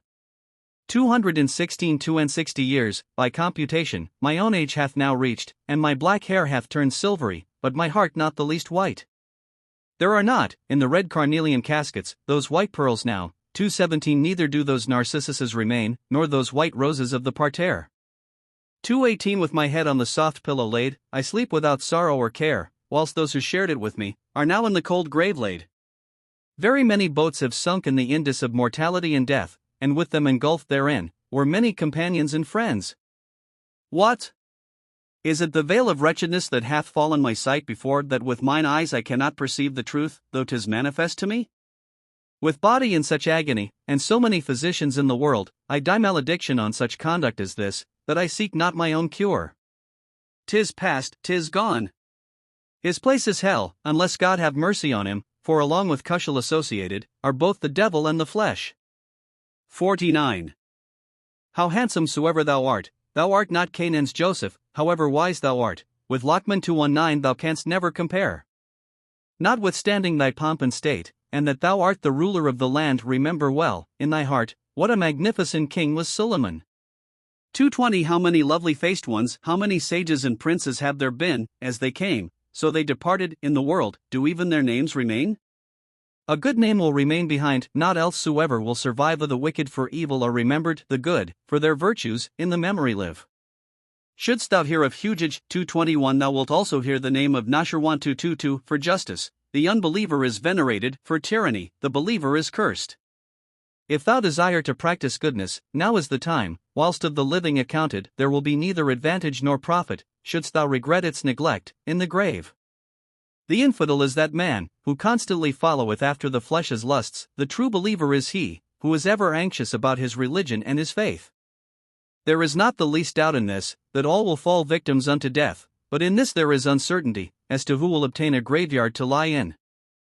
Happy, truly happy shall he be, who may die with piety's blessings attending, a grave and honor he obtaineth, and over him the blessed book is read. The season of youth hath passed, now, O Khushhal, old age hath come, then leave thou all other things, and the equipments of the grave prepare. Were thine heart a little compassionate, how good it would be, were a little of thy love bestowed upon me how kind it would be. I, who through grief for thee, weep and lament at thy threshold, were thine ear inclined to my complainings, how meet it would be. Whoso blame, and cry out against me for my love for thee, were they aware of thy beauty's perfection, how proper it would be. They who now boast, before the world, of their austerity and self-control, were they to refrain from looking at thee, how seemly it would be. After death, should my grave, in some such place be situated, where the path of the beautiful may ever lie, how delightful it would be. In thy alley, many greyhounds and other dogs are lying about, were I, too, accounted amongst them, how fortunate it would be. My grief for thee, cannot be quenched in this short existence, were the life of Khushhal to be very, very long, how fitting it would be. Lee. Both fair and rosy, too, are the Adam-Kale Afridi maids, indeed, amongst them, all sorts of pretty lasses there are, with large eyes, long drooping lashes, and arched eyebrows, honey lips, rosy cheeks, and moon-like faces, too, have they. Small mouths, like unto rosebuds, teeth regular and white, their heads round, and covered with dark curls, of amber redolent. Their bodies soft and sleek, and like an egg, so smooth and glossy, their feet diminutive, their heels round, their hips prominent. Thin-stomached, broad-chested, and small-waisted in stature, straight, like the letter Aleph, 223 and of complexion fair. Although my peregrinations may, like the falcons, be among the hills, still, many pretty plump partridges my quarry I have made. Young and untaught, or old and trained, the falcon seeketh his prey, but more scientific, and more unerring, is the old bird's swoop. It is either the water of the Landay River, or of the Barra stream, that tasteth sweeter, and more delicious, than sherbet in my mouth. The hills in the Matari Pass 224 shoot straight up into the sky, and one's corpulence soon diminisheth, climbing and ascending them. Along with the Adam-Kales into the Tira country I came, and having dismissed them to Quora, with regret I returned. Love's affairs, O Khushhal, are fraught with fire to excess, for shouldst thou conceal the flame, the smoke thou still wilt see. Ai, say not unto me, why swearest thou by me? If I swear not by thee, by whom shall I swear? Thou, indeed, art the very light of mine eyes, this, by those black eyes of thine, I swear. Thy countenance is the day, thy curls the night, by the morn I swear. and by the Eve I swear. In this world, thou art my life and my soul, and naught else besides, unto thee, my life, I swear. Thou art, in truth, the all-engrossing idea of my mind every hour, every moment, by my God, I swear. The dust of thy feet is an ointment for the eyes, by this very dust beneath thy feet, I swear. My heart ever yearneth towards thee, exceedingly, by this very yearning of mine, unto thee I swear. When thou laughest, they are nothing in comparison, both rubies and pearls, 225 by thy laugh I swear. Truly, I am thy lover, and thine only, and this, I, Khushhal, by thy sweet face, swear. Lied by the laughter of the happy and the gay, I vow, and by the lamentations of the woe-begone, I vow. By the inebriation of the intoxicated with wine, and by the piety and abstinence of the monk, I vow. By the 100 transports of meeting and association, and by the 1,000 miseries of separation, I vow. By the beautiful and fragrant roses of the spring, and by the sweet melodies of the nightingales, I vow.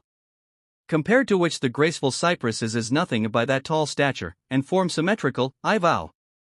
That are tinged with the antimony of expression, by those dark narcissus-like eyes, I vow. That which is more slender, even, than a hair by that delicately slight waist of thine, I vow. On account of which, lovers pine away and die by that beauty, and by that elegance, I vow. By that which cometh from the direction of the beloved, by the balmy breath of the morning breeze, I vow. Who is the bearer of the message for an interview, by the footsteps of that bearer of glad tidings, I vow. In the which there is not the least insincerity, by the truthfulness of the true and sincere, I vow. With the whole of these many oaths and protestations, 100,000 times again and again, I vow that I love thee far more dearly than life itself, and this, by thyself, I, Khushhal Khan, vow. Live. The Afghans have gone mad about posts and dignities, but God preserve me from such plagues and troubles. Unto whom belongeth the gift of discretion? To the swordsman, just the same as one learneth the Urin in the schools? Not one amongst them is gifted with the art of prudence, for, with the dispositions of all of them, I am well acquainted. The Afghans have one very great failing, if thou but notice that they, with the titles and dignities of the Moguls, coquette. Shame and reputation, fame and honor, are of no account, but, certainly, they talk enough about offices, rank, and gold. Look not towards the Moguls with the eyes of cupidity, even if in the habit of doing so, from any other cause. The trusty Kataki sword is buckled round my waist, but not the custom of servitude, in village and in town. The dark night of Aurangzeb's prison I hold in remembrance, when all the night long, O God, continually, I cried. If the Afghans would but oppose the Moguls with the sword, every Katak, by the bridle rein, should lead a Mogul away. Amongst the Kataks, O Khushhal, no council of honor existeth, hence, I cannot conceive from what lineage they have sprung. L.V.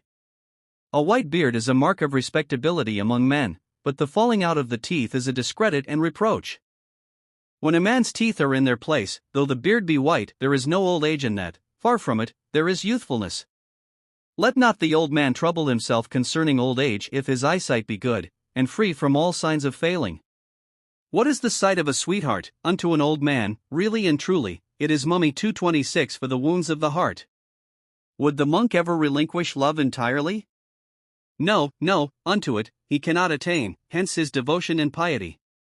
Although the age of Khushhal hath gone beyond 70 years, yet, in his heart, are still love and affection for the fair. Lvi, when thou severest thyself from cupidity with regard to every one, it is sovereignty. If thou understandest silence, it is equal to the eloquence of Sabn. 227 mention not a word, regarding Timus liberality and munificence. 228:4, even in so going, there are, indeed, indications of venality. How many different kinds do the attributes of friendship embrace? Lip friendship, low friendship, and friendship from the soul. Upon the altar of sincere friends, make all things an oblation, indeed, for this alone is the transitory world of any use. In the troubles and trials of the world, there is much gain, but in the gain of the world's wealth, there are misery and woe. They, who treat both friend and foe, with gentleness and humanity, the lives of those men are, indeed, admirably and worthily passed. Whatsoever my dwelling contained, I entirely relinquished, such as the extent of my hospitality, my own friends toward. The priest readeth, again and again, out of thousands of books, but if the true faith be his study, the letter Aleph 229 is enough. even for the ignorant, O Khushhal. There is mercy, their ignorance and stupidity are a sufficient excuse for them. Although happiness was a delicious food, lo, 'tis all passed away, the lordly power was an elegant garment, lo, 'tis all passed away. Although there were the ties of wife and child, this is their state now, although there were life and abiding amongst mankind, lo, 'tis all passed away. Although I possessed both rank and dignity, chieftainship, and command, although lands and possessions were mine, lo, they all have passed away. Although in my houses were carpets and divans, embellishments and ornaments, although my couch, too, was perfumed with Idar, 230 lo, all have passed away. When I used to return home from the chase, in pride and gaiety, my saddle straps were ever red with the blood of the game, but, lo, 'tis passed away. Kinsmen and strangers, the good and the bad, from all directions, came when my audience hall were bustle and clamor, but, lo, all is passed away. Scattered and dispersed, the family of a Korkale 231 struck camp, and departed at this noise, my heartstrings broke, but, lo, 'tis all passed away. Unto him, 'tis now the day of mourning, of sackcloth and of ashes, for Sarai, that was the home of Khushhal, is now all passed away. 58. The sword that is sharpened, without doubt, is for smiting, is it not? The locks that are curled, certes, are for one's own lover, are they not? Wherefore sayest thou unto me, cast not thine eyes upon the fair? The eyes that have been given one, doubtless are for seeing, are they not? Let the monk fast and pray, but I will the flowing goblet seize. Every man is created to fulfill each his own part, is he not? Thou wast saying, that the kissing of thy lips is like unto an elixir. I stand in need of such, 'tis for the wounds of the heart, is it not? Thou drinkest my very heart's blood, but it is for none else besides. My heart was formed for thee, thou barbarous one. Was it not? Why weepest and complainest thou about the dark curls of the beloved? Thy going before those black snakes, 232 is of thine own accord, is it not? They will themselves appear like unto mere weeds in comparison to it. Then, the tulip and the rose thou wilt bring before thy face, wilt thou not? There is wine, O Khushhal. There are harp and flute, therefore, with thy beloved, with thy tablets in thy hand, unto the garden thou wilt go, wilt thou not? Ilax, every misfortune that befell me, throughout the whole period of my life, when examined carefully, I found it was all the work of my tongue. That, which in a single hour, turneth prosperity unto desolation, when well looked into, I found it was precipitancy in affairs. With these eyes of mine, I have beheld the friendship of every one, and, truly, he who was my friend proved a source of misfortune unto me. He would never experience any perfidy or duplicity, at any time, if a man's own intentions were conformable unto honesty and truth. Fortune showeth not severity towards the submissive and resigned. Those, who are impatient and unsteady, the persecutions of destiny pursue. Within this garden, very many roses have passed before mine eyes, but at the sight of every rose, I perceived there was a thorn also. The heart, that nourished the hope of constancy from the unfaithful, was unto itself, indeed, its own tyrant, and its own oppressor too. Since it healeth not at all, although ointment is applied unto it, what sort of grief wound was there the heart of Khushhal, upon? Lx whoso acquireth wealth, spendeth it, and bestoweth it. A man is he whoso hath a sword in his possession, the lord of the sword is he. A mine of rubies, of garnets, and of other gems, what is it after all, that, from which bounty and beneficence are obtained, is a mine? Whatsoever thou eatest for the belly's sake alone, is thrown away, but what is eaten, in sociability and companionship, is the fare. Whether it is the power of wealth, of lands, or of authority, what then, if unto anyone their power becometh useful, that is power indeed. Throughout the whole night and day, throughout both month and year, the time that passeth in the remembrance of the Almighty, is time truly. Though people run before thee, and others follow after, what is that, when in the individual person there is dignity, that dignity is real? Call none else besides degenerate and undone, O Khushhal, whose word and promise are broken, undone and degenerate is he. Alexi, the call of the Muezzin 233 is not to be heard throughout Tira 234 unless thou listen unto the crowing of the cock, at the dawn of day. As to the Waraxis, they are, altogether, from orthodoxy astray, and the Aphrodis 235 than those erring ones, are more heretical still. They neither say prayers over the dead, nor ministers have they, nor alms, nor offerings, nor the fear of God within their hearts. Excellent is he, who is steadfast in the laws and precepts of the prophet, but wicked is he, who is unsteady and wavering in their observance. The affairs of the world are all of them transitory and fleeting surprised face. If there is anything eternal, verily, 'tis the name of the Most High. Whoso is wholly sunk in the cares and concerns of the world, as for that son, remiss and reckless, alas! Alas! We can only say, by means of water, impurity is from the person cleansed, but by contrition and repentance alone, is sin washed away. The believers in Phi Mystics, 236 and the unbelievers are all one, for they both account, as iniquity, the laws and precepts of Muhammad. Now and then, upon an occasion, this much they ejaculate some few among them, that there is, then God, none other God. Whoso at all times commits sin, and no repentance show refuge and protection, from such a people, is what Khushhal asketh. Alexei everywhere, throughout the world, I am become dishonored and humiliated house by house, my dissoluteness, and my profligacy, are manifest grown. That which I kept closely covered up, concealed within my sleeve, 237 the people of the world have come, the spectacle of that goblet to behold. This is no heart at all, that now entertaineth kindness towards me, but that adamantine stone, towards me, path somewhat softer grown. That which was the capital stock of life, I renounced entirely, and the country of happiness and felicity became farm to me. Wherefore, now, should I regret or complain? For I triumphed, when the marplot became a fugitive, from the door of the beloved.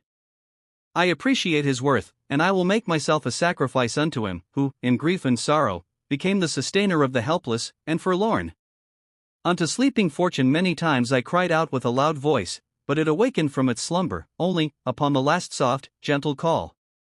Separation from them is death itself, and man soon breatheth his last, but the society of the heart's idols hath a second existence become. Though he putteth his heart upon its guard, yet it will not be prudent, hence, Khushhal's accounted now, among the crazy, and the mad. Alexei, ye be content with thine own lot, and do not always envy the fortune of others. Shouldst thou secure both these things, may happiness and affluence be thine. The links of existence are bound together by a single flimsy thread alone. Leave the world's sorrows, why mourn for others? Weep for thyself. Whether thine own kith and kin, or strangers, draw thy pen through all. It is the age of iniquity and depravity, so be not vain of brother, or of son. In whatever direction I wend my way, I perceive such acts from them. The attainment of their wishes is on today, and gone is all concern for tomorrow. Behold! What blasting wind is it, that hath blown over all the world? The heart waxeth not kind to anyone, and the whole world is deceitful grown. I was saying that the hamlet is peopled, but, lo! When I came near unto it, mere rubbish is lying about. It was an utterly desolate and deserted abode.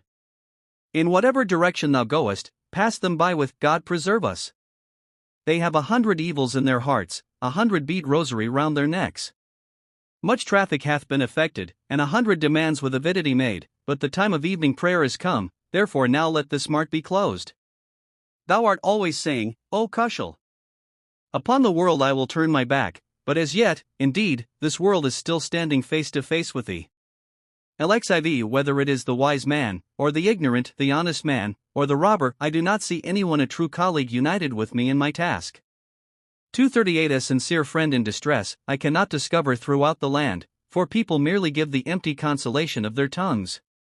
Like unto the ants, directed towards the grain are the steps of those who favor me, with their coming and their going. Did not these ants entertain the hope of obtaining a store, they would never make any journey in that direction, at all. Abandon not thine own stricken mountain land, O Khushhal, though blood is, at every footstep, and in every direction shed. LXV, let the mouth of the liar, forsooth, be filled with dust, but kiss the man's mouth, that uttereth truthful words. Every deed that a man doeth shall not be concealed. Did anyone tell thee to kindle a fire, and make no smoke? If thou knowest that there is a reckoning in the next world, then mind to scrutinize well thine own acts in this also. The fountain of thy mouth is both colocynth and honey, therefore, see thou pour out thy sweetness every one upon. When the affairs of religion and of the world come before thee, before worldly matters, first those of thy religion discharge. In order that the fragrance of the musk pod be disseminated, show unto me those dark tresses and sable ringlets of thine. 'Tis the season of spring. O cupbearer, bring the wine, and add the delicious dessert of thy lips thereunto. Do not, today, O zealot, impede the drinking of pure wine. When the spring shall have passed away, then prohibit it. Since it is not free, for a moment, from the fire of love, hast thou, O God, the lover's breast a chafing dish made? In the era of thy sweet countenance, I am Jahangir Shah, sit near unto me, practice the caresses of Nirmal. 239 These dark eyes of thine are, in themselves, black calamities, who, then, told thee to make them still more so with call. 240 Shouldst thou, O Khushhal, profess sanctity 1,000 times, when a pretty creature cometh near thee, to kiss her take care. 66. Thy society is like unto the sea, and I, a fish therein, but, separated from thee, I lament and bewail always. Weeping, I would ask her to let me her fair cheek press, but, laughing, she would ask, What doth this man say? She asked, too, Who art thou, that wanderest in my street? To which, Thy dog am I, thus to her a ready reply I gave.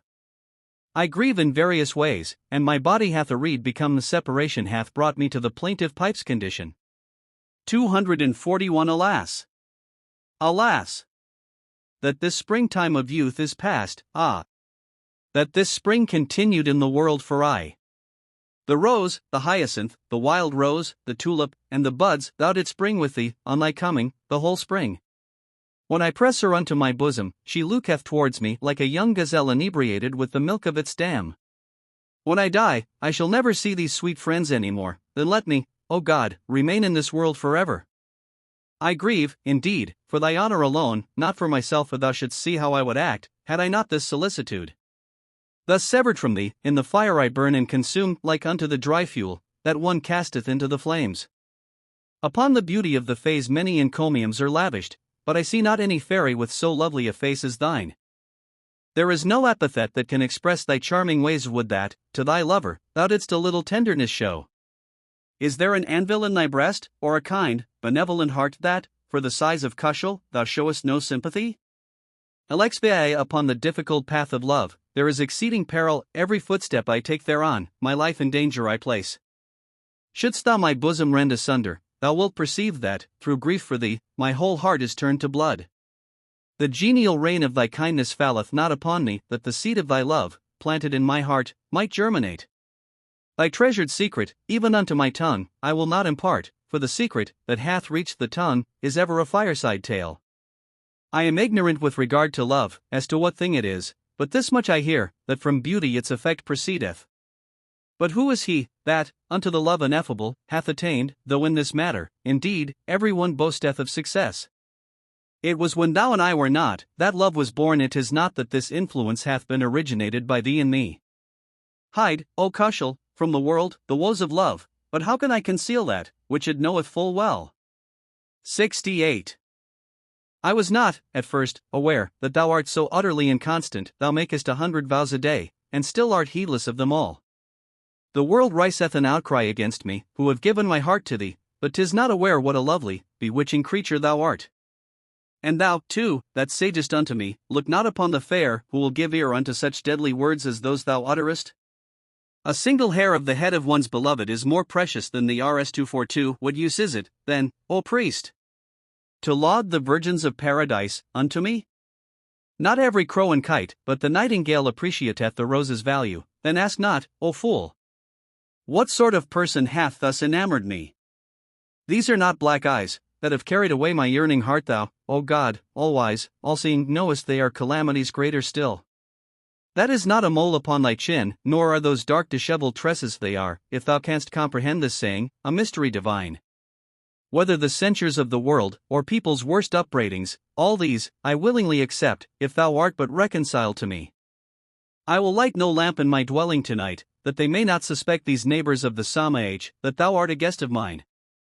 I was saying, I would tell thee my heart's sorrows, when thou earnest, but what griefs shall I mention, when thou, the grief-dispeller, art near?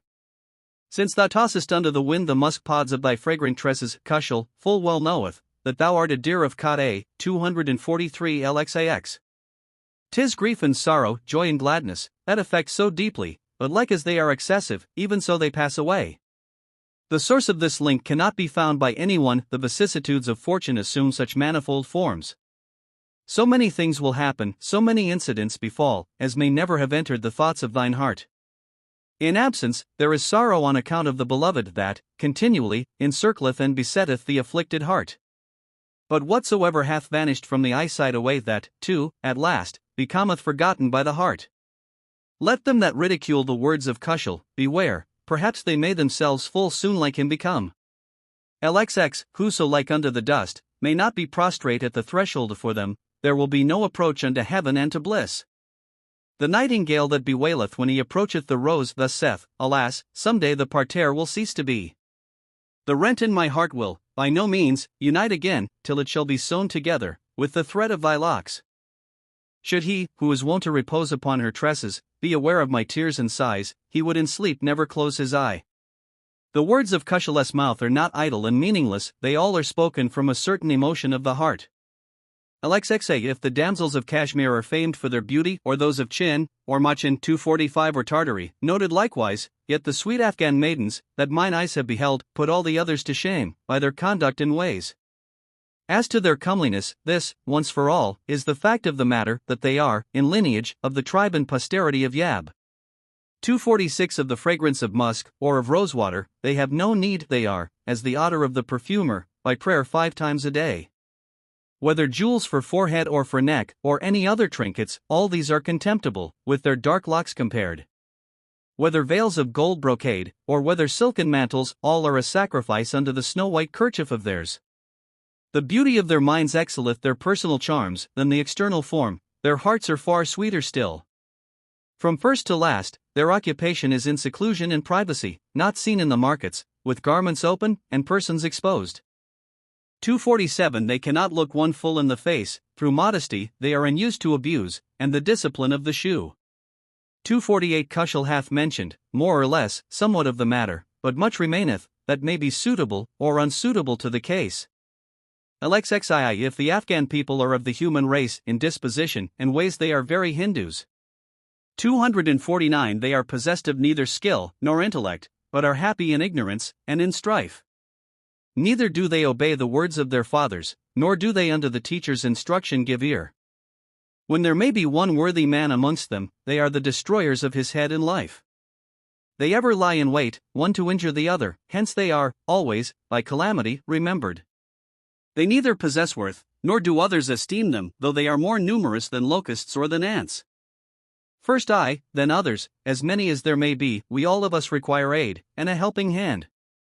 Whether it is valor, or whether liberality they have cast, through dissension, the both away.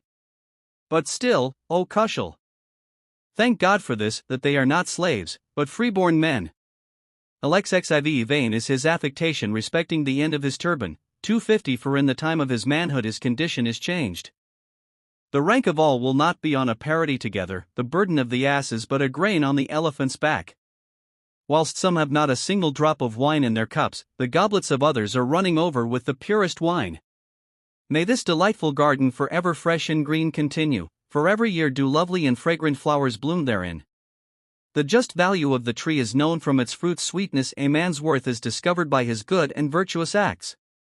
Let no one, indeed, be blamed and rebuked unjustly, the enemy of the wicked is their own wicked deeds alone.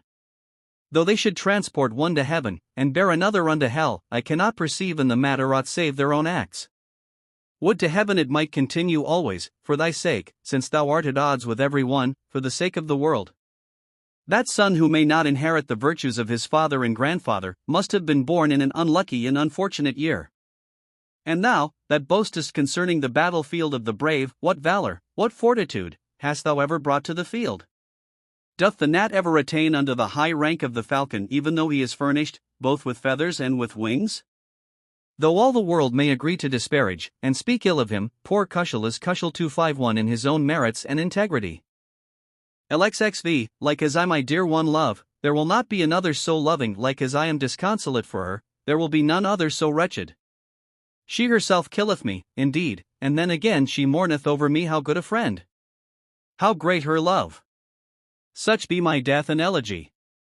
A perfect garden is her lovely face, containing flowers of every hue. Enjoy spring's pleasant time, for garden such as this, none other will there be. Behold the tulip, that heart-seared flower, in blood ensanguined, 252 No martyr, from time's beginning, ere dawn such winding sheet.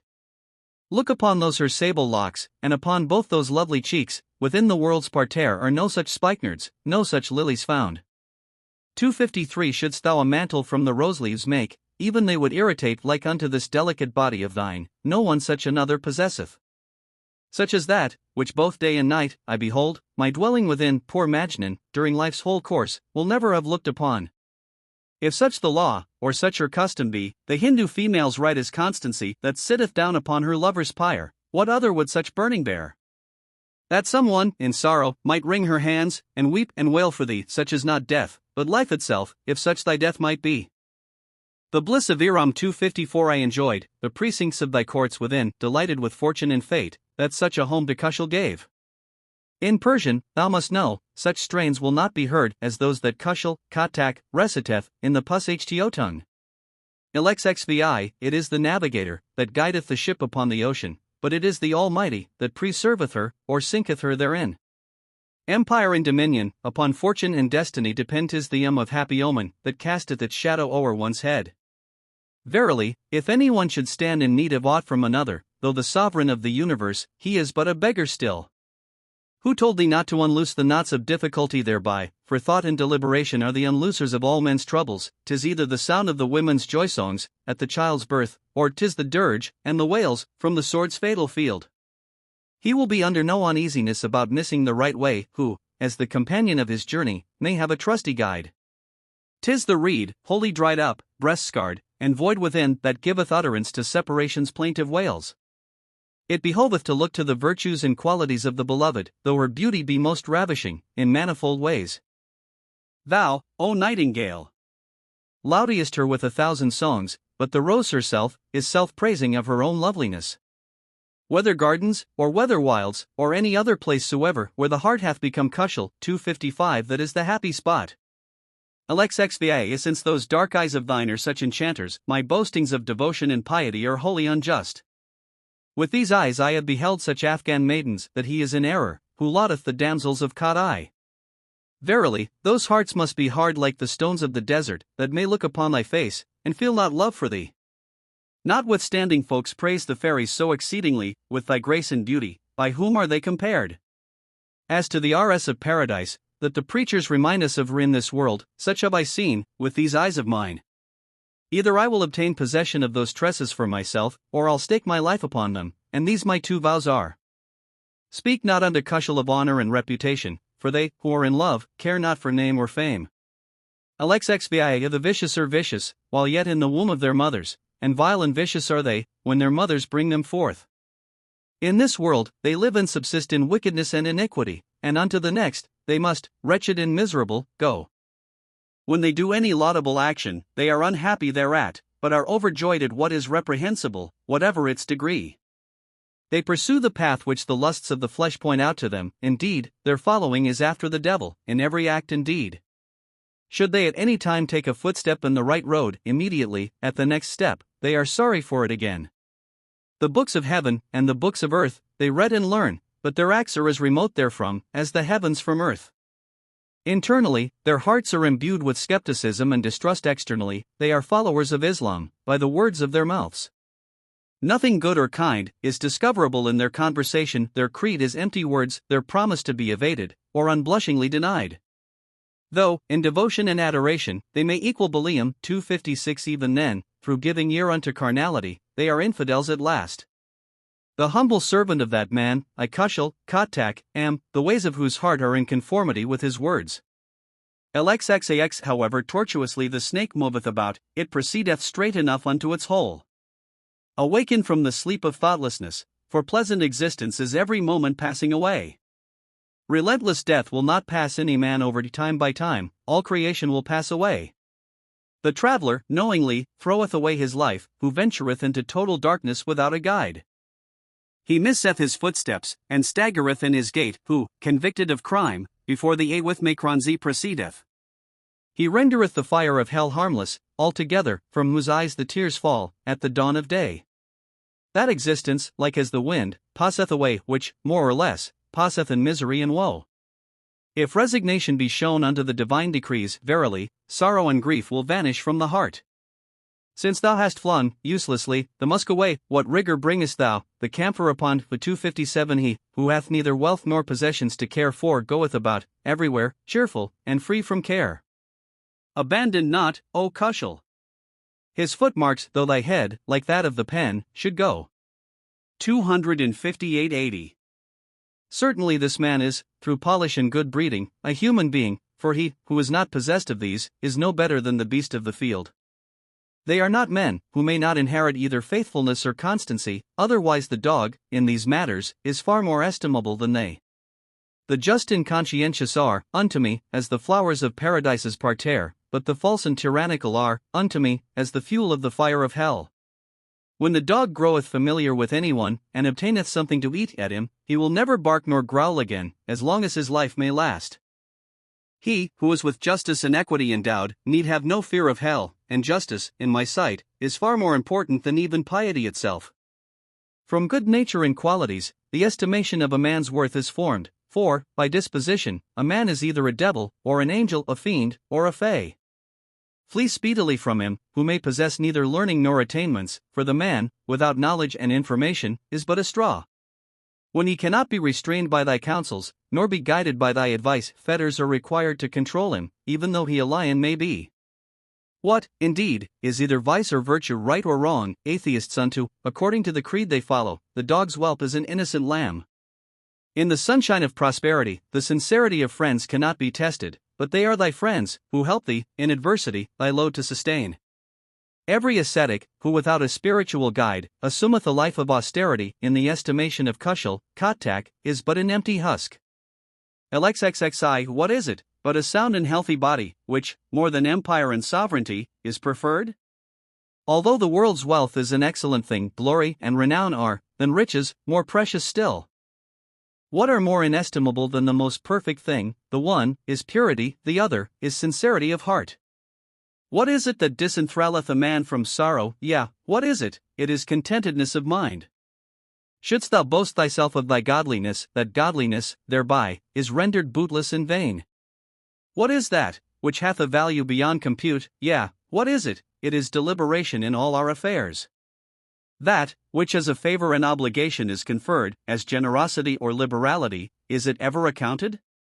What is that, which, in this world, is a hell indeed? Verily, it is the society and acquaintance of a fool. Then, O Khushhal, guard thou well thy mind, for if there be aught good, 'tis a mind upright. LXXXI, such an amount of misery is there in my family this day, that the world is amazed and confounded, at the sight of our troubles. A degenerate son soweth thorns in the path of his own father, but the deserving son is a rose garden, that bloometh all life long. An incapable, worthless son, mocketh a very hell upon earth therein, but a worthy son is, truly, a paradise in his father's dwelling. A good child becometh a refulgent lamp in the house of its parent, but a graceless, misbegotten one is murky darkness within his abode. In maturity, his nature becometh that of a trap and a beast of prey, therefore, the good conduct of a child is the greater, the younger it may be. The vicious son destroyeth the name and reputation of father and grandfather, though the banner of their greatness and renown be upreared on high. The virtuous son is wholly occupied in concern for name and fame, but the good-for-nothing son mocketh the belly, the object of his regard. Indeed, since dogs of such description have been born unto him, I have my doubts, whether Khushhal is a human being at all. LXXXI, either let it be a sovereign upon his throne, or let it be the poor darwish of a monastery. Many there are, who are in the right path, would there were a few, like myself, astray.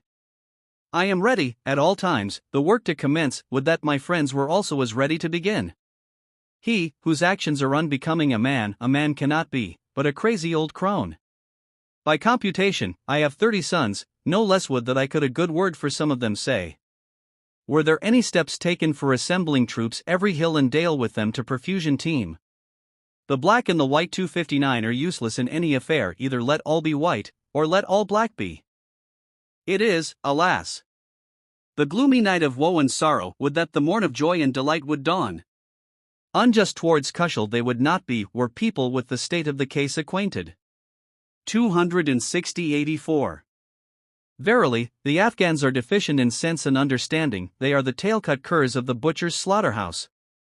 They have played away dominion, for the gold of the Moguls, and they lust after the offices, that the Moguls can give. Though the camel, with its lading, hath entered their dwelling, they are first taken up with stealing the bell from its neck. Out upon him, who first the name of Saraban 261 bore, and malediction upon the whole of them, that after follow. The recreant occupy themselves in baseness and dishonor, but every breath of the noble is devoted to the cause of renown. They commence from Ander, and reach unto Damgar, 262 and all are worthless and good for nothing, who dwell between. LXXXV, I went and turned anchorite, such is my case, such my situation, my soul worldly wealth this broken bowl within my hand, and a coverlet of rags. Behold the unfortunate! See what manner of meretricious acts they commit, they all desire prosperity, but prosperity is evanescent, and continueth not. I will become a sacrifice unto him, who hath made the world his sacrifice, but let him be an oblation unto me, who hath become an oblation unto gold. There is nothing whatever in it, there is a great bustle in an empty shop. When I duly considered the matter, I found it all mere fancy, a phantom, a dream. One is being laid in the cold grave, whilst another, at home, sitteth unconcerned. Then there are 3 days of mourning, and on the 4th, the case is changed. With hands placed to my ears, I flee from it, that I may escape therefrom, but others grow wretched after it. O God, what a dreadful plague it is! What hast thou to do with others? Show resolution for thine own deliverance, for thou, O Khushhal, art entangled therein. Alas! What a net of calamity it is! LXXXVI, O Rose! Who art the true cause of the garden's loveliness, why condescendest thou to join in laughter with thorns and weeds? How cometh it that thou art not conscious of thine own dignity, for thou art the one and only beauteous object in this parterre? The songs of the nightingales will not always be made for thee, for thou, O lovely rose, art notorious for thy lack of constancy. Delight, then, the senses of the nightingale with thine own fragrance for the few, short days, that thou freshly bloomest, the garden within. Should I desire to mention, unto anyone, thy injustice, 'tis unspeakable, yet with all this heavy amount of wrongs, thou art my life still. But shouldst thou complain, unto anyone, of the injustice of thy beloved, may all love's calamities befall thee, for thou sayest what is false. O Khushhal! Thou that ascendest unto love and passion's giddy height, consider well, in thy heart, upon whom thou hast thine affections placed. LXXXVII, one of the circumstances of the wise are the ignorant aware, who, through their own foolishness, are worthless and despicable too? A star only twinkled in the eyes of the blear-eyed fellow, yet, he called out to the world, that it was the sun itself. From those deep scars, that are branded upon my heart, I am well aware, indeed, that it is thoroughly seasoned thereby. Should one but restrain his eyes, there would be no misery. It is the eyesight that hurleth the thunderbolts upon the heart. Forbid, O God, that anyone in the world should fall in love, for it is like unto an invading army in the body's realm. This poor, maddened heart of mine began to laugh yestreen, but see, today it has commenced, once more, to weep again. That I have drawn out the diver of thought from the depths of the ocean, come and behold, for the words of Khushhal are pearls, indeed. LXXXVIA of them, who always placed upon their heads the cap of vanity, the black hair hath now become, like unto white wool, changed. The running stream and life's career are both one and the same in this world. Those joyous days and nights return to us no more. All love, save that of God, if thou perceivest, is, altogether, as if one built a bridge of straws upon the surface of the stream. With all this grace and beauty that I see possessed by thee, whether thou art of human mould, or a fay, I cannot say. Without the wind's aid, I attain not to the object of my desire, notwithstanding I launch upon the waters the boat of my heart. From the dusky snakes of thy tresses he entertaineth no dread, who, in his mouth, holdeth the snake-root of thy affection and love. The heart of Khushhal, in piety, was like unto a mountain, but, all at once 'tis to a gossamer changed, through his love for thee. 89 Of the preciousness of youth what doubt can be entertained, the period of old age is pregnant with infirmities and defects. Every now and again, fresh wounds break out upon my heart, and salt is spread and sprinkled upon my wounds always. Should joy and gladness approach thee, be not overjoyed thereat, for care and sorrow ever stare happiness in the face. Murmur not at the tyranny, or the injustice of anyone, for it is fate that dealeth out misfortune upon us all. Without some wise object, he hath not brought sorrow upon us, for affliction is the test on the face of the dastard and the brave.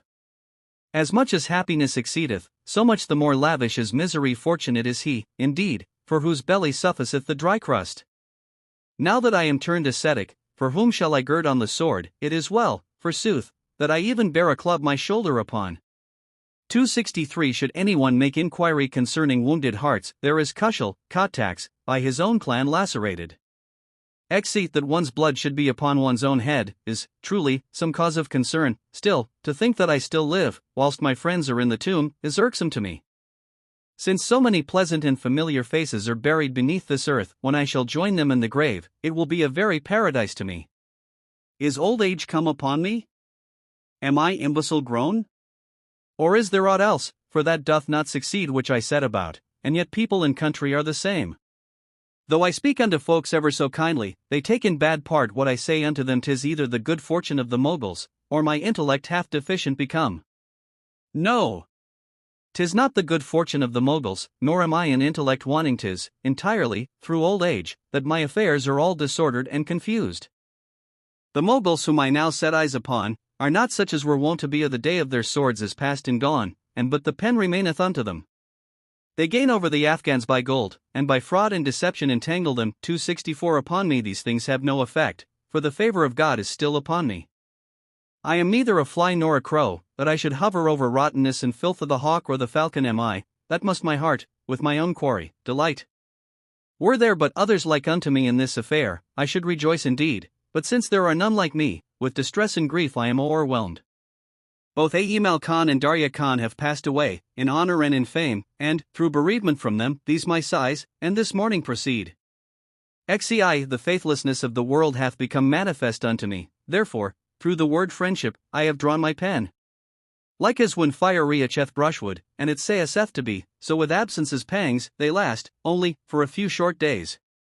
Then the sun's light, that of true knowledge is still more bright, forbid that anyone should emerge from such effulgence as this.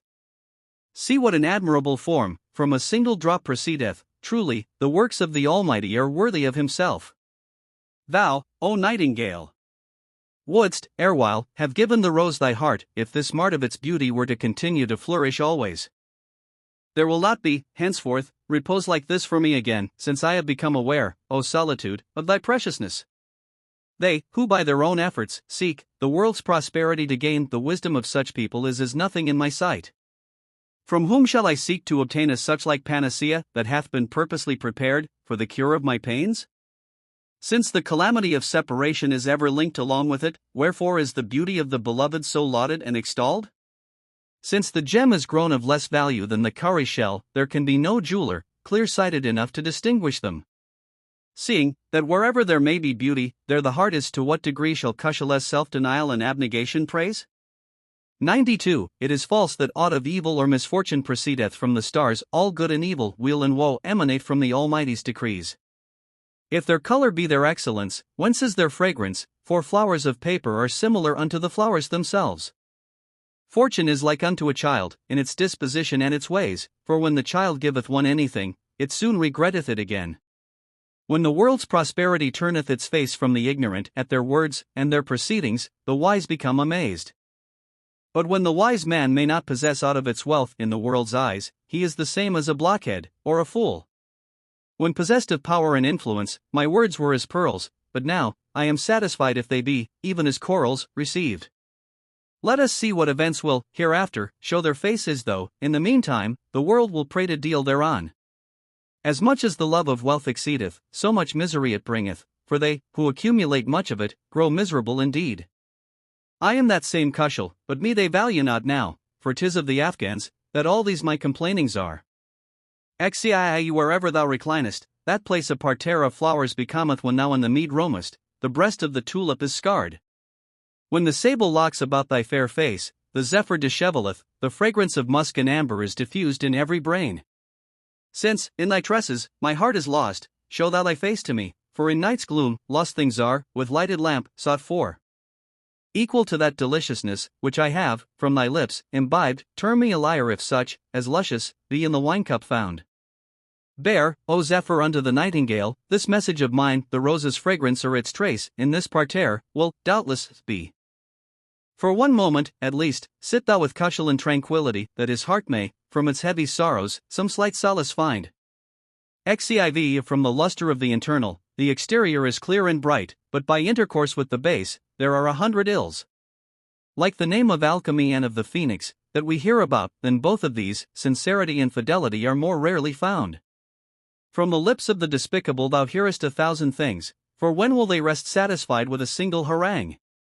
Do not allow thyself to be deceived by friends of the present day. Before thy face, they are for thee, but behind thee, back to back. Do thou, O Khushhal, call in that great physician's aid, in the refulgence of whose face there is perfect cure for thee. Xcv account him a good man, who, in heart, is innocent and pure, for modesty and uprightness are manifest in him always. He, who may not possess these few qualities, is not a man, and whatever he wisheth let him do, for he is absolved from all. They who contend with the world, for the sake of worldly goods, are like unto dogs, fighting and snarling, a mass of carrion upon. If a wise man be, in appearance unsightly, what mattereth it what though a homely scabbard hath been for a good blade made? In these matters, no one else hath any business or concern whatever, for 'tis the money changer, that distinguisheth the pure from the alloy. The jeweler will himself make them show their respective qualities, though, in color, the agate may be more pellucid than the ruby itself. I wander everywhere in search of friendship, and find it not. In what direction do they dwell, that know aught of faithfulness? He will not be acquainted with the art of weaving velvet, although the maker of mats is, also, among weavers accounted. Love hath not proceeded either from what is true, or what is futile, but manifold are the pilgrimages made to the idol of its shrine. Those charming ones have grown so numerous, that I fear them now. I, Khushhal, that of my piety and godliness have boasted so much. Xcvi all womankind are of intellect deficient, and the voluntary causes of all life's ills.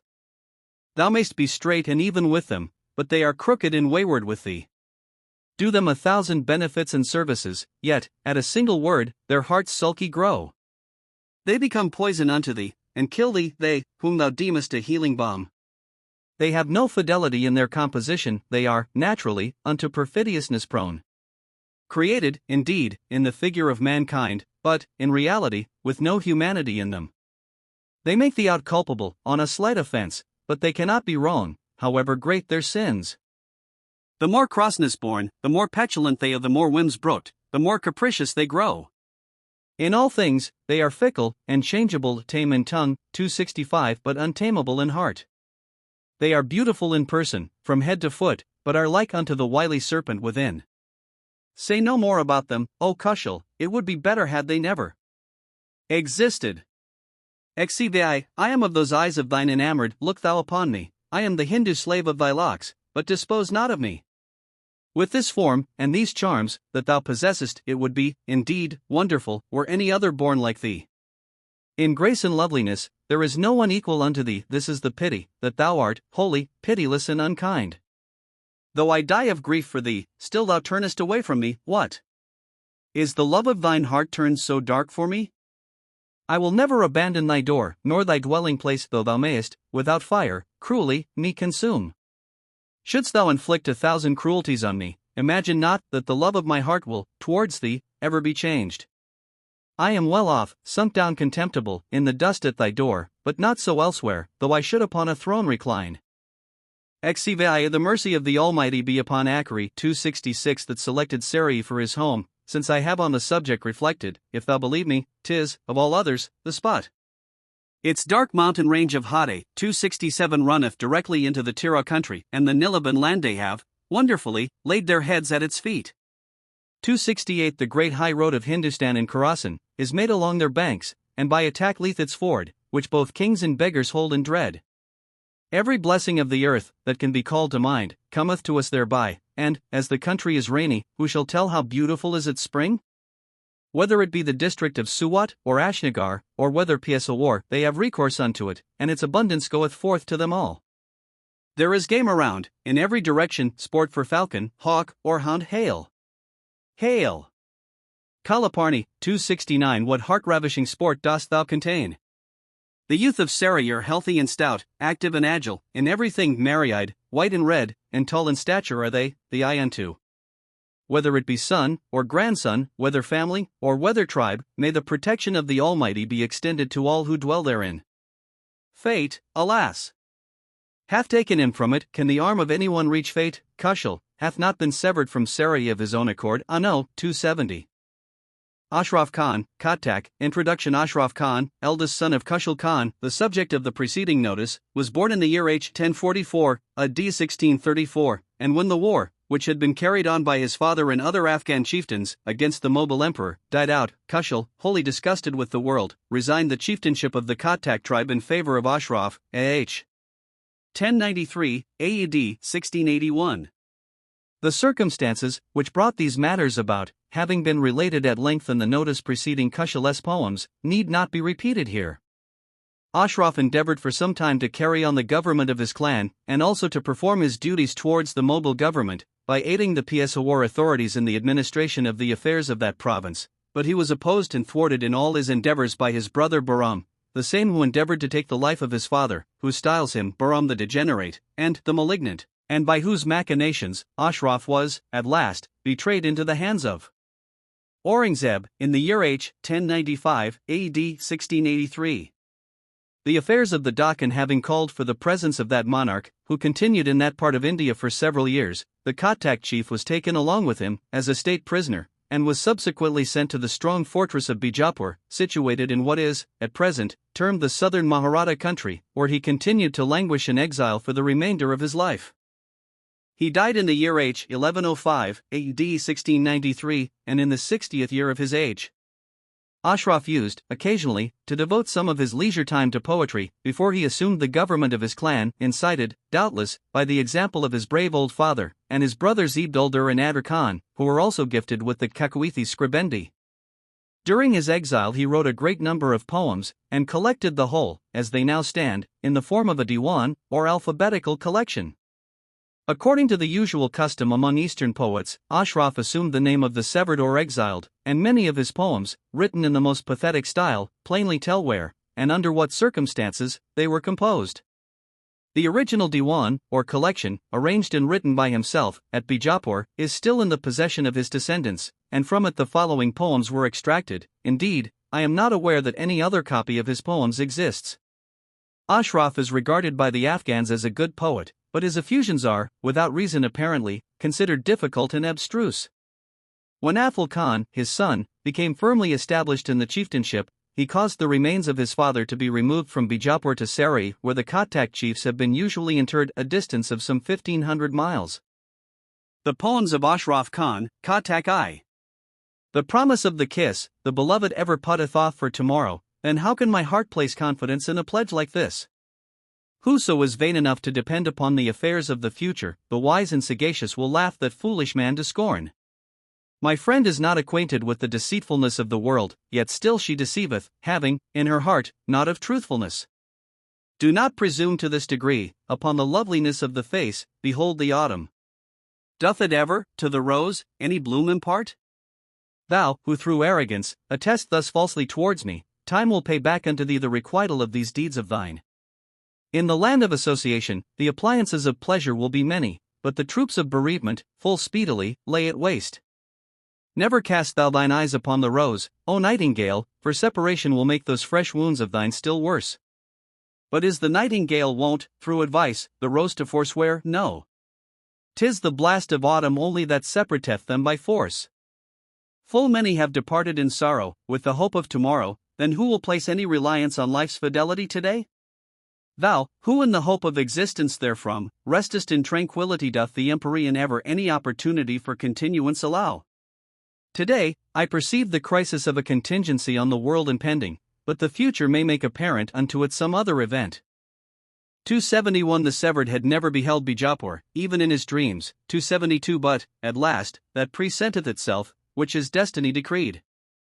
2. When, in the shape of a shield, the hair on the forehead is plaited. 273 The roses wreathed therein, impart the intrinsic virtues of the sun. The live coal-like ruby in her nose jewel. 274 is fire itself, and the red bull. 275 Like unto a spark of fire, is placed by its side. The chamkala. 276 On her forehead is hence red with her lover's blood, that every jewel therein, for piercing, is like a lancet disposed. Her eyebrows are a bent bow. Her eyelashes, arrows adjusted of the ornaments of beauty, are sometimes a sword, at others, a dagger made. The devotee of 100 years is, with one of her glances undone, when she decketh out her beauteous person, and goeth forth. When she disposeth her flowing tresses and curls about her face, to the Ethiop army she accordeth permission, devastation to make. Her dark eyes she mocketh still more black, by the antimony, and every eyelash she will make moist in her lover's blood. Soft and tender tales she telleth, but they are all dissimulation. She casteth her enchantments round the heart, by pretexts and pleas. For her lover, Tartarus and Elysium are ready provided, since the sweet paradise of conjunction, separation turneth to hell.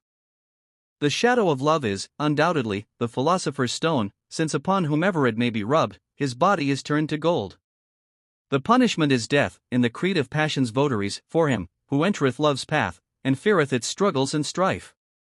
Never let him, at any time, gaze upon the face of the beloved, who may be partial unto life, and for his head may fear. Like unto the inroads the heart-ravishers make my heart upon, when do the Kaibaris such upon the Moguls' heads ever make? The separated will not, through injustice, turn his back to the beloved, though she should make his body red with blood all over. 3. With the scar of sorrow, he will his own heart afflict, if, on the world's affairs, anyone should reliance place. Do not grow vain of its favor, for all is deception. Do not imagine, that, in reality, it benevolence showeth.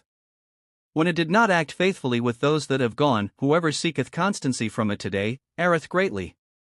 The foundation of all its acts is on injustice based. From the age hope not for good faith, for it knoweth it not. Do not pride thyself on the friendship of that friend who, in the same breath, in 1,000 other places smileth. I place not an hour's reliance on the permanence of life. He is a fool who nourisheth great hopes of immutability. All those splendid edifices, that thou, in the world, beholdest, cruel destiny, at last, will them to a naked desert turn. The separated, in the Deccan, would not have a moment stayed, but when doth fate ever fulfill our wishes and requests? 4. What shall I say unto any one regarding the anguish of separation, since it hath not even left within me the power to complain? Since every injury she heapeth upon me is right and lawful, at least, let the proud one stand once with face towards me. The gold bracelets upon her wrists make an amazing display if it let them never become broken from the disasters of fate. For my case, O physician, thou ever showest commiseration. Thou sayest, by antidotes, thou wilt be from thy afflictions relieved.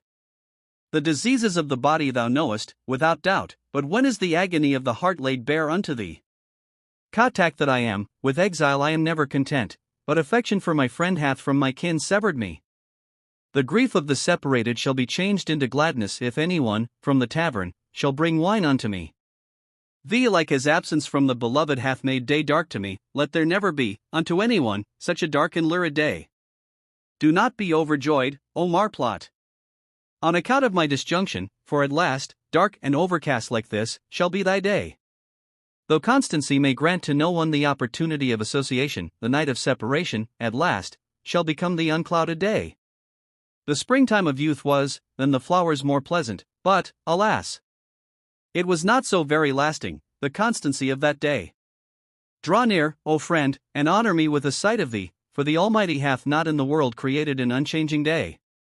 Thou that ever puttiest off, for tomorrow, the promise of meeting, consider what phase may be assumed by tomorrow's day. The day of delight and pleasure hath passed, as the wind, away. For how long shall malice on me be vented by trouble's day? Truly, it will be, at last, like the wind that hath passed away this, that I now behold separation's long, dreary day. The grief and joy of fortune's changes shall not last for aye verily, O separated. It shall reach its end, the suppression's day. 6.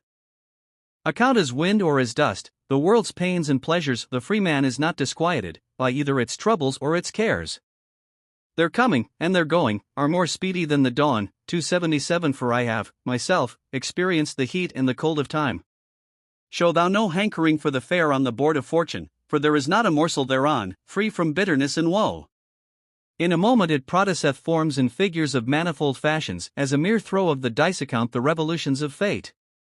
Whoso may plume himself on a lucky turn of good fortune, it dealeth him a painful wound, at the moment of exulting thereon. If, with the eye of understanding, its sorrows and joys be viewed, the permanence of their duration is, than that of the flower no more. Turn thy back, O separated, unto evil, thy face towards good, that, on the great day of assembly 278 thou mayest not, with fear, be pale. 7. In love for thee, O never let my heart grow cold like thine, that in perpetrating injustice, never groweth cold. When will any one a true and sincere lover style me, if my heart, in grief for thee, unto constancy turn cold? No. My heart shall never wax cold unto faithfulness, nor, in this world, will thy nature unto tyranny grow cold.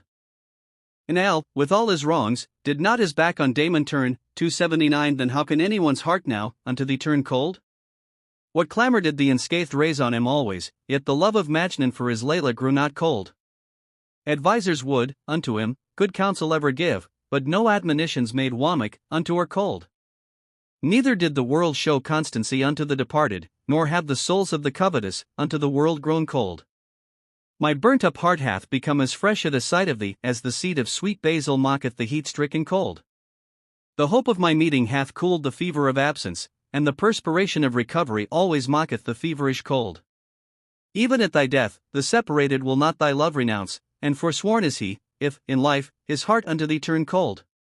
8. O thou, who pridest thyself on the plenitude of the world's wealth, how is it that the condition of thy forefathers restraineth thee not? Their obvious existence, than that of the flowers hath been less, place then no reliance upon the mere fantasies of the world. What is it to thee, though the face of the earth be broad, but 3 yards, in its bosom, is all thy portion thereof? Since, beneath the earth's surface, thy abode is appointed, fruitlessly, upon it, thou buildest thy mansions and thy courts. Gaiety and enjoyment are intended for the callous and unconscious, but sorrow and concern are, wholly, the portion of the enlightened.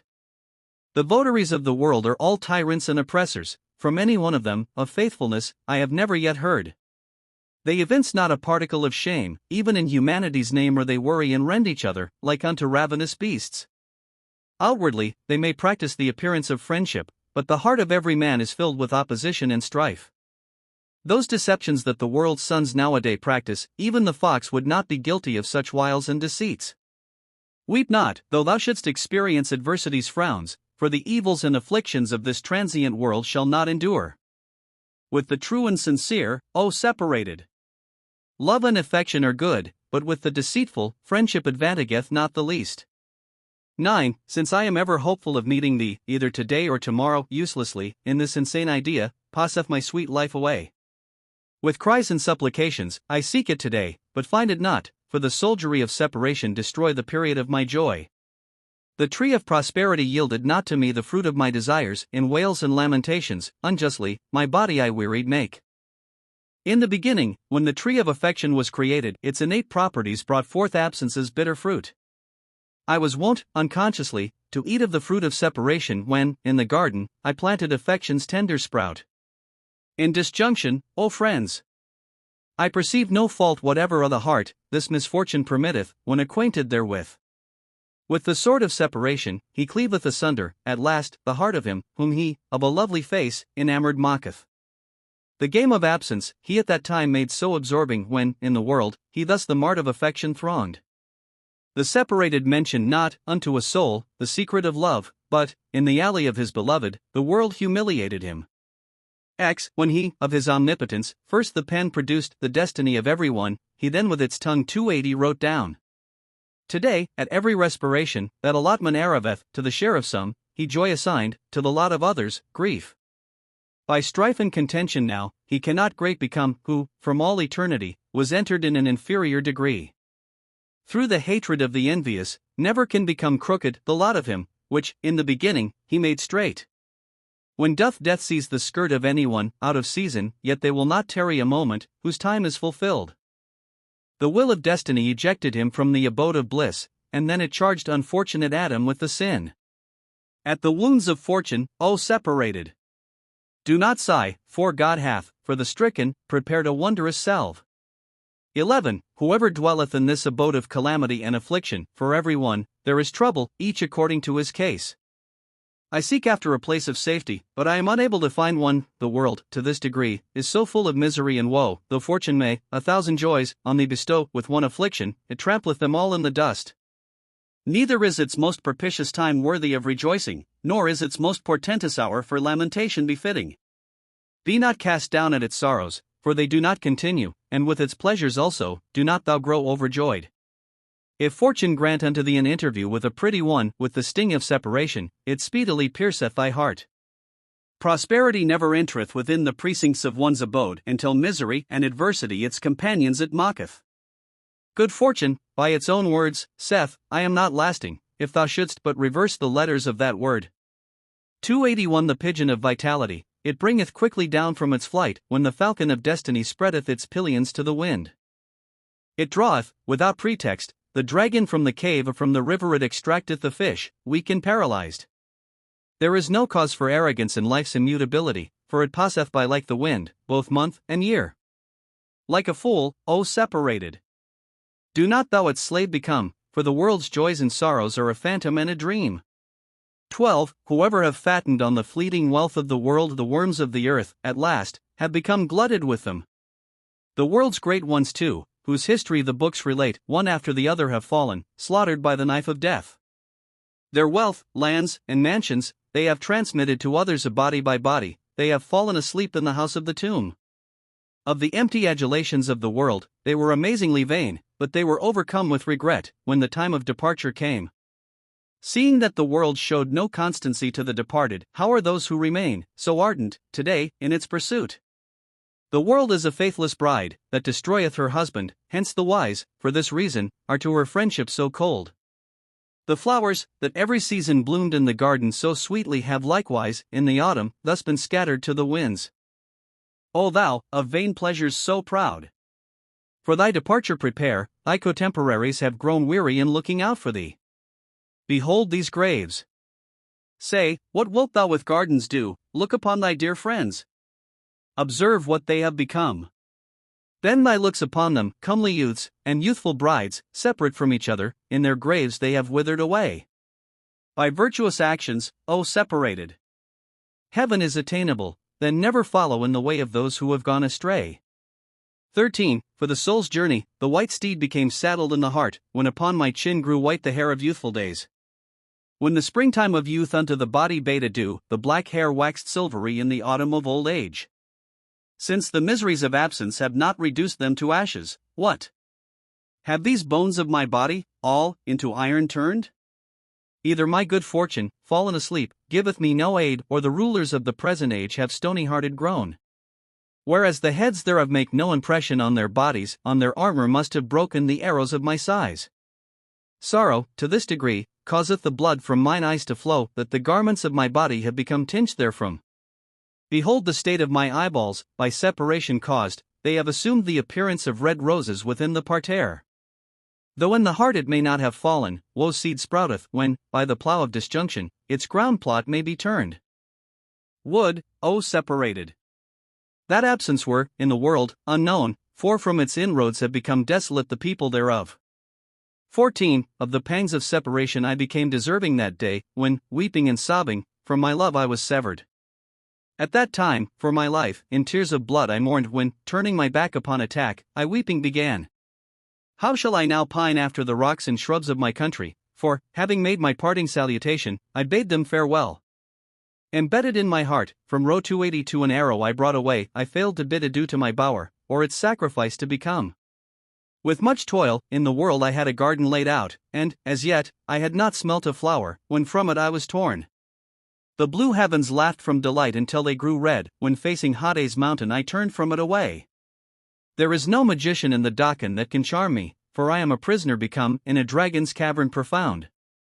The assignment of union was hung on the horns of the deer, 283 when I crossed to the other bank of Narbada's swift stream. 284 The riches of association were a hoard that I gloated over, but in absence's wars, I have to a mere thread in fibre changed. How shall I, today, complain of bereavement unto anyone? I, myself, made a purchase of sorrow, when I a lover became. The vast dust of separation hath hidden happiness from me, I am utterly weary grown at the noise of summoning it back. I, Katak, call unto my beloved, but she is not forthcoming, mortified and despairing thereat, I have become wedded unto woe. 15 Come, my love. Let us, in one home, our abode take up, and from our minds dismiss all long and lingering hope. Hand in hand we will saunter about, for such is fortunate, it is not advisable that today's inclinations we for tomorrow defer. From all eternity, revolving fortune is cruel and unjust, it is a fallacy if we, today, nourish a hope of its constancy. We were many friends, like unto a flock, gathered together when the wolf of separation, by violence, tore us from each other away. Our dear, dear friends have from the world departed, how long then shall we exist in this sublunary sphere? How can anyone the hope of joy and happiness entertain, for he brought us into this abode, grief and misery to endure? Living, O friend! The separated would not have left thee, but 'tis the king's tyranny that hath, by force, parted us. 285:16. The wise, for this reason, unto the world's affairs will be cold, that all its griefs are like the blast, and like the dust its joys. Do not, O Darwesh, false account my sorrow and my sighs, for, at that time, the eyes will weep, when the heart may aching be. The head of courage will not bow for the sake of throne and crown, when the man, of spirit free, may know what the world's gifts are. That man, who may traffic in perfidiousness, and in iniquity, will be pale and ghastly, when he entereth the assembly of the just. In the estimation of the wise, even worse than the ox they are, who may be constantly overwhelmed in gluttony's cares. The revolving heavens are a mill, and man the grain therein. He is no sooner in the world, than he will into meal be ground. It is out of the question altogether, that in Pushto any other bard shall, like the separated, so unrivaled, in the art poetic be. 17. Completely false and lying are they all, from first to last, who are gathered around the table of the transient world. The universe is like unto the shop of the sweetmeat seller, account its resorters nothing else but the flies that they are. The degree of affection that the flies in that quarter bestow is according to the quality of the sweets therein contained. Place no reliance soever upon the mere display of their sincerity. Falsely they deception practice, they are their own will's friends. In the day of prosperity, of constancy, they ever make boast, but when a slight disaster occurreth, they all take to flight. The heart's eyes, for its own objects, show sycophancy to the tongue, then do not pride thyself on their oaths, for all are knaves. Should they become aware of a good friend's affliction, their tongues cry, Dear! Dear, but they exult in their hearts. Hope not, in this world, to find a friend, sincere and true, for the sons of the present day are hypocrites and rogues. There is neither love, nor affection, nor friendship in them. By some craft they acquire, for they are all the loaf's slaves.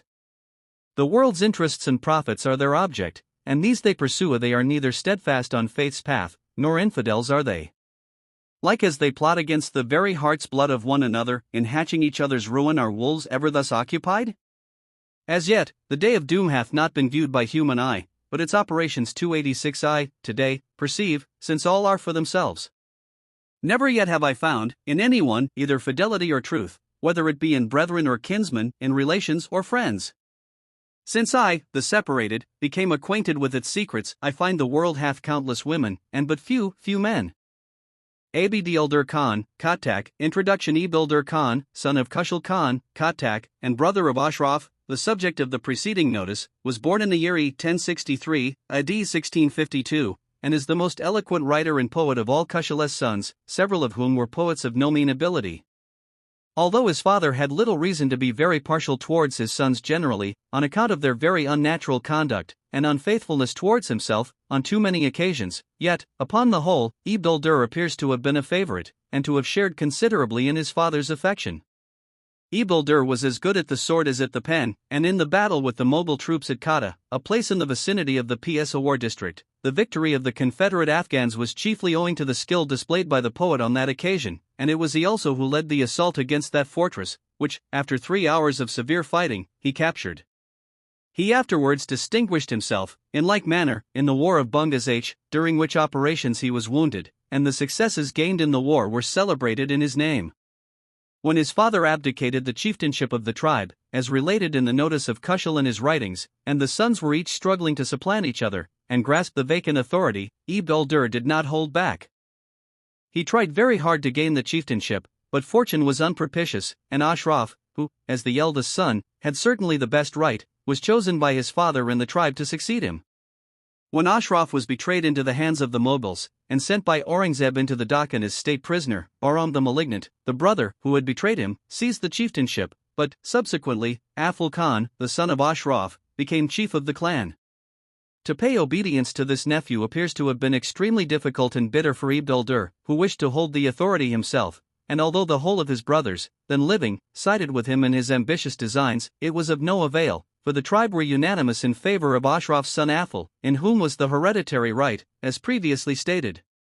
The upshot, however, was, that Afghal, the nephew, saw no other practicable solution of the difficulty, according to the custom of those days, than to get rid of all rivals, and, accordingly, Abd-ul-Kadir, together with 10 of his brothers, and a number of their sons, were put to death, at the village of Zaman Garay, in one day, and buried in one grave, thus escaping the sorrows and troubles of chieftainship.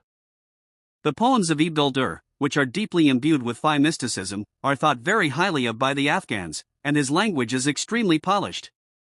His chief works, now known, are a diwan or collection of odes, from which the following poems are taken, a translation of Malawi Jamia's celebrated poem of Yusuf and Zulika, from the Persian, which is rendered by the translator into the most difficult style of Eastern poetry, and is considered the most perfect of its kind in the Afghan language. The affecting love tale of Adam and Durkani, which 3 or 4 other authors have written on, both in verse and prose, together with translations of Sheikh Cds Gulistan and Bostan, from the Persian he is said, by his descendants of the present day, to have been the author of about 60 different works, but with the exception of a small volume on enigmas, charades, and verses of mysterious meaning, even the names of them are now unknown.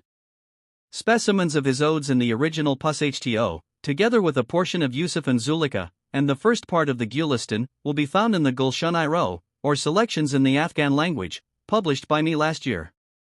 The poems of Abd-ul-Kadir Khan, Katak-id arise, O cupbearer. Bring the goblet, for see, the leaves burst forth, they give, unto the parterre, the happy tidings of the coming of spring.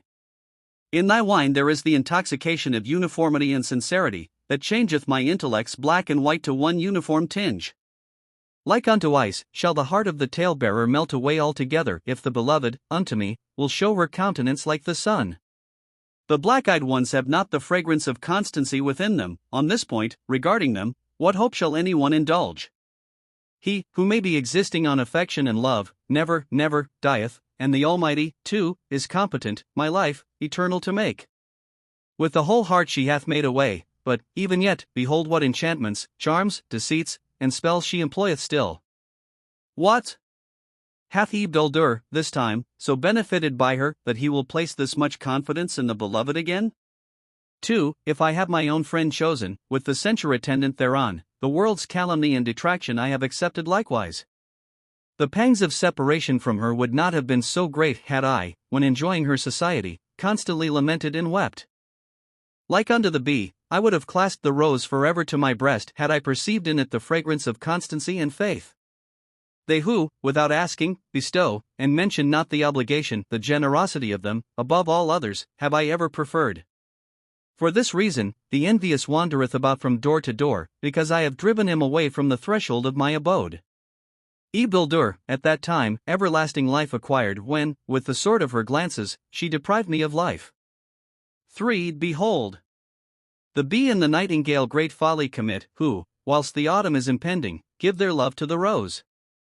For how long shall this lamp in the garden continue to burn? One day, the cold, boisterous blast of destiny shall extinguish it. Totally changed to repulsiveness, in the morning becometh the prettiness of the glowworm, that, at night, giveth such effulgence and light. The covert polytheist, equally with the open, appeareth unto them, for when do the sanctified, to the whole or the parts, cast their eyes? The rosebud openeth from the effect of the dew's moisture, but the humidity of wine rendereth still harder the niggard's heart. The spectators would declare the many beauties of her countenance, but amazement calleth out to them the more silent to remain. Thy pen, Abd-ul-Kadir, became, of musk, the diffuser, since thou greatly praisest the curls and ringlets of the fair. For, whether it be chieftainship, or lordliness, or a monarch's sway, if thou perceivest, they are all fruitless trouble and anxiety. Without the fair, both life and death are one and the same thing. For the sake of the dear ones, alone, is existence of any usefulness. By fate, the curls of the beloved must have been destined for the derangement and disorder of my heart, from the beginning of time. It is through inebriation that the goblet hath fallen to the ground, accounted not rage or anger, O cupbearer. 'Tis but the levity of youth. At the errors of the wise, indignation and reproach are levelled, but the excuse of fools is their own ignorance and foolishness. Thou wilt either give someone's dwelling to the flames, or shed his blood, seeing that thou hast donned garments of the Argowan's red hue. The fire of love shall come forth from the earth over the graves of all, whose affection for their love, from the soul itself, proceedeth. I will leave the walls of the cloister, and go out unto the tavern, for therein is to be found safety from this, and the next world's ills. The universe lieth under the seal of content and resignation. Shouldst thou draw it on thy finger, it is Suleiman's magic ring. 287 The red tears that course each other down thy cheeks, O Abd-ul-Kadir, are a sumptuous banquet of rubies for thine own dear friend. When I beheld the beloved with my rivals associated, I would cry out and complain, coupled with piercing cries. The mirror of the heart becometh bright through humility, hence, too, the meek and lowly are conjoined with the dust. 'Twas from the heart's anguish that the nightingale bewailed, because he perceived the sharp thorn with the rose entwined. But like unto a thorn, indeed, every flower my heart pierceth whenever, without thee with me, I enter the parterre. Through thy curls my heart hath become utterly deranged. Let not then, O God, any Muslim be with Hind 288 connected. Folly keepeth the fool ever occupied in delight and pleasure, but prudence immerseth the wise in the river of care and woe. Since, at last, departure therefrom is with great grief attended, Abd-ul-Kadir will have naught to do with this place of spring. 6. Although it may be bitter, still swallow the wine of thy wrath. Act not unjustly or tyrannically towards anyone, upright man. The falcon, that drinketh the blood of his quarry, dieth full soon. Restrain thyself, then, my heart, from such ensanguined food.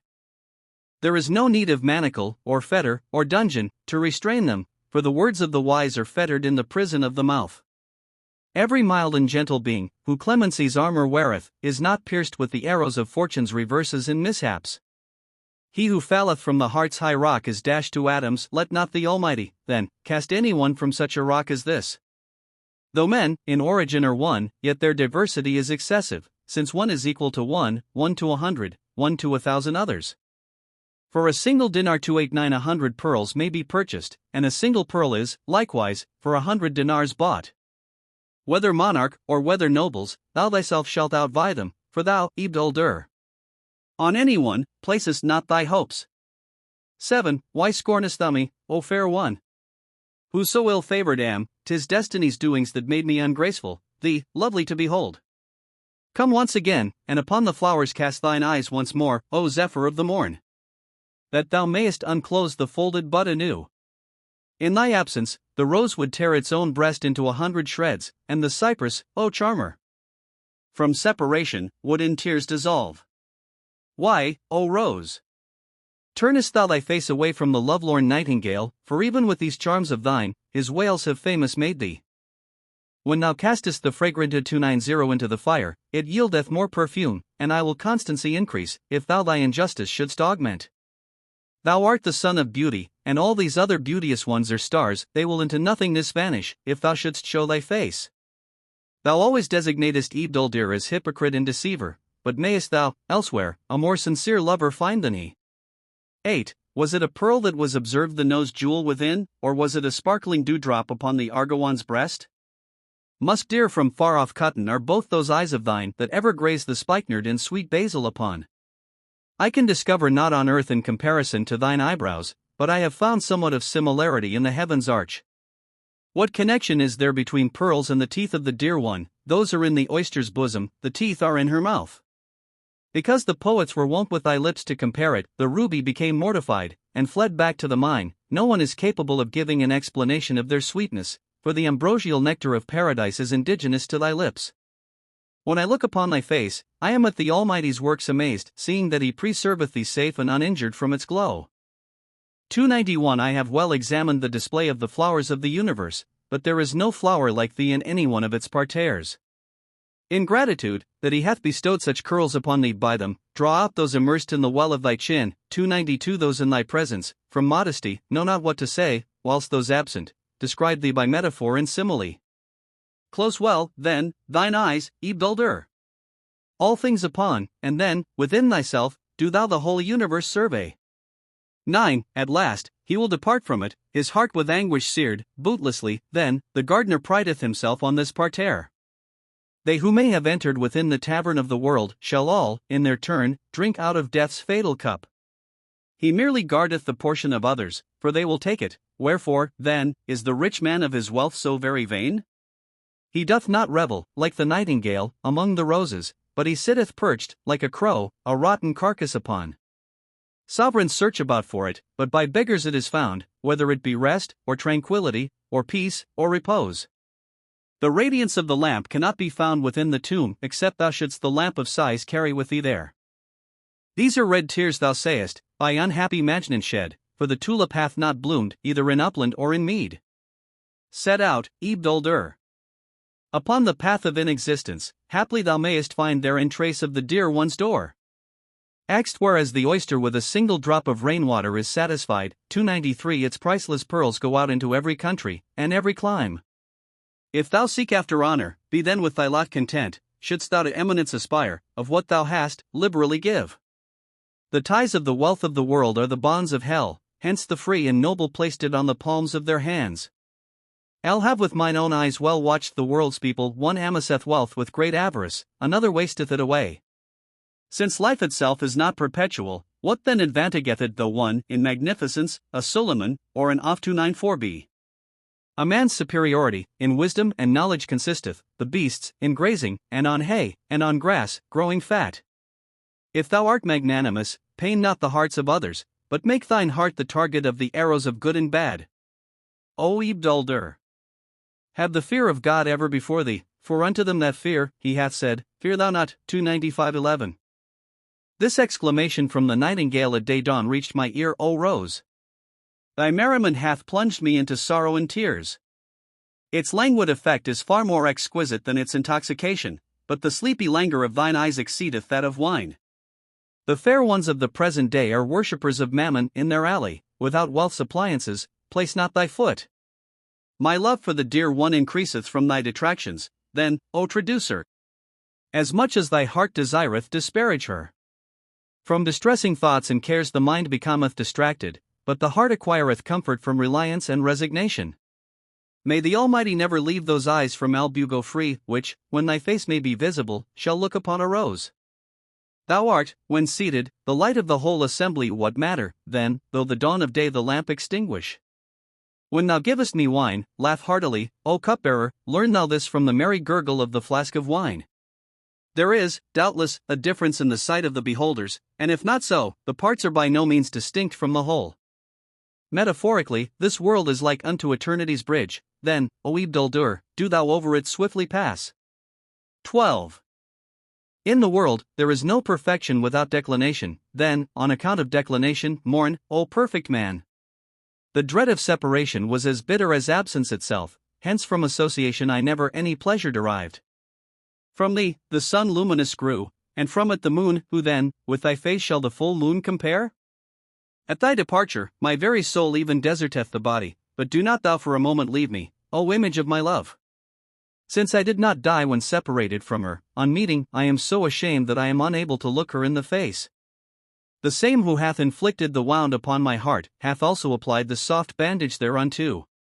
Shouldst thou pass the alley of the beloved of my heart, deliver, O zephyr of the morning, this message unto her, though, without thee, I am not one moment from sorrow free, yet, ever joyful and gay, may the Almighty keep thee. With much sorrow, many loving ones have been torn away, may God never send unto us the Goazir 296 again. The fragrance of musk and amber emanateth from every word, when Abd-ul-Kadir praiseth that black mole of thine. 13. The flowers of spring have put forth their blossoms in garden and in mead. On the housetops there are flowers, in the lanes, and in the hedges too. The stones, the bushes, the thorns, the weeds, all are by flowers hidden of every blemish and defect the flowers have the concealers become.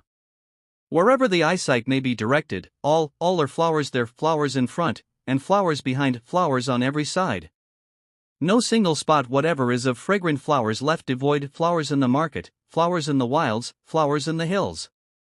The nightingale, to revel and disport, with a loud voice, crieth out, for the spring passeth away, and every moment the flowers fade and decay.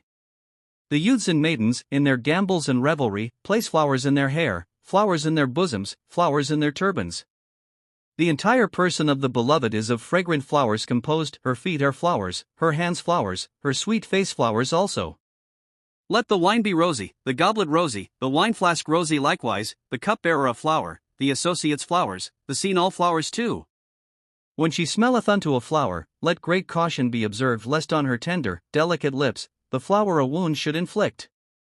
Gentle and simple, they have filled with delight by their display, the flowers have, on every one, a load of obligation conferred. But though flowers may have bloomed of 1,000 hues, no flower hath been seen like unto the beloved one of my heart. That they thus heartily laugh, with such gladness and such glee, what Of autumn's near approach, are not the flowers aware? Since in them may be seen the emblem of his own loved one, Abd-ul-Kadir thus remembereth the flowers in his strains. 14. The folks of the world give us their admonitions most unjustly, for every man pleaseth himself according to his own mind. What have others to do with us, forsooth, that they restrain us if, for the sake of the beloved, we sacrifice life and goods? When love, like a mighty river, hath overflowed the heart, doth anyone attempt a dam to raise on the face of the flood? By the severance of all worldly concerns, sanctity is acquired, but not by saddling oneself with worldly obligations and ties. Involuntarily, and impulsively, the heart is given to the fair. This matter is not brought about by counsel, or such like things. The brutes chew the cud upon their food, but it behoveth man to ruminate upon every word that issueth from his mouth. As long, O Abd-ul-Kadir, as thy strains may be repeated, from them flow so many varying and delightful sweets. 15. If the surface of thy face be not soiled, be under no concern, and the mirror of my heart, too, is not by rust affected. Whosoever cometh near pitch, becometh defiled, then get thee away behind me, O thou so very white. He, whose heart hath consumed in the flames of love, what apprehension need he have of the fire of hell? She would make the dark night one of moonlight to her lover if the moon-faced one would draw aside the veil from her face. From time to time, everything hath gone out of my heart, save the remembrance of the fair, that will never depart. 'Tis from the wails of the nightingale it is thus so affected, this rosebud, that rendeth its garment into shreds. All else is a mere veil, save the love of the deity. Then, O Abd-ul-Kadir, do thou no other love pursue. 16. On ascending to the terrace roof of wealth, show thou no arrogance, but always have before thine eyes the fear of falling therefrom. It hath raised up many, and dashed them again to the ground. Of fortunes will riseth uppermost, that it may again cast down. At the outset, acquire thou the wings of affection and love, if of soaring in the heavens thou the intention nourish. They whose heart's beauty's face may not with love inspire, their countenances are not worthy even to be looked upon. I would say, I should go and consort with the dogs at her door, but she would not, even then, one day, say to me, come here. Since mine eyes became not blind, 297 from the absence of my love, with all my heart I am now willing they should go out of my head. Through contentment, and not through gold, is opulence acquired. The whiteness of the heart is essential, not the whiteness of the hair. Thou hast rendered it sweeter than Persian, Abd-ul-Kadir, although the Pushto language was so bitter before. 17. Since the heart is torn from it, in the end, in anguish and woe, why do people set their hearts this fleeting world upon? From this garden's roses, constancy's fragrance emanateth not. Most unjustly do the nightingales hazard their hearts upon them. Since the thought of the curls of the beloved is dishevelled and deranged, let my heart be disordered forever. Let it never be composed. So hard, so pitiless, and so regardless, as is that heart of thine, there will be none other like it, the whole universe within. Wherever its ravisher may be, there will the heart be also, for when do the heart ravishers in their breasts retain their hearts? Why hast thou, O God, my heart filled with a giddy fair one's love, that, though guiltless of any fault, every moment the heart afflicteth? Proximity and remoteness, conjunction and separation, will be all one to him, whose heart hath a place acquired in immateriality's abode. The flames of hell I accept, with all my heart, 100 times over, but God forbid that in separation's fire the heart be consumed. Eat. Drink wine. Raise the song. Do all, Abd-ul-Kadir, but this one thing, do not thou the heart of the Muslim afflict. 18. O cupbearer, unto me such a cup of forgetfulness give that on quaffing it I may oblivious and insensate become. Reproached and reviled by the world, to the deserts and wilds I flee, like even unto Majnun, I make the wilderness my home. The fruit of its aims and desires, it shall then eat therefrom when the grain, in the earth, shall itself to extinction give. Since it is filled with the conceptions of the faces of the fair, the pictured gallery of Mani, 298 this mind of mine must be. My heart becometh, through envy and jealousy, to pieces torn when her fingers draw the comb through her flowing hair. For a minstrel, in the springtime, I have no necessity, the sweet melody of the nightingale is sufficient for me. Nightly, in my dwelling, with this intent, I gather a party together, that possibly, under this plea, the charmer might attend. As an inducement, that he should risk his life to obtain it, the diver desireth that the oyster shell a pearl should contain. 100 times over, Abd-ul-Kadir would sacrifice it for her if, by parting with his head, he might his loved one obtain. Ahmad Shah, Abdali, Introduction Shah Duran. 299 Ahmad Shah, the founder of the Durrani monarchy, rose from the mere character of a partisan to a distinguished command in the service of the Persian conqueror, Nadir Shah. Of the family of the Sadozis, and chief of the tribe of Abdali, the most illustrious family of the Afghans, he was, in his youth, imprisoned in a fortress, with his elder brother Zulfikar Khan, by Hussein Khan, governor of Kandahar for the Ghalsis, which powerful tribe of Afghans, after overrunning the whole of Persia, had, a few years previously, trodden the throne of the Faiz in the dust, and conquered that mighty empire.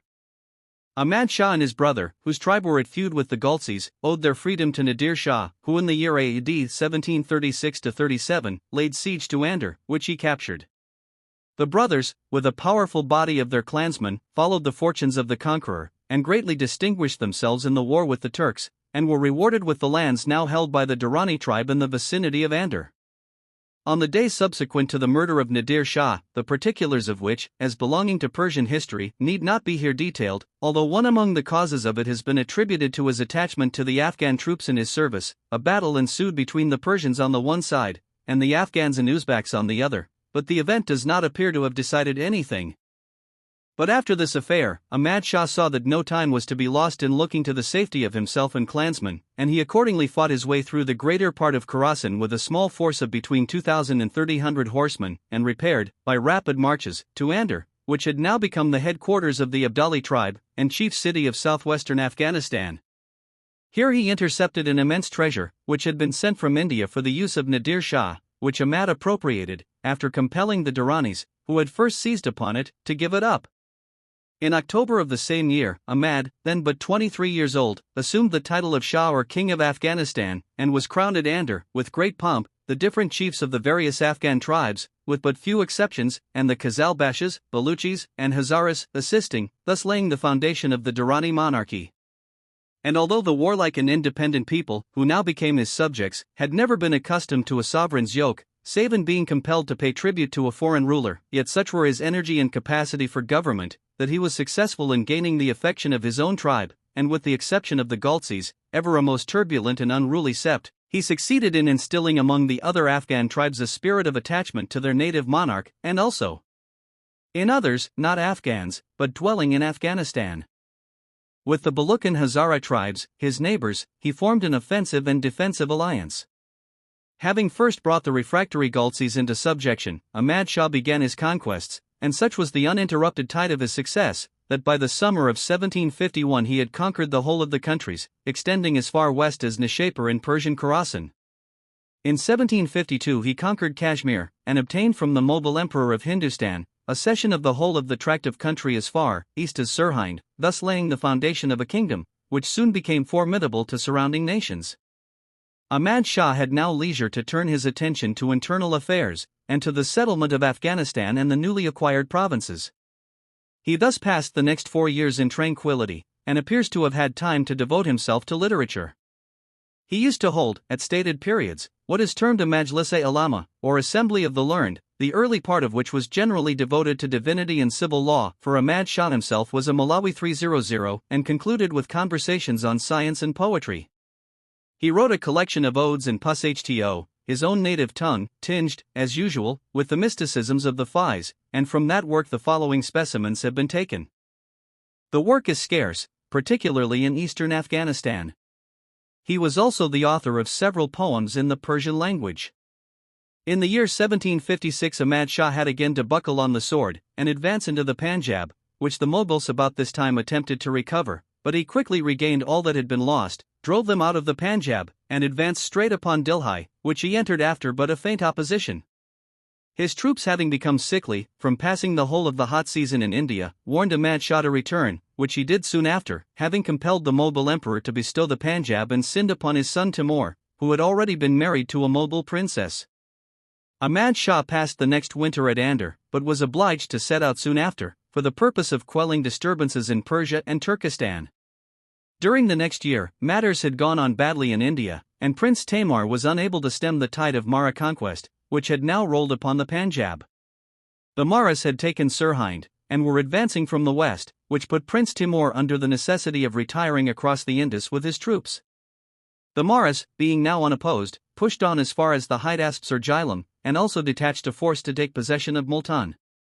These events happened in the summer of 1758, and Ahmad Shah was preparing to march into India when he was detained by the rebellion of the Baluchis, and although this matter was subsequently settled by negotiation, it was not until the winter of 1759 that he could cross the Indus and advance towards Hindustan, the Maras retreating before him towards Delhi, with the intention of covering that city.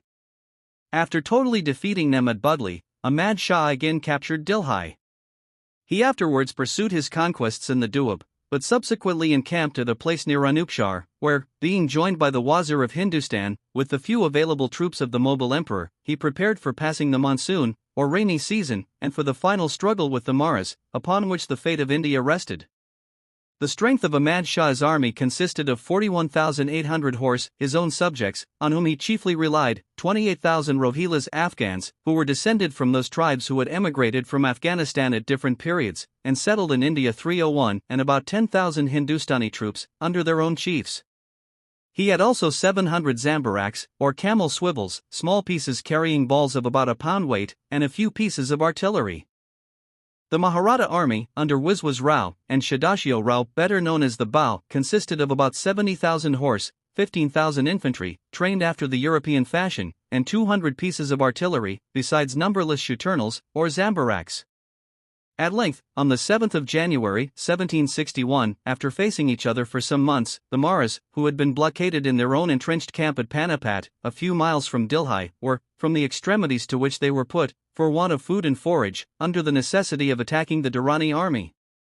The details of this great and important battle need not be enlarged on here, suffice it to say that Ahmad Shah was completely successful. The Maras were entirely defeated and put to flight, and Wiswas Rao, the heir apparent of the Maratha Empire, and almost the whole of the army, perished in the flight or pursuit. The crowning victory at Panipat, which was fatal to the power of the Maras, laid Hindustan at the feet of Ahmad Shah, but he, seeing the difficulty of retaining so remote a dominion, adhered to the wise plan he had, from the first, carved out, and contented himself with that portion of India that had formerly been ceded to him, bestowing the rest on such native chiefs as had aided him in the struggle. In the spring of 1761, Ahmad Shah returned to Kabul, and from that period, up to the spring of 1773, was actively employed against foreign and domestic foes, but at that time his health, which had been long declining, continued to get worse, and prevented his engaging in any foreign expeditions. His complaint was a cancer in the face, which had afflicted him first in 1764, and at last occasioned his death. He died at Murga, in Afghanistan, in the beginning of June 1773, in the 50th year of his age. The countries under his dominion extended, at the time of his death, from the west of Khorasan, to Sirhind on the Jumna, and from the Oxus to the Indian Ocean, all either secured by treaty, or in actual possession. The character of Ahmad Shah has been so admirably depicted by Mount Stuart Elphinstone, 302, that I shall not hesitate to give it here in full. The character of Ahmad Shah appears to have been admirably suited to the situation in which he was placed. His enterprise and decision enabled him to profit by the confusion that followed the death of Nadir, and the prudence and moderation, which he acquired from his dealings with his own nation, were no less necessary to govern a warlike and independent people, than the bold and commanding turn of his own genius.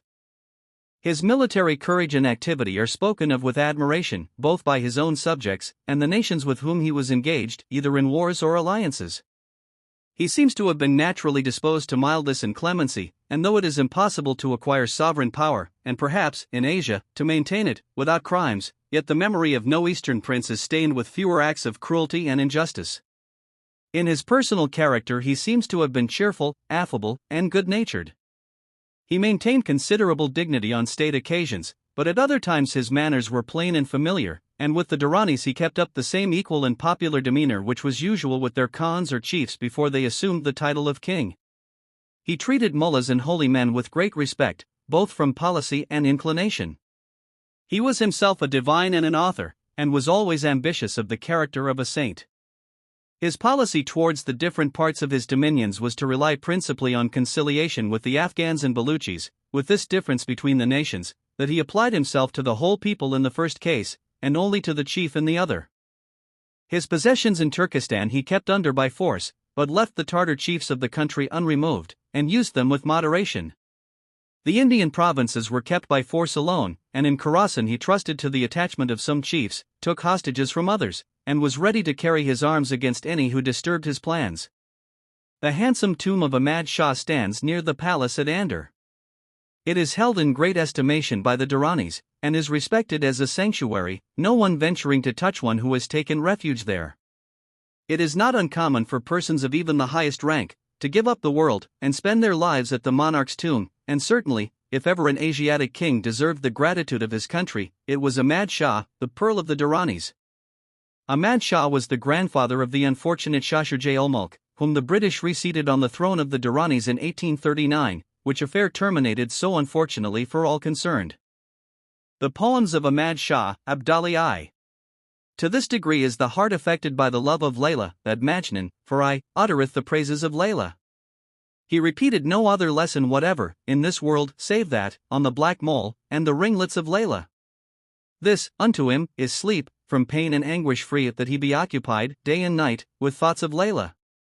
If, by the sword of anguish, he to death's agonies be brought, he grieveth not, so that it be in the presence of Layla. Lovers, that cry out, Layla, Layla, and mourn and bewail, kill the body, and make it immortal, by the name of Layla. He desireth grief out of excessive woe, but findeth it not. The lover is ever happy, in grief and sorrow for Layla.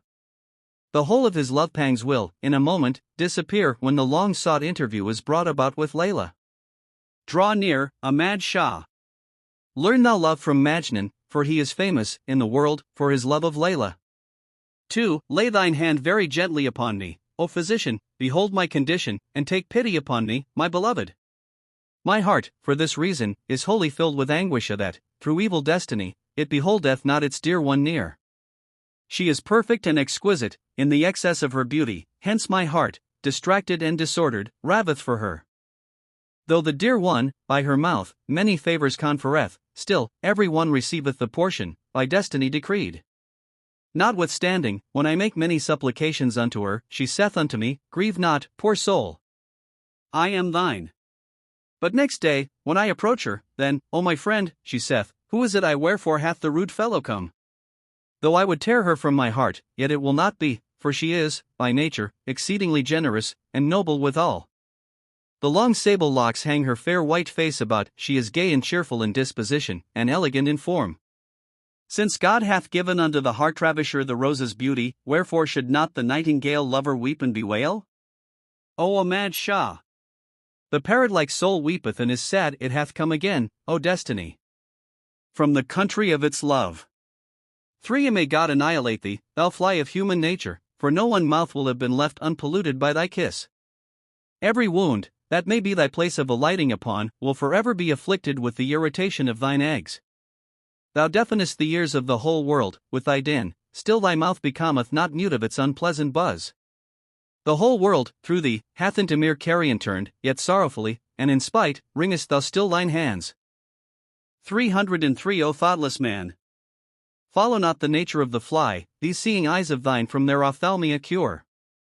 Thou art the servant, then do thou the Almighty seek, existence, without God, consider utterly valueless and vain. Take unto thee implicit faith, and skepticism's dark house, thereby shalt thou whiten with the whiteness of its lime. Lowliness and humility are the height of perfection for thee. Of the fiery nature of carnality, from pepper, take thou not. Thine own original element thou wilt again obtain when the neck of thy pride thou shalt from the yoke set free. Seize thou, O Ahmad Shah, the good sword of courage, and the Hindu temptations of the devil expel from thy breast. 4. Alas! Alas! For the dreadful, rolling rock of bereavement, that for aye committeth such ravages loving hearts upon. It scattereth and separateth kind friends in all directions. Surprised face my God. Let the night of separation be always brief. Since it thus, so ruthlessly, its arrows dischargeth, the abode of the lover only an empty cavern remaineth. For his poor heart there will be no relief save weeping, he, like a widow sigheth, with raiment wet with tears. His grief for the beloved rendeth the garment of reserve of the torrent of his tears furroweth the channels of his eyes. Wherefore should not the afflicted heart weep flesh and blood when the tears of bereavement form a lake therein? Since separation giveth not to the lover so much respite, the blood of his heart gusheth forth in streams from his eyes.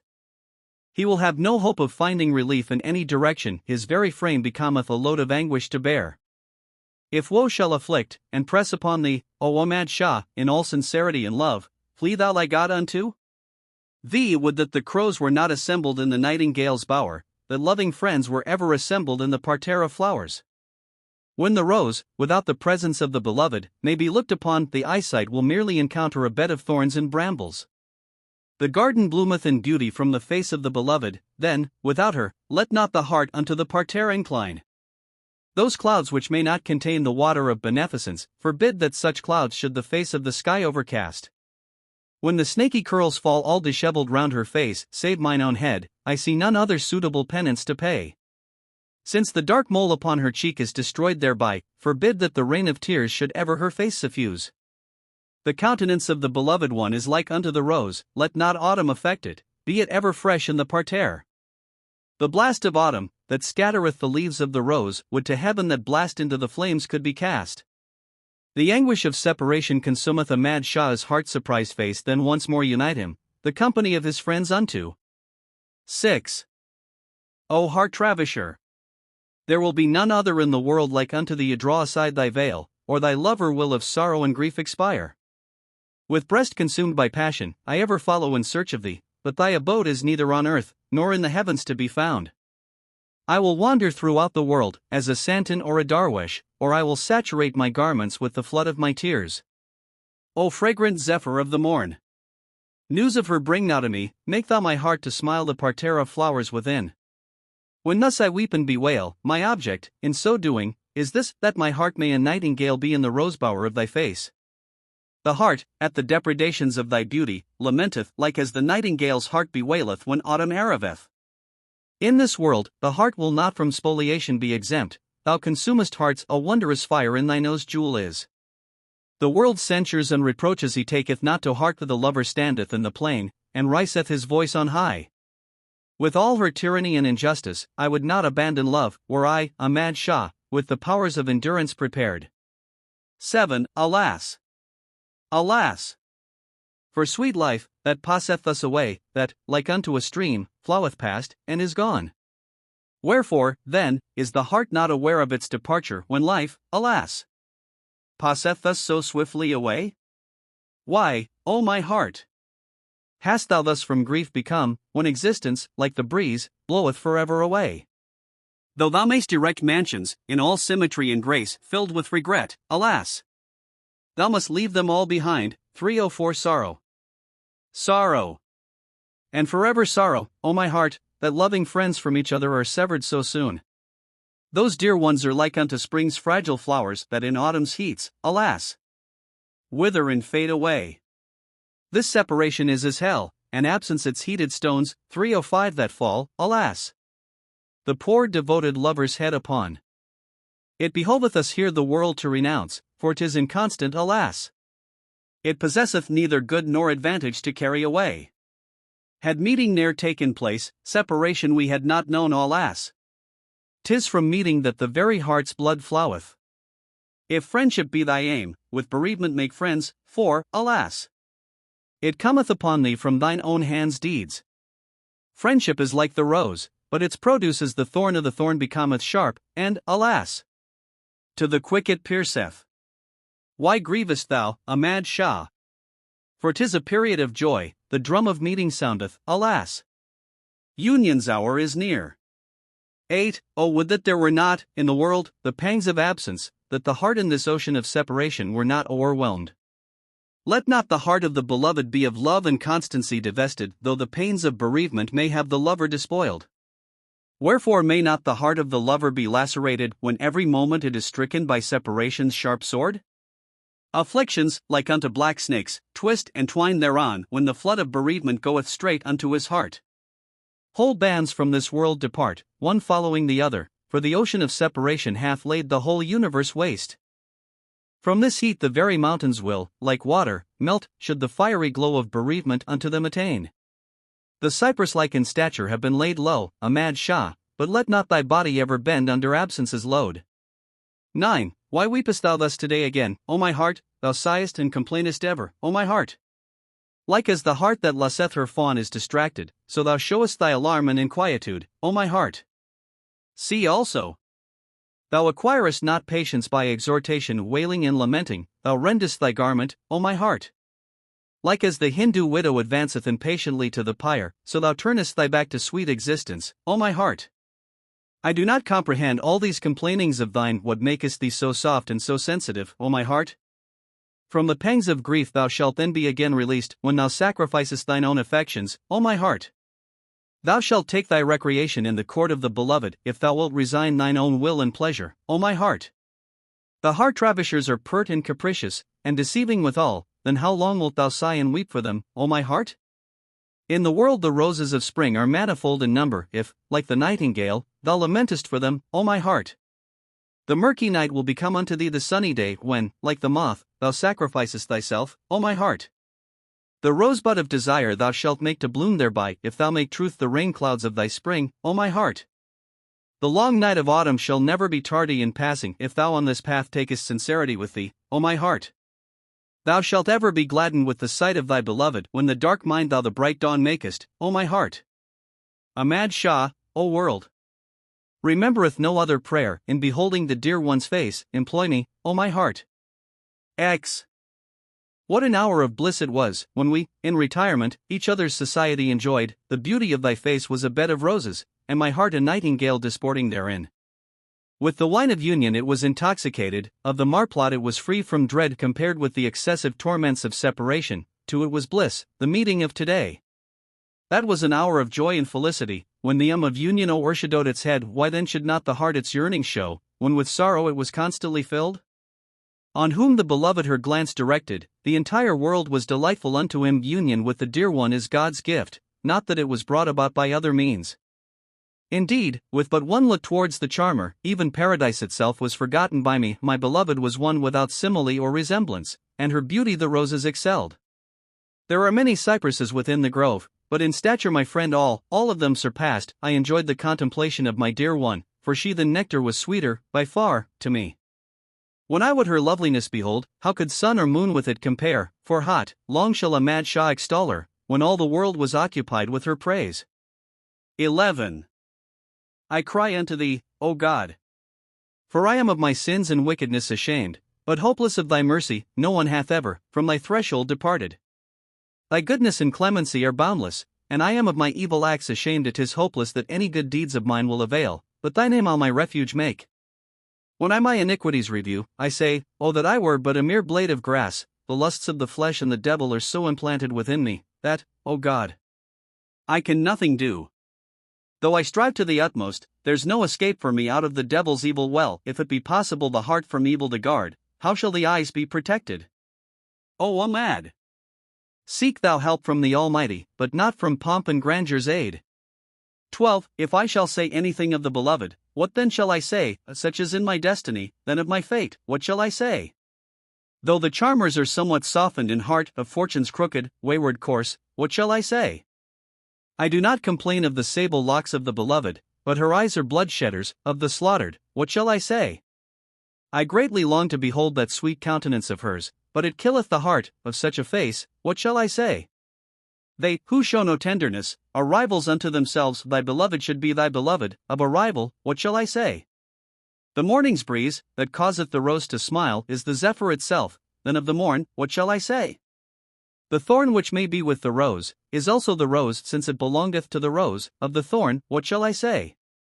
The harsh words of the dear ones, though a load, are still acceptable, since lovers are under a load of obligations. Of the load, what shall I say? If the rose be the heart's bower, it is the lamp of the nightingale's heart, since it is the lamp of his heart. Of the lamp, what shall I say? The despoiled crieth out, and distracteth others' hearts too. He remembereth the departed loved one. Of the despoiled, what shall I say? O Ahmad Shah! Though it be a stake, it is a bed of flowers also, since the stake of the beloved is a bower. Of the stake, what shall I say? Khushhal Khan, Katak, Introduction. Surname Shade. Khushhal Khan was the son of Muhammad Afzal Khan, chief of the Kataks, and author of several extensive and valuable prose works in the Pushto language, who was son of the poet Ashraf Khan, and hence Khushhal was the great-grandson of Khushhal Khan, already noticed. He was born sometime during the 5 years subsequent to H. 1135, AD 1722. On the death of his father, the chieftainship fell to Asad-ullah Khan, Qasim's elder brother, who, after a fashion too common in eastern countries, considered it the safest and most prudent course to act with great severity towards his brothers and other near male relatives.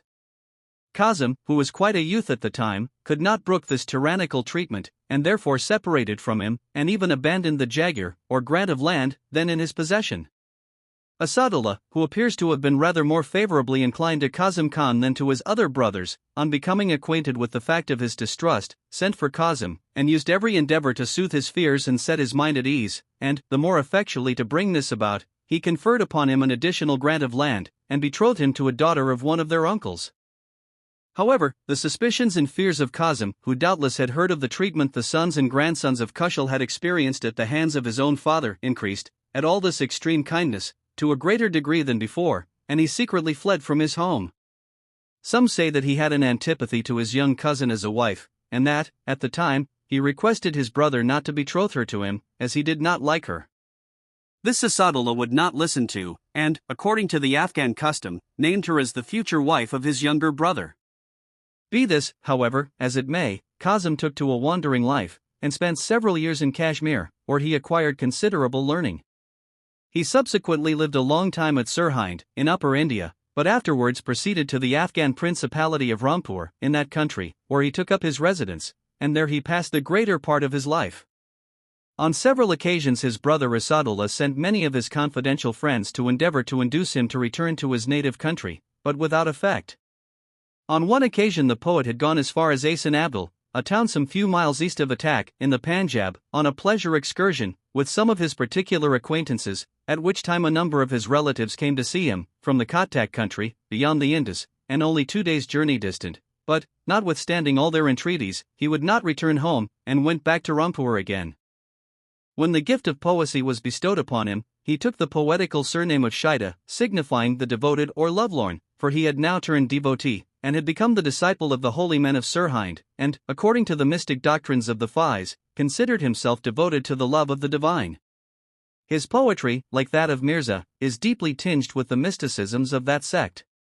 The fame of Shaida's poetry soon began to be noised abroad, and at length, Mian Muhammad, son of Mian Abdullah of Sirhind, who belonged to the family of Shaida's spiritual guide, expressed a wish to be furnished with a copy, on which the poet sent him the, at present, only known copy, which now lies before me, bearing the impression of his seal. These poems were alphabetically collected into this volume in the year N 1181, A.D. 1767, and, indeed, it is supposed to be the only copy that was ever made, for until shown to them by me, the descendants of his elder and other brothers, who dwell in the vicinity of Peshawar, had never seen a copy of his poems, although so celebrated among them. This unique volume, which I procured at Lahore, is most beautifully written and illuminated, and contains a number of odes inserted on the margins of the pages.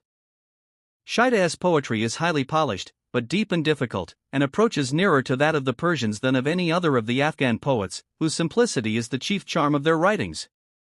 The poet also introduces a greater number of Persian and Arabic words.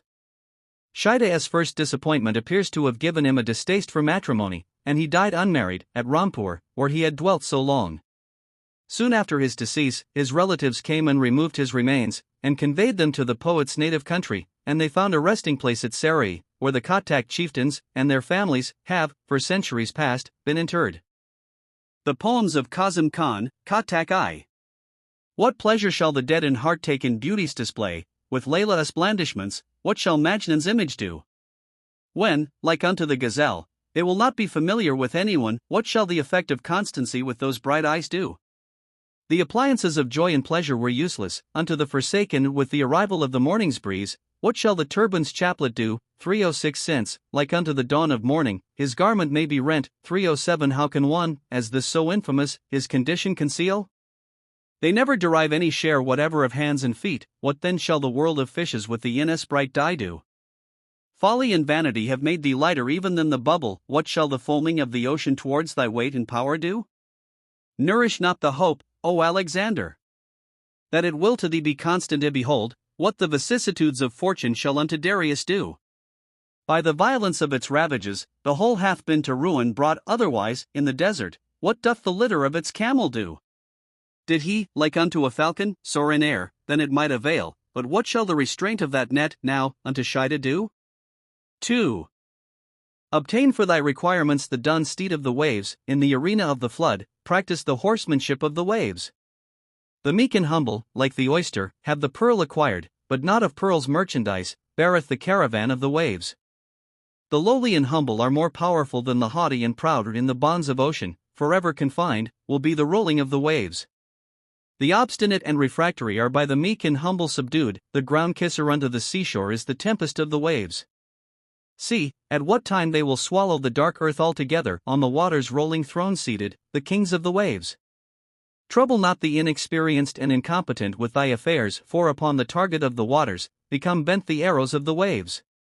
Woe and affliction are salutary to the mind of the heartbroken, for firmly fixed, the flood upon, is the foundation of the waves. They are the ups and downs of the world, O Shida, behold them, rising and falling, without ceasing, is the world of the waves. 3. Thou hast cast loose the dark tresses about that fair face of thine, thou hast, time after time, desolated the world's dwelling places. Thou hast not left one unscathed, the whole land within, with the sword of amorous glances armed, whom now smitest thou? Since from the sun of thy beauty, the veil hath been drawn aside, the mart of love, the world within, thou wilt with bustle fill again. Thou hast subdued the whole land with thy beauty and goodness, thy slaves thou wilt make all the fair ones of Hine. 308 My frenzy, O physician, will not in the least decrease, thine own rose thou wilt make even spring itself for me.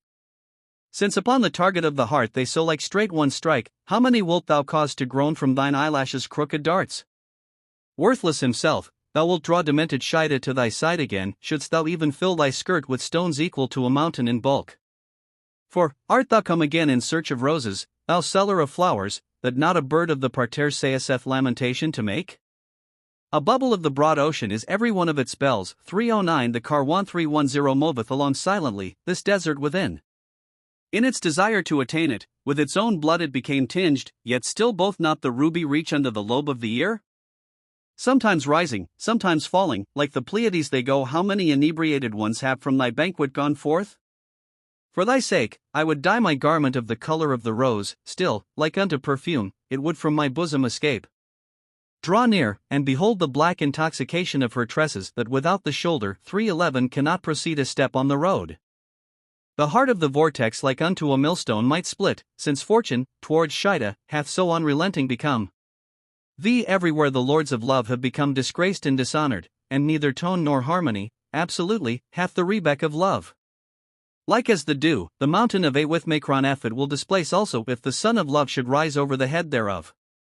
What shall I say unto thee regarding this wave of calamity, when equal to the firmament itself is the bubble of love?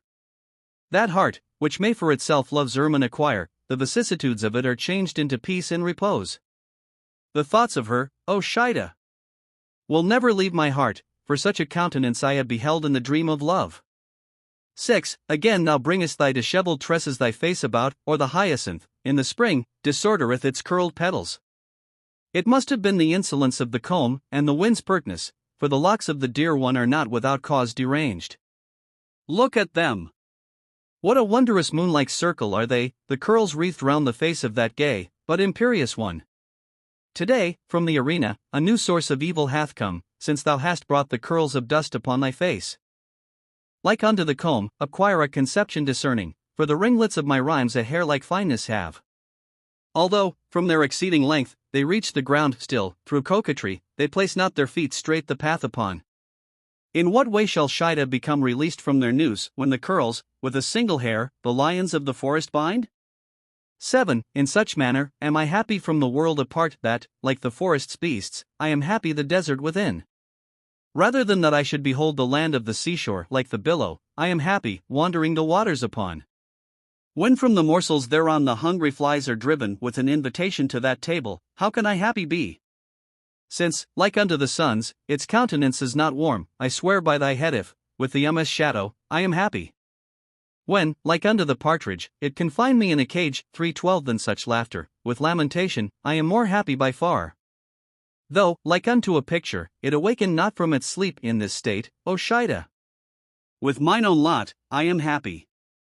8. Since, like the reed pen, I have my head resigned, I am now in search of these fair and charming ones. This fire is from the glances of those bright eyes of thine, whereby I am burnt as black as those their dark lashes. From the time when my heart became the home of these brunettes, behold me. I am, as it were, a new Hindustan grown. I vow by the 100 times rent vitals of the comb that I am more disordered even than the curls, in grief for thee. From terror of the autumn, I am unable to look upon the rose, I am shaking in this flower garden, like the willow unto. Though my flight is in the air, yet I was not released, I am still of that graceful cypress the neck and chain slave. Like unto dust she carried me away, and showed no concern of such a fiery steed as this, the attached skirt holder am I. With Indian requital, such acts she practiseth on me, Shida, who in heart am a poor simple Afghan of Ro. 9. Since from their complainings, its bells have not ceased, the caravan must still be wandering this desert within. What can beauty's splendor, with defective side effect, the mirror itself is amazed and astonished at the world. From their eyes' wildness their intimacy cannot be gained, the herd of gazelles, at the sight of the shepherd, taketh to flight. What? Hath Farhad 3:13 caused the covey of partridges to weep that from the mountains they come 3:14 with eyes all inflamed? I perceive the manner of her gait, like unto the zephyr, she is again stepping gracefully, and is on slaughter bent. From the time I became occupied in regarding the spring, naught was gained by me thereby, save sorrow and regret. Many were the wailings from its rose trees every branch, in sorrow and mourning for it, many were the garments rent. 3:15 Like unto the waves, it riseth and falleth continually, how then, from the world, canst thou aught of constancy hope? Like unto the bubble, he wandereth in every direction, all forlorn, since Shida from his home and friends a wanderer became. X. Unto the trysting place my charmer very slowly cometh, and the verdant spring to the parterre very slowly cometh. Now and then I perceive kindness beaming from her eyes, thou wouldst say that the languid 3:16 ever very slowly cometh. The dread of ill is a far greater slaughterer than ill itself, of the sanguinary one, to shed my blood very slowly cometh. The partridge, for this reason, hath from laughing become purple, that to make him her game, the graceful one very slowly cometh. What? Can separation, of his vigor, poor Farhad have deprived, that the cries and wails from his mountain very slowly come? Under the weight of her majesty, the strength of Gulgun 3:17 was lost, hence that Scythian of graceful mien very slowly cometh. Give not utterance, O Shida, without reflection, to a word, for every parrot, to speaking well, very slowly cometh. 11. Although every drop of dew should be the seed of a rose, the nightingale's hearts would not be satiated with beholding it. When like unto that of the rose it hath not a face so lovely, what shall one then do with the hyacinth's black locks? About my dark destiny what shall I unto anyone say, for my forehead, like the sun's, is fit only to be branded. 3:18 Is it the poor wayfarer hindered by night coming on, or my heart enthralled the noose of her tresses within? 3:19 She hath made calamity's sword as sharp as fate itself, with hands embrued she goeth about, both night and day. From the sea's cold-heartedness, the bubble bursteth and breaketh, hence it behoveth thee, O Shida, to abandon all hope from thy kin. 12. The habitations of this world behold, and begone, a nest like that of the phoenix behold, and begone. 3:20 The olden years, like little infants sport and play, or this very wonderful spectacle behold, and begone. Should the sun, upon my brow ever rest, do thou, in that case, my independence behold, and begone. With the torch of thine own mind, in this darkness lightning like, the road to follow behold, and began. 3:21 The fish have no share in the benefit of hands or feet, but their swimming in the waters behold, and began. The wine flasks 1 short hour in the convivial party, with this full mouth laughing. 3:22 Behold, and begone. Every day it deceiveth Shida with its friendship of the friendship and constancy of fortune behold, and begone. 13. Without a meeting I shall not recover, come and sit by me, make thyself acquainted with my state, come and sit by me. Even the wild by nature have, at last, become tame. Surprised face thou gazelle, by nature wild. Come and sit by me. At the desire of the nightingale, thou, faithless rose, after a year comest splendid again, then come and sit by me. Like one dying, from other wounds, I ease obtained no napkin do I ask of thee, then come and sit by me. With those arched eyebrows, and eyes at all times dark, thou evening and new moon of thy lover, come and sit by me. That we may together recall the days when we knew not sorrow for 1 short hour, dear friend. Come and sit by me. The charms and beauty of thy beloved, in sweetest strains rehearse, O Shida. Thou of imagination fine, come and sit by me. 14. No sooner did spring acquainted become, with garden and with mead, than with eyes inflamed from weeping, it was separated again from them. When the gate of the caravansary of the bud shall become unclosed, the caravan of dyes and perfumes departeth, and morning's breeze setteth in. The smoke of a world consumed, by the name of sky thou termest of thy erroneous idea. What shall I say? It is mere illusion and error. That which even yet remaineth a source of amazement to the world, even Majnun's name, hath come to behold the spectacle I am. From my well-directed aim, the arrow was pointed so truly that thou wert neither of its flight, nor of its wounding aware. It is beyond all possibility, O foolish one, to people it again, for the prosperous city of Shaida's heart that was, hath utterly desolate become. 15. Thou hast again unclosed those lips of thine to speak, or the parrot hath, for its dole of sugar, come again. Unto the lot of the dark-hearted falleth not ecstasy's gem. 323. Where is the lump of steel? The burnished mirror where? Like as the pearl oyster, open it at once to bestow, when the indigent, at thy door, may his hand stretch forth. The rose of thy cheek is, for thy tresses, all sufficient, and neither for attar, nor for ambergris, hath it any need. They, of open countenance, manifest no awe of the great, for the mirror looketh even Alexander straight in the face. All praise be unto the nakedness of that bare head, which hath neither under turban nor diadem bent. From warmth, like unto quicksilver, she fleeth from me. How, then, shall come to Shaida's arms that impassioned one? 16. Since I have turned my back home and family unto, for other chattels or effects, what necessity have I? That forever smooth, and without wrinkle, thy forehead may be, all these troubles make thou over unto the sovereign of chin. 324. The blood of my own heart I am well pleased to drink, for the fly never approacheth near unto this tray of mine.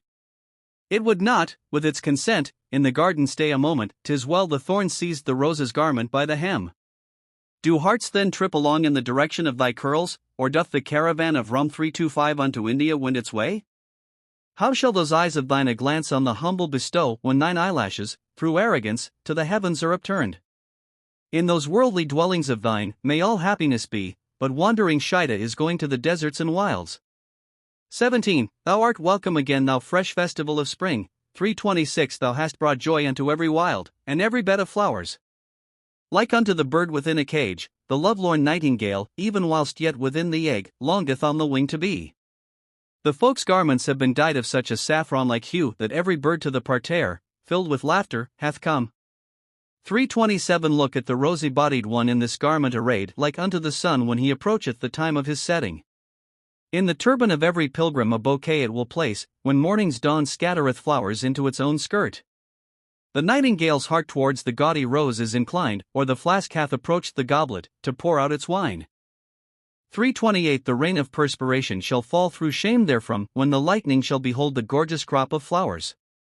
In the same manner as the rose, the beholders of this spring have not the least necessity for attar their garments upon. The musician increaseth twofold wine's intoxicating strength, when the bacchanals sit down the banquet to begin. Why, O Shaida, termest thou it, the oyster of the deep profound, when the pearl unto thy sweet strains its ear hath given? 18. What peace, in this world, doth the heart acquire, which ever quaketh and trembleth from dread of fortune's ills? Through separation from the departed water, O thoughtless people, like the vortex, you have made strong your hearts, your breasts within. Let not thy heart ever be unto this world's parterre given, since even the rosebud, at last, left it heart disordered behind. Approach. Behold the weeping of agony and tears of blood like the wineflask, my heart to shed blood I have brought.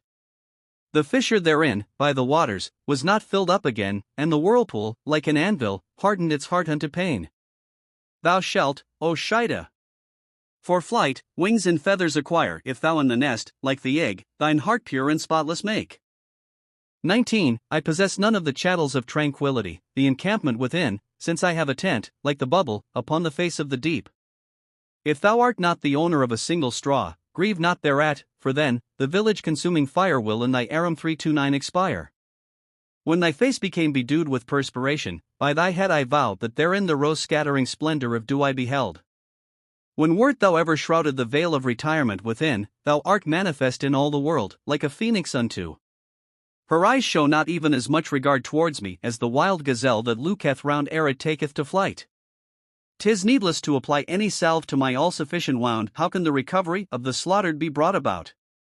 Morning and evening, day and night, with sable dress, and garment rent like unto time itself. 330 In sorrow and mourning my existence is spent. The beautiful lineaments of her face are most amazing. In this writing there is no work soever for anyone's pen. His life perpetually from danger, how shall Shida guard, when the snaky curls are in total darkness shrouded ever? XX, when thy beauty, like the sun's, bursteth forth, my garment, like the morning's, becometh rent. In the society of thee, my bright checked one, my whole body, like the candles, melteth away. That person shall never die, whose head shall be struck off, like the candles, by the sword of love. Thy curly locks have drawn my heart towards thee. The fish, by the hook, are always from the water drawn. Call him not, hard-hearted one. A statue of the hall, who in dust and blood writheth in death's agony. When, throughout the night, the rain of tears falleth. 331 From its effects at last appeareth the dawn of day. 332 He hath no strength to complain, who is by thy curls stricken, like unto one by a snake stung, he is speechless rendered. The desert will rend its garment's skirt to tatters, should the trembling one from thy bonds escape. Graceful words shall they write, their tablets upon, whose hearts, like the pens, may crack and split.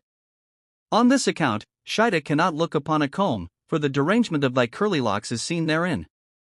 XXI In the rolling of thine eyes the universe may have sunk, or its inhabitants may be submerged in the eddies of a flood. Since they showed no mortification at thy lips and teeth, why should not the coral and pearl thus be in ocean engulfed? I am a contemporary of the water of those good blades, whose eyelashes may ever be in bloody tears submerged. 333 Good men hold it far preferable to the perspiration of shame, that they may be swallowed in Yemen's dark waves. 334 What would the simpleton and dolt from Mani acquire, though his pencil may be dipped in the rainbow's every hue? Upon the raft of the bier unto the shore will approach the kings who may have sunk in the throne's troubles and cares. O Shida! No effort to escape mocketh the master mariner, whose eyes may be submerged the ocean of tears within. XXIA Since, like the sun, thou art the possessor of gold and silver, why art thou standing, every morning, at the door of others? As with the candle, no one for my redemption endeavoureth, and thou, like the snuffers, art a seeker after my head. As doth shadow on the sun's setting, follow the eye's dark shade if thou, for a pretty one, with sunny face, a candidate art. By the slaughter of whom wilt thou, of roseate hue, thy garment dye that, today again, thy waist, like the rosebuds, is girded? Like unto mincemeat, wound after wound I receive, then, wherefore art thou of my state and my case unaware? Thou didst depart like the bubble on the back of the flood than myself, O my home. A greater wanderer art thou. Thou beautiful brunette! O thou of figure so graceful, the straight and verdant pine, of whose grove art thou? If in adversity thou bendest not thine head unto anyone, in the loftiness of thy spirit, like a dark beetling mountain art thou. O Shida! Thou art that parrot with Indian disposition endowed, that art with the confection of thine own words roses content. Khwaja Muhammad, Bangash, Introduction. The materials for a notice of this poet are extremely meager. Little is known about him, except that he lived in the reign of the Mughal Emperor, Aurangzeb, and belonged to the Banguk or Bangladesh tribe of Afghans, who hold the valley of that name, and of which Kohat is the chief town. The Bangladesh tribe, in bygone days, made a great figure in India, and from a peasant of it, the Nawabs of Farrukhabad, in that country, traced their descent. 335 Khwaja Muhammad lived the life of a darwish, in poverty and religious abstraction, and followed the tenets of the Chasti sect. He was a disciple of Abd-ul-Kadir, who was a disciple of Mian Panju, a celebrated Phi teacher who came originally from Hindustan, and dwelt for many years in Afghanistan. He is said to have traced his descent from the Arab devotee, Muin-ud-Din, the founder of the Chasti sect. Khwaja Muhammad appears to have been a man of some learning, and passed most of his time with his teacher or spiritual guide, already mentioned. It is not known whether he left any descendants, for although I dispatched a person, specially, into the Bangladesh country to make inquiry, I cannot now discover, with any certainty, either his place of birth, residence, or the branch of the tribe to which he belonged. He is known, however, to have performed the pilgrimage to Mecca and Medina, and that, after his return thence, he gave up writing poetry. His diwan, or collection of odes, from which the following poems have been selected, is a very rare book, in fact, scarcely procurable, for, as far as I can discover, the copy to which I had access is the only one known. His writings are deeply tinged with the mysticisms of the Fis, but occasionally he devotes a poem to the remembrance of lost friends, and laments his bereavement from them. The place and time of his decease are uncertain, and the whereabouts of the grave in which he was buried is not now known. The poems of Khwaja Muhammad, Bangash I. Either the inn hath been unto thy white hands applied, or they have been made red in the blood of thy lover. I am unable, O dear one, to endure thy glances' fire, for I am weak, and infirm, and powerless, altogether. Those languid eyes of thine have many in misery plunged. It would be well, my beloved, shouldst thou their tyranny restrain. Thy stricken ones, without union with thee, revive not again, though Abu Sina 336 himself to prescribe for them should come. Those sable locks of thine are like unto spring's lowering clouds, and from them shineth out thy countenance, like the sun. Thy fascinated ones are entangled in the noose of thy ringlets, but the wise bird upon the net can no confidence place. The equal to thy beauty is not in the wide world to be found, whilst my poor heart breaketh at the affluence thou enjoyest. Thou art celebrated throughout the world for thy benevolence too, wherefore, then, givest thou not ear unto Khwaja's complainings? 2. Separation from thee, O my friend, hath made me so disconsolate, that naught in me remaineth, but misery and woe. The ensanguined tears chase each other down my cheeks, my heart is rent to atoms, and my breast is all consumed. The clear color of my face dependeth upon thy existence, and now, without thee, it is colorless, and tinged with blood. I was unacquainted with the world's profits and losses, benefits and ills by the sight of thyself. Without wine thou didst inebriate me. Though I yearn and long for it, I cannot procure it in the world. The rapturous sight of thee is become unattainable to me. I become immersed therein, at times I sink, at times I rise again, but out of the vortex of the ocean of thy love I cannot emerge. The whole country unto me hath dark become without thee, O thou, the bright sun among all saints and holy men. Thou art a mighty river, in waves and billows rolling, but no one drinketh one mouthful from the mighty stream. My mind will not become comforted by any other person than by thee only, O thou, of all poles now the pole 337 unto me. I was wont to say, that in life we always together should be, for I was utterly ignorant regarding the dread torrent of death. The extent of thy goodness, my beloved, was beyond computation, for thou didst not, from the veil, thy countenance to any one show. Thou art the altar of the aspirations and exigencies of all, for at the threshold of the highest, acceptable were thy prayers. 3. I would relate unto thee the wondrous works of the ravishers of the heart, but I know not concerning it, they abstract it from my breast. I will bear whatever cruelty the beloved may heap upon me. God forbid that any one recreant unto love should be found. I obtain no relief, even though in her service my life I lay down, for my heart still reproacheth me, that I have not done enough.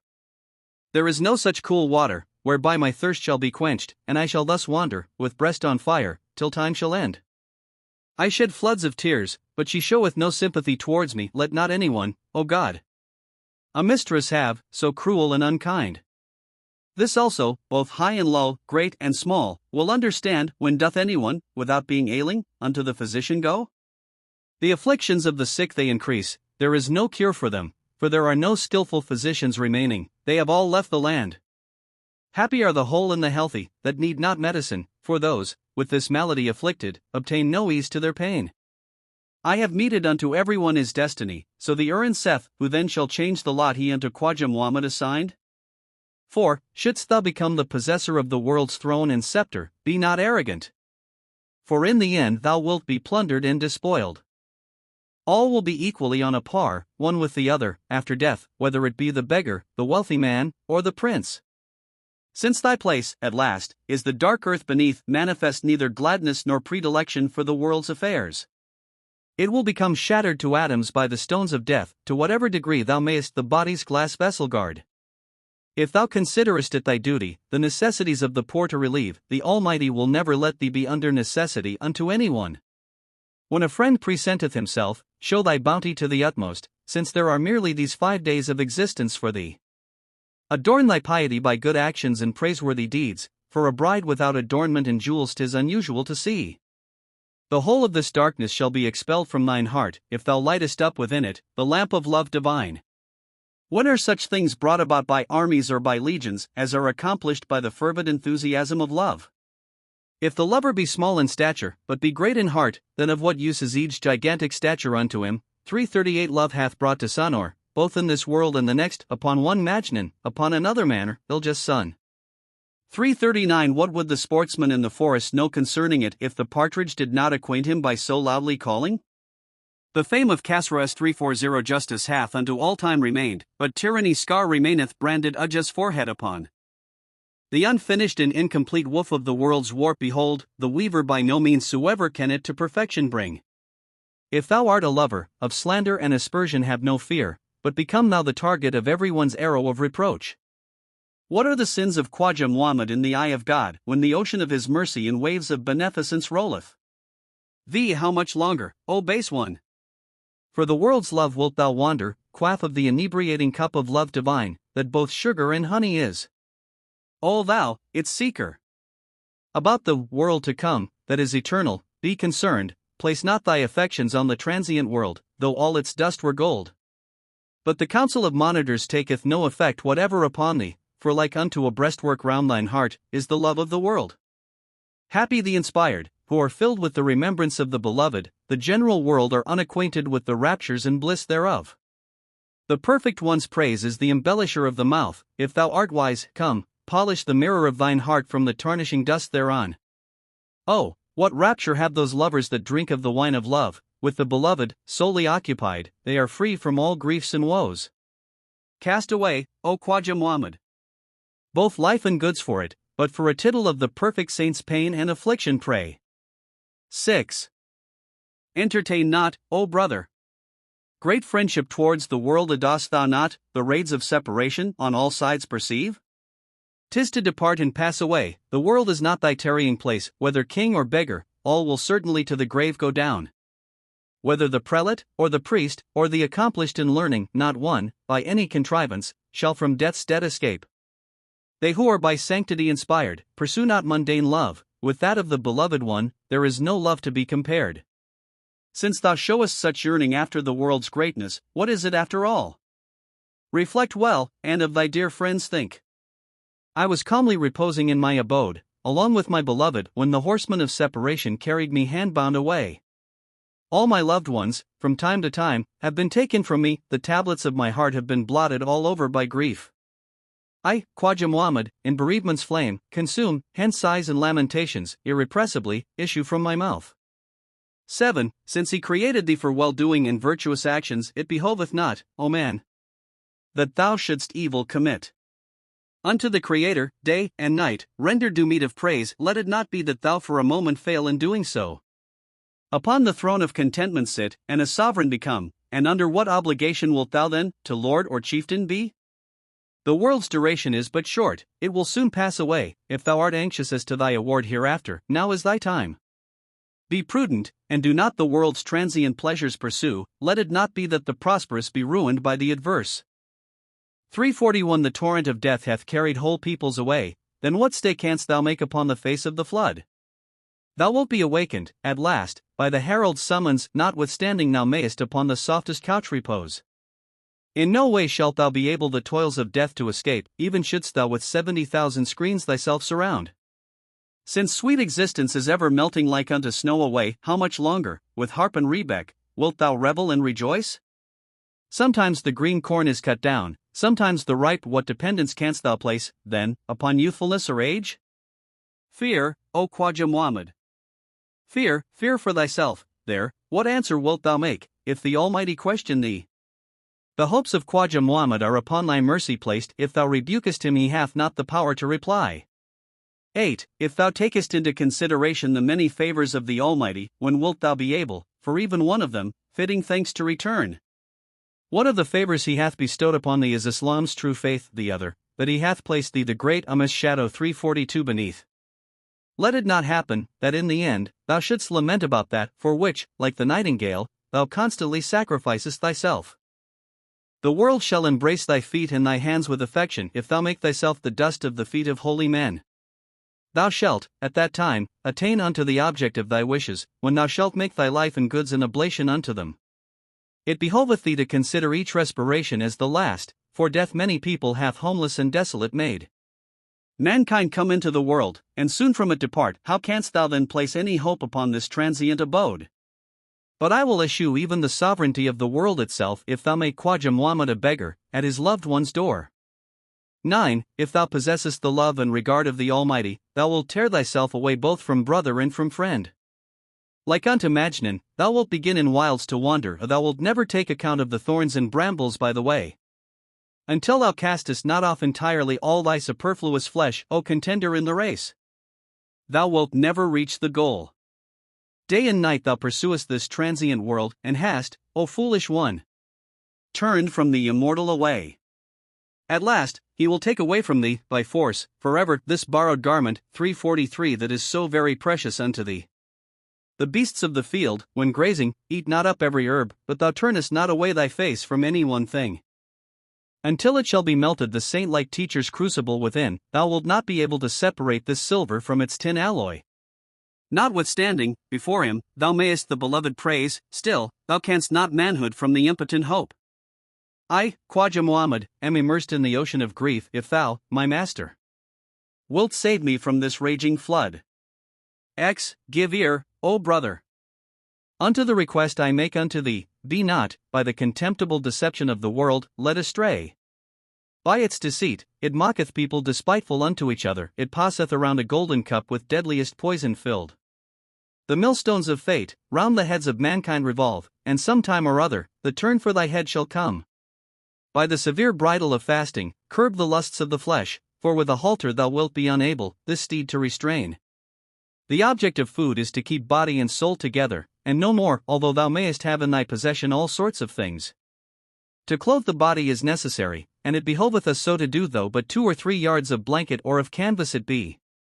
Thy every breath is a pearl and coral of inestimable price, be careful, therefore, and guard every respiration well. Let the whole of thy words be conformable with thy deeds, and in no wise in vain and foolish conversation indulge. Tell me what extent of torment thou wilt be able to bear, and commit no more sin than may be equivalent thereunto. By the rain of spring will become all saturated at last, the paper dress in which thou mayest have clothed thyself. Unto the money changer, its exterior and interior will be known, notwithstanding thou shouldst, with gold, brass ever so enwrap. The beat of this arrow will not come out from thy bones, until thy flesh shall have been by the sharp diamond incised. 344 It was because he made use of words of arrogance and pride that Satan himself was wholly from God's mercy debarred. Without doubt, all good and all misfortune are from the Almighty, wherefore then unto doubt, givest thou a place in thine heart? In thy ways indeed, thou art still more silly than children, even now that thy years are beyond 40 and 50 past. Shouldst thou drink one mouthful from the cup of love, like unto Khizr and Midr Elias, 345 thou wilt never die. I am filled with terror and dismay, beyond all bounds, for the tempter waylayeth me before and on every side. I, Khwaja Muhammad, am prostrate at thy threshold if thou, O my master, wilt but take me by the hand. 11. The love of the world hath made thee so insensate that thou hast wholly forgotten the duties of religion. Like unto the cat, thou art ever upon the watch, thou art of no use soever to anyone, save the rat. Outwardly, thou hast clothed thyself in sanctity's dress, O deceiver. Thou vendor of barley, but shower of wheat. When the opportunity hath passed away, then wilt thou grieve, and when the cup of death shall be given thee to quaff. Thou hearest with thine ears the cries of the outcast, and the cries at thy decease too shall reach others' ears. Mankind he hath created to walk in righteousness ways, thou art not a beast, then not sinfully, but worthily act. When thou leavest the body's house, take viaticum with thee, for there, O beloved, are no means for obtaining it. Thou art a pilgrim, and wilt depart, anxious therefore be bind up thine effects, and reflect upon the long journey before. The path in front the tempter haunteth, go not alone, arise. Search about thee, and thy companions select. If one, even with every effort, cannot the goal attain, no man can reach it without striving so to do. Every morning and evening raise thy voice unto God, tears of blood shed in the depth of thy heart's emotion. All other love, save one, is not but deadly poison from the cupbearer's goblet, then, joyfully take one draught. Groan and lament, but so that no one may hear thee, remember thy beloved in thine heart, but with silent lips. The world is black, and mocketh man's face so too at last, but drink thou the wine of love, and red-faced become, 346 without anxiety, O Khwaja Muhammad. Sleep not, since thou hast been by death's repeated warnings apprised. I, Khwaja Muhammad, am of sins and offences full, but, O hider of faults, I place my trust in thee. 12. From all ills, shield thou me, O God, my protector, for save thee, there is none other, my protector. Unto thee I have entrusted the affairs of both worlds of all things, both of faith and country, thou art the protector. The flesh and the devil, alas! Waylay me everywhere, I have no means of escape, save through thee, O protector. Of the world's calamities and woes, I shall have no dread, since, everywhere, thou art my shield from ill, O protector. When I draw near unto thee, go thou before, O my guide, for on this road I have no other friend but thee, O protector. Every morn I cry unto thee, with the eye for union yearn, then, one morn, accept the prayer of my heart, O protector. Upon sinful Khwaja Muhammad thy love bestow, that he may ever praise and call upon thy name, O protector. 13. Wherefore dost thou not follow righteousness, O my stony heart, when thy beloved friends, one after the other, continually disappear? O thou, who hast bound so many loads upon thy back, and set out, how wilt thou pass along the path in front, so narrow and confined? Burn thyself and become ashes, if thou truly lovest the beloved. Draw near, O suitor. Learn thou from the moth true love. Give up this world. Leave it to the negligent and the remiss, from heedlessness dark film, make thou the mirror bright. The garment's hem of my patron saint, I have, with both hands seized it. In the conflict with the flesh and the devil I shall conquer perhaps. As the breath of the charmer to the afflicted, such as a sight of thee, I will become thy sacrifice, thou anchorite at the loved one's door. Let both my life and goods be an oblation, O mediator. Unto thee, but the face of the beloved, so beautiful, show thou unto me. Rivers have overflowed, and distant lands have become flooded, but, alas! Of thirst I die, at the brink of a mighty stream. Give not away, wholly, to sorrow, O Khwaja Muhammad, for the perfect one will confer honor upon the servants at his gate. 14. Unto the whole and healthy, I am unable of my heart's state to speak, and should I not tell it, I am unable its pain to endure. To this degree I am become a reproach all people amongst, that I am altogether unable out of my own house of sorrow to go. From grief, on account of slander, I am fallen, with eyes closed, for through shame, I am unable to look anyone in the face. My throat hath become so embittered by the cup of separation, that I cannot taste aught of the sweetness of this world. I cannot make my beloved acquainted with my condition, for through fear of the killjoy, I am unable my case to state. I would leave the beloved, and depart to a far distant land, but I am unable in any way the bonds of affection to break. The tears of separation flow so continually down my cheeks, that I cannot upon my eyeballs retain the image of my beloved. Like the tulip, 347, the blood of my own vitals I am ever consuming, for I, Khwaja Muhammad, am unable, openly, to speak. But I am altogether a recreant and a speaker of falsehood, since, to the love of the beloved, I cannot my life devote. 15. I am a complainant against absence, a complainant am I, for it separated me, weeping and wailing, my loved one from. My love is the immortal soul, and I the form containing it, and from its soul, the separation of the body is bitter indeed. My very vitals have become entirely consumed in the flames, alas! Alas! O separation! What dost thou require of me? I am not criminal, that I grieve and complain so much, 'tis that my heart is broken, and my breast with fire consumed. If prosperity attend me in all other things, what shall I do with them? For without thee, the whole world hath become desolate to me. The anguish of my heart, on thy account, every moment increaseth. Henceforth of remedy or cure I shall quite hopeless become. The physicians neglected to make her acquainted with my case, and, at the last day, I will seize them by the collars therefore. O Khwaja Muhammad, make thou resignation thy daily task, entertain no hope that, from this world, thou shalt constancy find. Since according to my desire thou never tamest unto me, say, O relentless fate, in what I have offended thee. 16. Show thou no yearnings for the greatness of this world, for many tribes, at death's wail, have desolate become. Those dear friends, who were like spring's flowers unto, in the sultry heats of autumn, grew withered, and decayed. They are all now prostrate fallen, the dank earth upon, who, with turbans placed so jauntily, rode their fiery steeds. And they who were wont upon the couches of the fair to lie, of their deaths, many anniversaries have come and passed away. Those youths and fair maidens are now buried in the dust, whose hands were still more soft than even velvet itself. The excellent of their time have passed from the world away, around whom their disciples gathered their discourses to hear. Upon what wound of mine will the physician's salve apply? For, with the diamonds of separation I am all covered with wounds.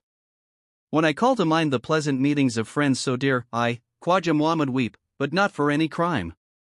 17. The whole of my grief is love for thee, love for thee. My heart is to atoms broken, it hath become blood, all blood. My very vitals are become gorged with red blood, though clothed in garments outwardly white, all white. Thou inflictest fresh wounds upon me, again and again, although of my former ones unhealed are many, very many. Thou hast not shown aught of kindness in life towards me, of what use shouldst thou do so, when I die? Thou hast expelled me entirely from the garden, my love, and the black crows, within it consumed the ripe fruit. Thy dark tresses have the whole land with fragrance filled, of thy curls are as the musk pods of Chin, all perfume, all perfume. Those sleepy eyes of thine are lions, both fierce and ravenous, for they bear away Khwaja Muhammad unto death, cruel death. 18. Since thou art the sovereign over the whole of the fair, inquire after the condition of the wretched and distressed. Break not hearts. For they are rubies of Badakhshan, it is difficult to repair such broken things again. My heart and soul are entirely bound up in love for thee, look then, these thine own heart-bound ones upon. The flowers of the parterre have all revived thereby, for the zephyr hath come from the nosegay of thy face. When they beheld, with their eyes, thy stature and figure, the waists of all the adorned ones crooked became. They have deprived me altogether of sense and understanding, those gentle, tender words of thine, so pleasant and so sweet. My head than the seventh heaven shall be higher exalted, if thou makest me one of the sitters in thy court.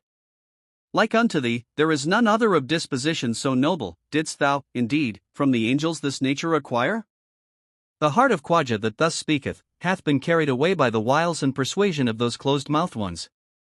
Life and goods, as an oblation to them, will I give, for I, Khwaja Muhammad, am the disciple of the fair.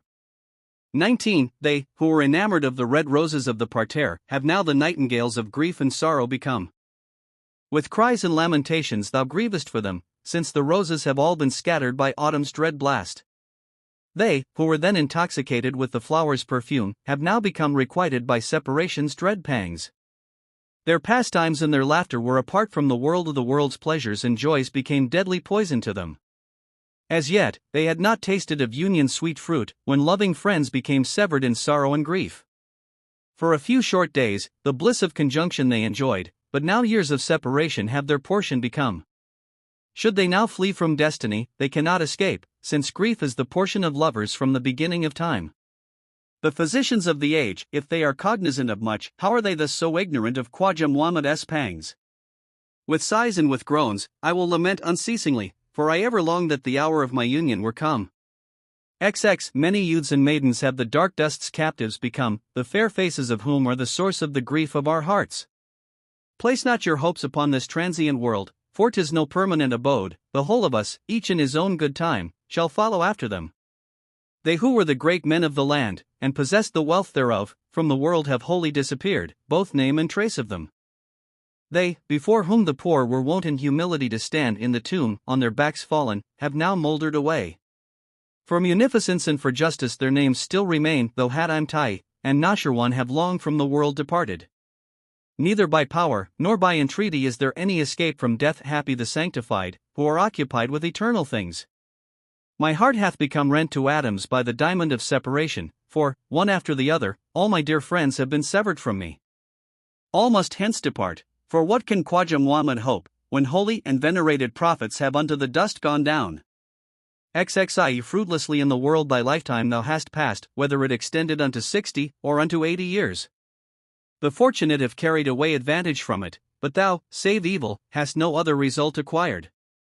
The friends of thy acquaintance have all gone from thee, and still thou perceivest it not, O man, with open eyes asleep.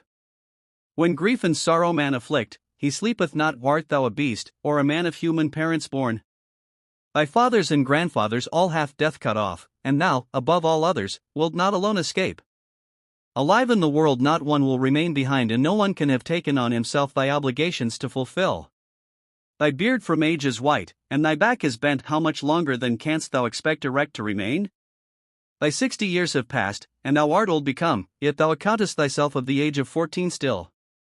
If thou art wise, turn devotee, and the world forsake, for they who this life choose, are in both worlds free. The veil of skepticism from thy face draw aside, and unto the masters will let thy assent be given. Become thou the servant at the wineseller's door, that wine from the cup of love be given unto thee. Thou one and only God. Unto righteousness direct me that, the straight path upon, I may come unto thee. If I have evil committed, a rude slave consider me, and pardon me, according to thine own peculiar way. When man giveth aught to another, again he taketh it, but thou art God, and takest not back thy gifts again. O thou all-possessing deity!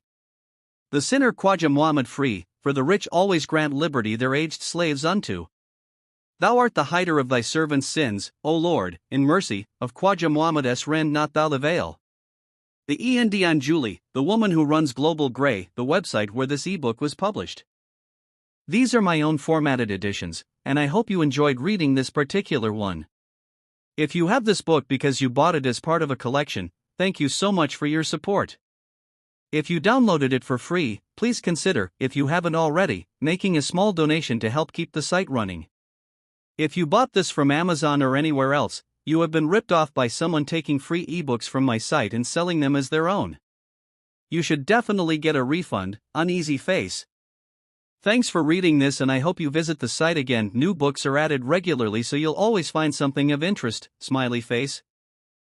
Notes: 1. Ismail I ascended the throne AD 1500, and his family was subverted by Nadir, AD 1736. 2. Malcolm's History of Persia. 3. The creation proceeded at once from the splendor of God, who poured his Spirit upon the universe, as the general diffusion of light is poured over the earth by the rising sun, and as the absence of that luminary creates total darkness, so the partial or total absence of the divine splendor or light causes partial or general annihilation. The creation, in its relation to the Creator, is like unto the small particles discernible in the sun's rays, which vanish the moment it ceases to shine. Persian M.S. For Each B. Akal, M.A., Oxford Essays. 5. See 2 Kings, Chap 2. Where Elisha dons the mantle of Elijah. 6. E. B. Cowell. 7. E. B. Cowell. 8. Scott. 9. Asiatic Researches, Volume 3. 10. E. B. Cowell. 11. A Collection of Poems, by Maulana Nur-ud-Din, Jamie. 12. Sir W. Jones. 13. Captain W. N. Lee's biographical sketch of the mystic philosopher and poet, Jamie, Calcutta, 1859. 14. The sinful world is here referred to. 15. E. B. Cowell. 16. Pharaoh. 17. A. with Makranzi Nurullah of Shustar. 18. Malcolm, History of Persia. Some Christians in the extreme west of England have preached such doctrines, but practiced the contrary. 19. It is related that the disciple of a celebrated Phi, having some money in his pocket when traveling, began to express his fears. "Cast away thy fear," said the old man. "How can I cast away a feeling?" he replied. "By casting away that which excites it," was the answer. He cast his money away, and, having nothing to lose, felt no fear. 20. Malcolm. 21. Malcolm. 22. So called from a celebrated devotee named Mu'in-ud-Din, who dwelt at a place named Chast, in Arabia. The sect still exists in Afghanistan and the Punjab. 23. See memoir preceding his poems. 24. See Amd, poem XLI. End note. 25. See Mza with Makron, poem 6. Second note. 26. It is customary in the East to carry money in a purse or belt, fastened round the waist. 27. The boast of heraldry, the pomp of power, and all that beauty, all that welfare gave, await alike th inevitable hour. The paths of glory lead but to the grave. 28. The Regi Rawan, or moving sand, situated 40 miles north of Kabul, towards the mountains of Hindu Kush, and near the base of the mountains. It is a sheet of pure sand, in height about 400 feet, and 100 broad, and lies at an angle of 45 degrees. This sand is constantly shifting, and they say that in the summer season a sound like that of drums may be heard issuing from it. See Burns's Kabul. 29. That is to say, the signs and omens of the approach of the end of the world. 30. The deposit or pledge for the observance of faith and obedience unto God. See Mirza, Poem 6. Second note. 3.1. The mode of salutation in Eastern countries is by raising the right hand to the forehead, or by placing it to the breast. 3.2. The Brahmanical cord. Also a belt, or cord more particularly, worn round the middle by the Eastern Christians and Jews, and by the Persian Magi. It was introduced A.D. 839 by the Khalifa Mutawakkil to distinguish them from Mohammedans. 3.3. The play upon the words head and headman here is almost lost in the translation. 3.4. Names of Arabic coins. The darham is of silver, and the dinar of gold. 3.5. Referring to the custom, in the East, of washing the bodies of deceased persons before dressing them out in their grave clothes. 3.6. According to the Mohammedan religion, the sun at the resurrection will be no further off than a mile, or, as some translate the word, the signification of which is ambiguous, than the length of a spear, or even of a bodkin. 3.7. Zu'alfur, the name of the famous two-edged sword of Eli, the son-in-law of Muhammad, and which the latter reported he had received from the angel Gabriel. 3.8. In the fables and traditions of the East, it is supposed that wherever there is a hidden treasure, there is a serpent, or serpents, to guard it. 3.9. This ode is very popular as a song, but the singers are, probably, not aware of the depth of meaning beneath. 4.0. Aba Sind, the father of rivers, the name given by the Afghans to the Indus. 4.1. Elmaner, the name of a Phi, who was put to death at Baghdad, some centuries back, for making use of the words I am God. 4.2. The Arabic word here used in the original, and very commonly made use of by poets, is scarcely to be translated by an equivalent word in the English language. The Spanish word duenna gives the signification, but the Afghans apply it to both sexes. 4.3. Commonly caravan, a company of travelers or merchants associated together for mutual defense and protection, and conveyance of merchandise, in the East. 4.4. See Regiro 1, note at page 15. 4.5. Desire itself, called also the parent of desire. 4.6. The loves of Majnun and his mistress Layla are the subject of one of the most celebrated mystic poems of the Persian poet Nizami, and famous throughout the East. 4.7. Jam or Jamshet, the name of an ancient Persian king, concerning whom there are many fables. The cup of Jamshet, called Jam-i-Jam, is said to have been discovered, filled with the elixir of immortality, when digging for the foundations of Persepolis, and is more famous in the East than even Nestor's cup among the Greeks. It has furnished the poets with numerous allegories and allusions to wine, the philosopher's stone, magic, enchantment, divination, and the like. 4.8. The Persian Hercules. 4.9. The steed of the sky, the firmament, the revolving heavens, fortune, destiny, fate, etc. 5.0. The name of an Afghan poet, a contemporary of Rames. His poems are not to be met with in the present day. 5.1. The Patriarch Joseph. 5.2. The name of Afghan poets. 5.3. Ilamgir, the world-conquering, the name assumed by Aurangzeb, Emperor of Hindustan. 5.4. Mohammedans consider the land of Egypt the peculiar country of presumptuous and ambitious rulers, who, like Pharaoh, laid claim to divinity. 5.5. The name of a village near Andar on the Tarnak River, and, for centuries past, in ruins. It is proverbially used in reference to a place utterly desolate and deserted. 5.6. Dara, the Persian name of Darius, Shah Jahan, the Emperor of the Universe, the title assumed by the fifth Mughal, sovereign of Hindustan. 5.7. Equivalent to the reply of, Thy sins be upon me, of Scripture, a common mode of reply in Afghanistan and Persia. 5.8. See Ram, Poem 9. Second note. 5.9. Khusrau, king of Persia, contemporary with Muhammad, having been driven from his kingdom by his uncle, took refuge with the Greek Emperor Maurice, by whose assistance he defeated the usurper, and recovered his crown. Whilst at Maurice's court, Khusrau married his daughter Irene, who, under the name of Shirin, signifying sweet, is highly celebrated in the East, on account of her singular beauty, and their loves are the subject of the celebrated Persian poem by Nizami. 6.0. Black antimony, ground to powder, is commonly used in the East, as a collyrium for the eyes. 6.1. There are such wild inconsistencies in the thoughts of a man in love, that I have often reflected there can be no reason for allowing him more liberty than others possessed with frenzy, but that his distemper has no malevolence in it to any mortal. The devotion to his mistress kindles in his mind a general tenderness, which exerts itself towards every object as well as his fair one. Steele, Spectator, number 336.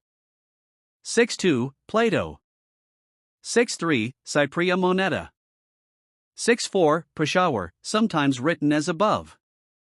6.5, Mamd, Sultan of Ghazni, who was much attached to his servant Ayaz. 6.6, There is a skeleton in every house. 6.7, The name of a tree, whose fruit and flowers are of a beautiful red color, the Cercis siliguastrum, of botanists, probably. 6.8, According to the Mohammedan belief, Solomon succeeded his father David when only 12 years old, at which age the Almighty placed under his command all mankind, the beasts of the earth and the fowls of the air, the elements, and the genii.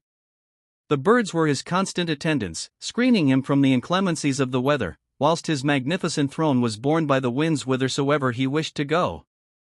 6.9, The name of a prophet, who, according to Oriental tradition, was wazir, or minister, and general of Kaikobad, an ancient king of Persia. They say that he discovered and drank of the fountain of life or immortality, and that, in consequence, he will not die until the sounding of the last trumpet, at the judgment day. 7.0, As fire can be produced by striking stones together, the Mohammedans suppose that fire is inherent in stone, and that water protects it. 7.1, Elphinstone, Kabul.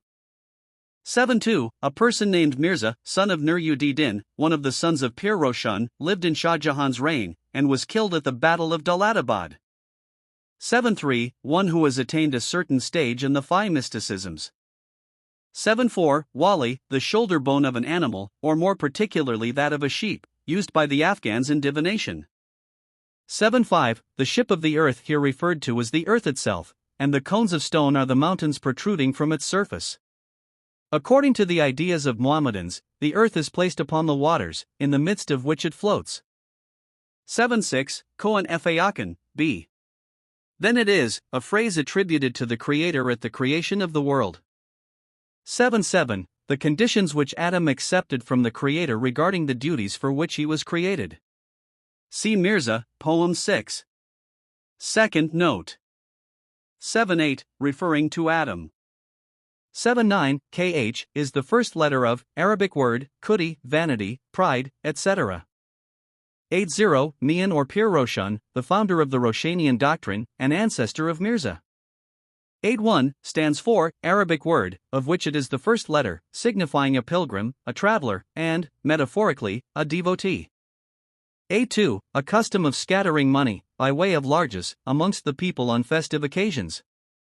8.3, Arabic word, the direct and narrow path, the way of religion and orthodoxy. 8.4, the first letter of, Arabic word, sin, evil, fault, infirmity, etc. 8.5, by faith is understood here, entire obedience to the will of God, on the observance or neglect of which, no less than eternal happiness, or misery depends, and so difficult in the performance, that when God proposed it to the vaster parts of creation, on the conditions annexed, they declined to undertake as a duty, that, the failing wherein must be attended with such terrible consequences. God made the proposal to the heavens, earth, and mountains, which, at their first creation, were endued with reason, and made known to them that he had made a law, and created paradise for the recompense of such as were obedient to it, and hell for the punishment of the disobedient, to which they answered, they were content to be obliged to perform the services for which they were created, but would not undertake to fulfill the divine law on these conditions, and therefore desired neither reward nor punishment. When Adam was created, the same offer was made to him, and he accepted it, notwithstanding man's weaknesses, and the infirmities of his nature. Jalaluddin, al-Baydawi's commentary on the Quran. 8.6, Chugan or Chugan is the Persian name of a game resembling tennis or cricket, but played on horseback by many Asiatic tribes. It also signifies the crooked bat used therein. 8.7, the five robbers or enemies here referred to, as in the house of the body, are the five senses: hearing, seeing, touch, taste, and smell. 8.8, a bee enamored of the lotus. 8.9, Ud is the Arabian name of Oji, the son of Anak, concerning whose enormous stature, his escaping the flood, and the manner of his being slain by Moses, the Mohammedans relate numerous fables. See Numbers 21. 34, 35. 9.0, the bridge over the infernal fire, and over which those who are to be admitted into paradise, as well as those who are destined to hellfire, must pass. It is described as finer than the thread of a famished spider, and sharper than the edge of a sword. 9-1 In remotest time, the sword was emblematic of chastity. When the Emperor Maximilian married Maria of Burgundy by proxy, he enjoins the knight, who is to be his representative, to lay him down in the bridal bed, to which he is to lead the princess, in full armor, and to place a drawn sword between himself and her. Chambers' Journal, Volume 11. From this it would appear to have been also practiced by the nations of the East. 9-2 It is usual to ring a bell at the dawn of day, to arouse the people of a caravan to prepare to set out. 9-3 The sandalwood tree is said to be the favorite haunt of black serpents. 9-4 The musicker is a bird, said to have numerous holes in its beak, from which as many melodious sounds issue. 9-5 A species of bee, enamored of the lotus. 9-6 The Persian wheel is a contrivance for drawing water for irrigation, etc., round the rim of which a string of earthen pots revolves. 9-7 The commentators on the Quran relate that by Nimrod's, or Nimrod's, order, a large space was enclosed at Kutha, and filled with a vast quantity of wood, which being set on fire, burned so fiercely that no one dared to venture near it. Then they bound Abraham, and putting him into an engine, which some suppose to have been the devil's invention, shot him into the midst of the lyre, from which he was preserved by the angel Gabriel, who was sent to his assistance, the fire burning only the cords with which he was bound. They add, that the fire having miraculously lost its heat, in respect to Abraham, became an odoriferous air, and that the pile changed to a pleasant meadow, though it raged so furiously otherwise, that, according to some writers, about 2,000 of the idolaters were consumed by it. Sales Quran, note to page 269. 9-8 And unto the tribe of Thamud we sent their brother Sli. He said, O my people, worship God, ye have no God besides him. Now hath a manifest proof come unto you from your Lord.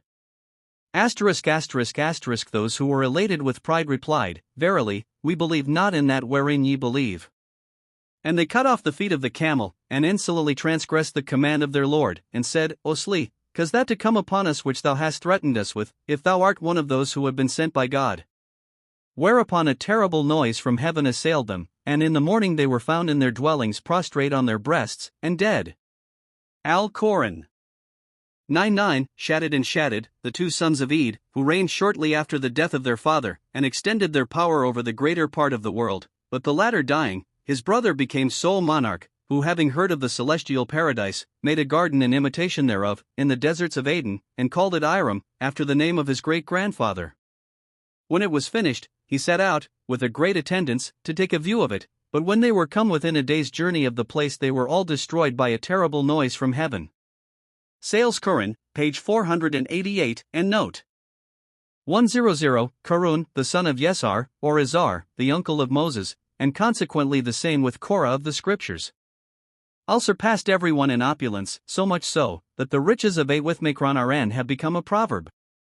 God directed Moses to punish him, and the earth having opened under him, he was swallowed up, along with his palace, his riches, and his confederates. 101 That is to say, that the sacred book of the lawgiver Muhammad has been called a mere collection of rites and ceremonies. 102 A prelate, a doctor learned in the law, a venerable old man. 103 A priest, a learned man. 104 The term placing the hand on the hip is similar to one scratching his head, or putting his finger in his mouth, when entirely at a loss what to do. 105 The chicker is the bardavel or Greek partridge, and the redness of its legs refers to the custom amongst Mohammedans of dyeing the hands and feet, by young people, on festive occasions, and is a symbol of joy. 106 Potiphar's wife. 107 Referring to the hateful rule of the Mughal emperors of Hindustan, from the days of Babar to the foundation of the Afghan monarchy by Ahmad Shah, which all Afghans cry out against. 108 Yaman Arabia Felix, celebrated throughout the East for its tulips and its rubies. 109 A country of Chinese Tartary, famous for its musk, and the beauty of its women. 110 The Persian Gulf. 111 Oriental anime, or species of amber, which has the virtue of attracting straws. 112 This refers particularly to Afghan mothers very often becoming the innocent cause of the death of their infants, from falling asleep whilst giving suck at night, and the nipple being in the infant's mouth, the weight of the breast itself suffocates the child. 113 Rustam, the Persian Hercules, and the hero of the celebrated epic poem of the Shah Nama by Ferdowsi.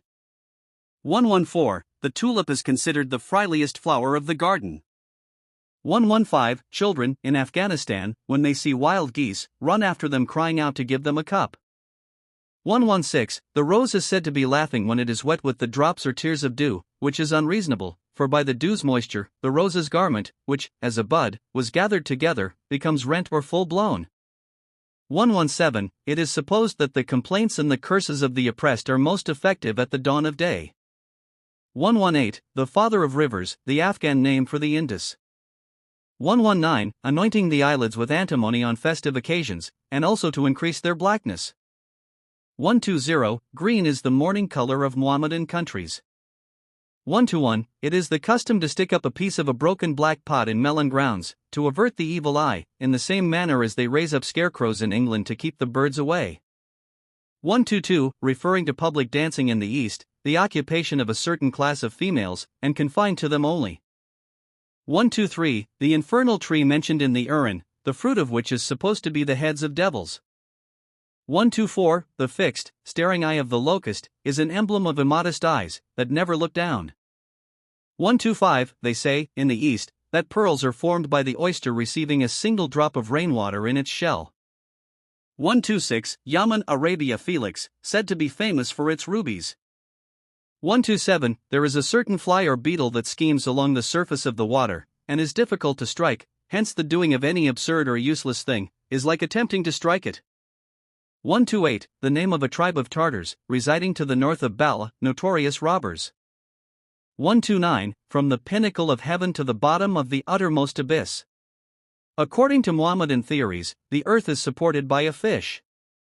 130. Jamal Khan, of the tribe of Momin and clan of Kuderzi, about the year H. 1122, Hadith 1711, during the governorship of Nasir Khan, Badar of Kabul, was raised to the chieftainship of his clan, during which time he plundered and destroyed the village of Aso, one of his own tribe.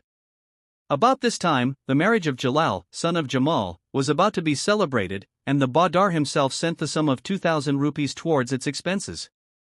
Aso, however, bent upon taking revenge, and Jamal's clan being weak in proportion to his own, he sent his spies to bring him intelligence when his enemy should be occupied in his son's nuptial ceremonies, to fall upon him.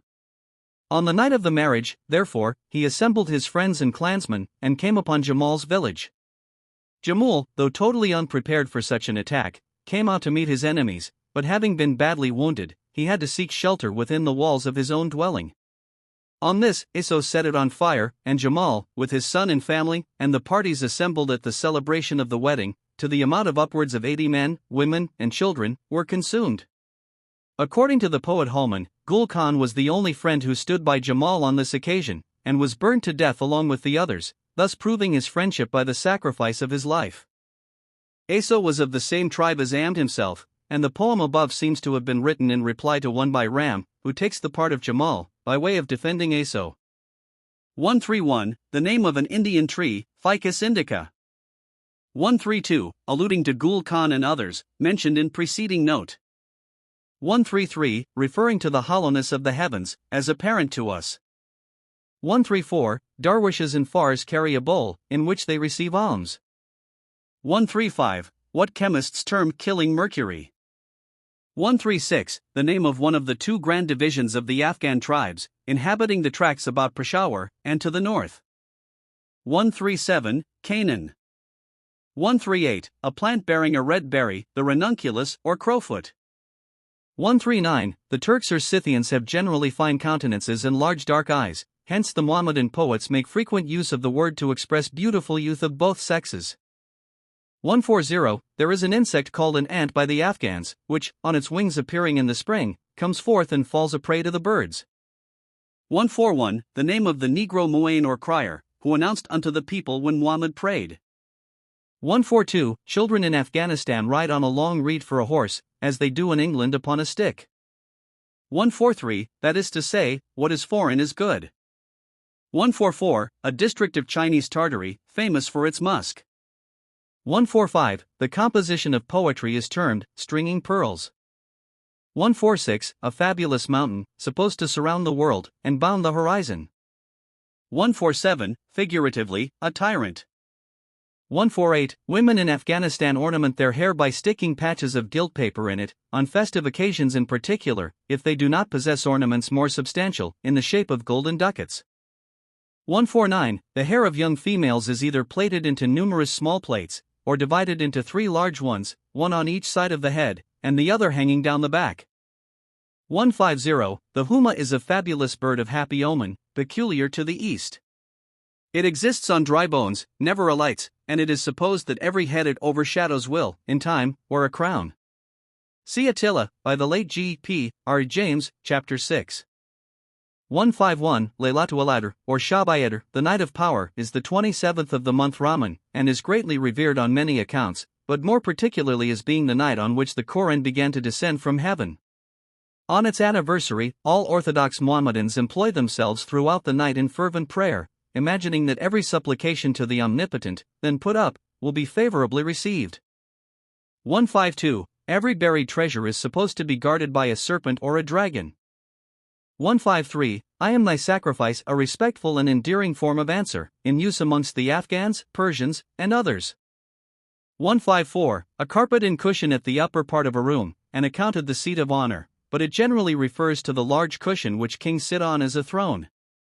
155. These are the Afridi chiefs, who aided Khushhal in his wars with Aurangzeb. 156. The name of a pass leading from Peshawar to Jalalabad. 157. A small state, held by independent Afghan tribes, in of Peshawar. 158. He had gone into the Yusufsi country, to endeavor to persuade that tribe to assist the Confederates. 159. The lofty mountain to the right of the Khyber Pass, looking from Peshawar, and giving name to another pass, leading to Jalalabad. 160. A pargana or division of the Peshawar district, lying, as its name implies, between 2 rivers, the Landay and the Kabul. 161. A town of the Peshawar district, on the northern bank of the Kabul River. 162. Aurangzeb dethroned his father Shah Jahan, whom he confined in prison until his death, which took place 7 years after. 163. The Yusufsis who would not aid. 164. A small district of Afghanistan, of which Jalalabad, famous for its defense by Sir Robert Sale, is the chief town. 165. The 5th month of the Afghan year, so called. 166. According to the Al-Shari system of the Arabs and other Mohammedans, of computing numbers by letters, the word, Gafu, is equivalent to the year H, 1086, AD, 1675. 167. Cause the bud to open its leaves.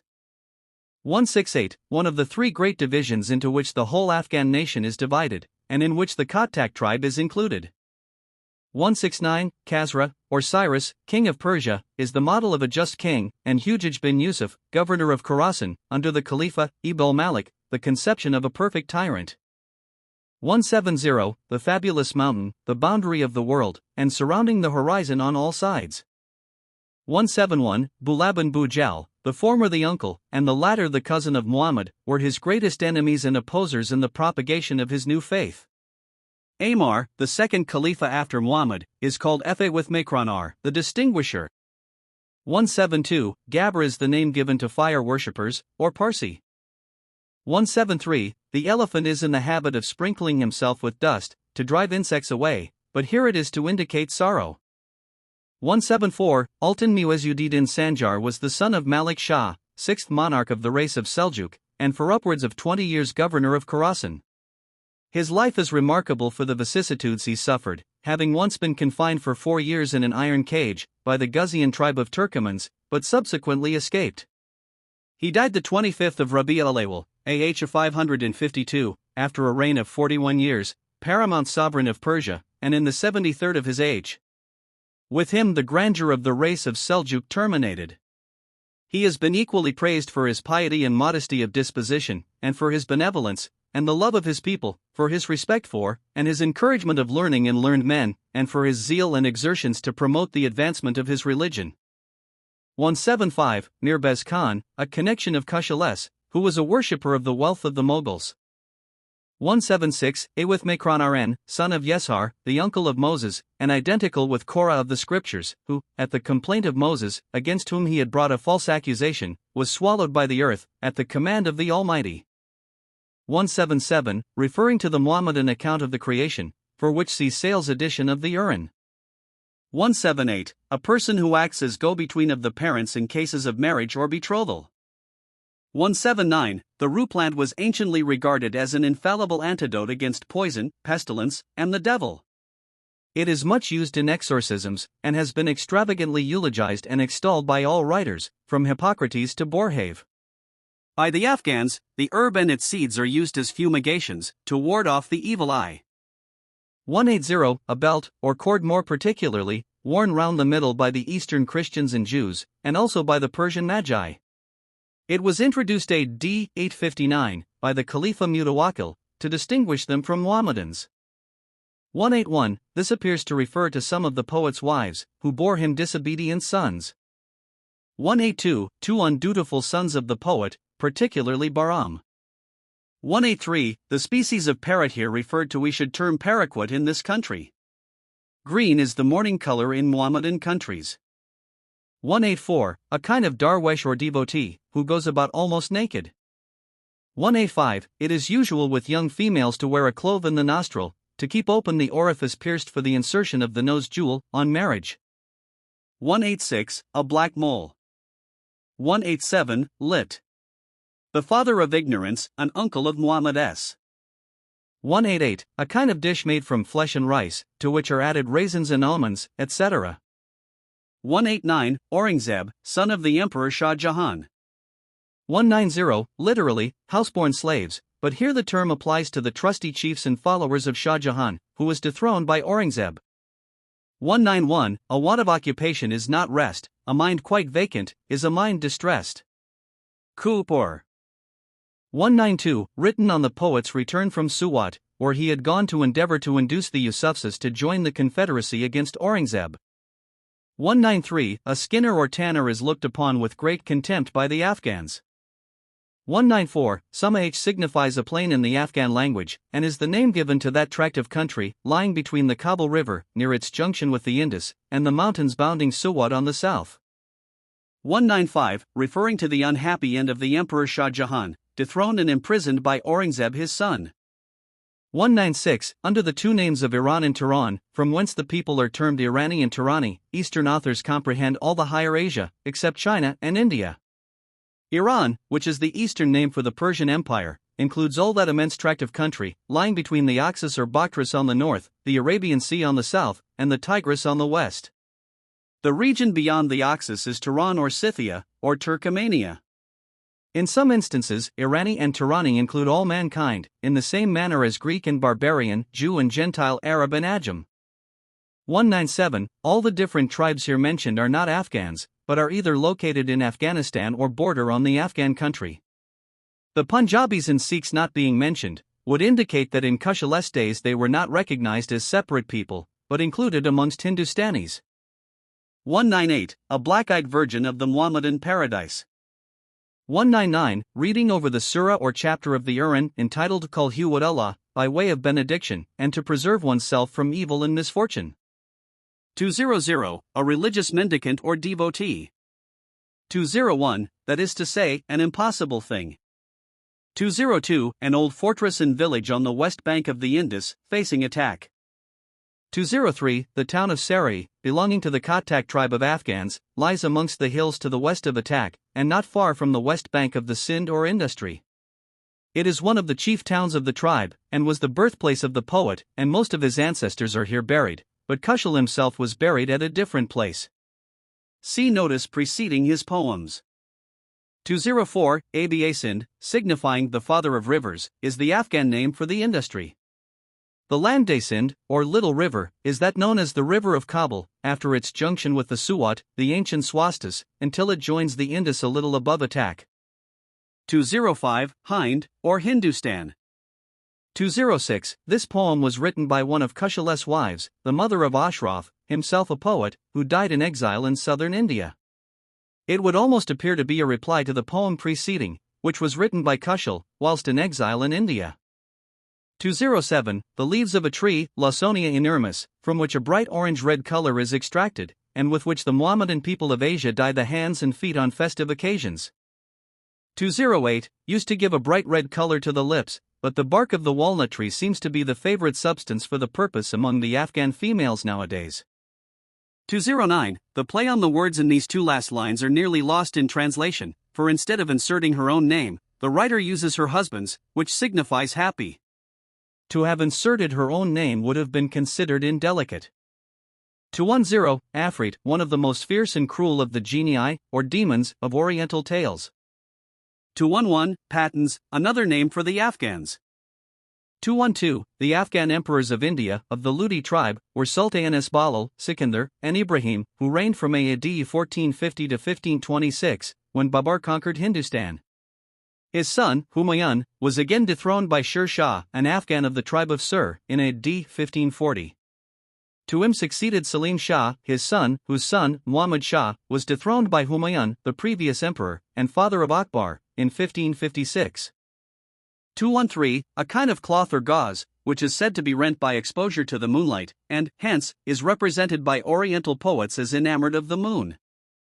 214. A tribe of Afghans, dwelling in the hills to the west and south of Peshawar, who are about the most uncivilized of the Afghans. 215. The celebrated saint of the Afghans, and great antagonist of Pir Roshan, the founder of the Roshanian sect of schismatics. He changed the name of Pir Roshan, signifying Saint of Light, into Pir Tariq, or Saint of Darkness. 216. Bayezid Ansari, who took the name of Pir Roshan, as above stated. 217. The red carnelian caskets refer to the gums, and the pearls are the teeth in them. 218. The eye is compared to the narcissus, and white roses to a clear complexion. 219. Aesop. 220. Solomon. 221. Hujaj, the governor of Khorasan under the caliphs of the house of Umayyah, and a notorious tyrant. 222. A Persian monarch, celebrated throughout the East for his justice and equity, hence he is known as Nashirwan the Just.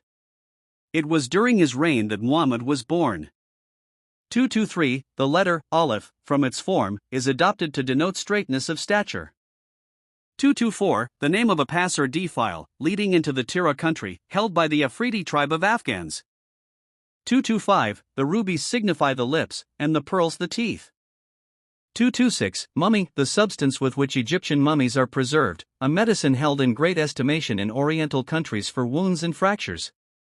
227. A celebrated Arabian poet, famous for his eloquence. 228. The name of an Arab, celebrated throughout the East for his liberality and munificence. 229. The letter Aleph is an emblem of the Almighty, the One and Only. 230. Attar of Roses.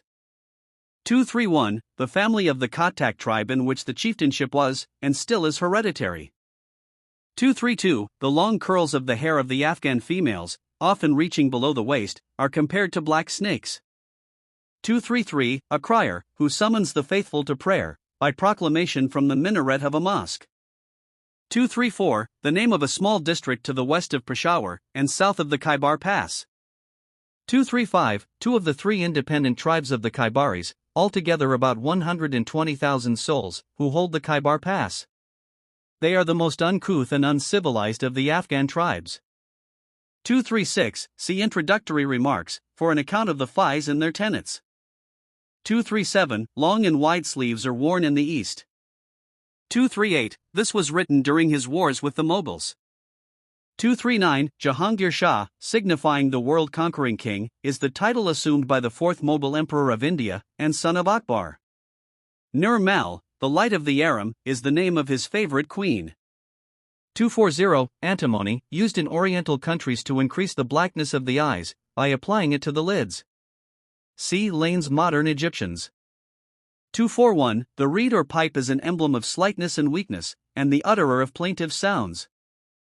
242. The black-eyed virgins of the Muhammadan paradise. 243. Kata or Kate, the northern part of China, or Chinese Tartary, famous for its musk and pretty damsels. 244. The Hindu women boldly and fearlessly mount the funeral pyre of their deceased husbands, for what they consider honor's sake. 245. China and Chinese Tartary, famous for beautiful women. 246. The patriarch Jacob. 247. Referring to the scanty garments of the women of India. 248. Indian husbands chastise their wives with a shoe for very trivial matters. 249, in a contemptuous sense, as sold unto gold and infidelity. 250, there is a good deal of foppery manifested in the East regarding the tail or termination of the turban, which hangs behind. 251, the poet's name signifies happy, hence the play upon the word here, which would lose by translation. 252, this would appear to refer to the dark red tulip. 253, the hyacinth or spikenard is compared to the dark locks, and the lily or jasmine to the fairness of the face of the beloved one. 254, an earthly paradise, a fabulous garden in Arabia. 255, as before stated, the name of the poet signifies happy, hence, where the heart has become happy, is the meaning above. 256, Balaam, son of Beor, who, being requested by his nation to curse Moses and the children of Israel, refused at first, saying, "How can I curse those whom the angels protect?" But afterwards he was prevailed upon by gifts, and he had no sooner done what they wished, than he began to put out his tongue like a dog, and it hung down upon his breast. Al-Baydawi, Jalaluddin, al-Zamakhshari. 257, musk here signifies youth, when the hair is of the color of musk, and camphor, old age, when the hair turns silvery. 258, referring to the nib of a pen. 259, the faithless and insincere. 260, this poem appears to have reference to the coldness of the poet's confederates in the war with the Mughals, and to the trouble Khushhal had with his sons. 261, the name of the ancestor of one of the great divisions of the Afghans, including some of the western tribes, and also the Yusufis of the northeastern parts of Afghanistan, who refused assistance to Khushhal and his confederates, in their wars with Aurangzeb. 262, Damgar is the name of a small town in Suwat.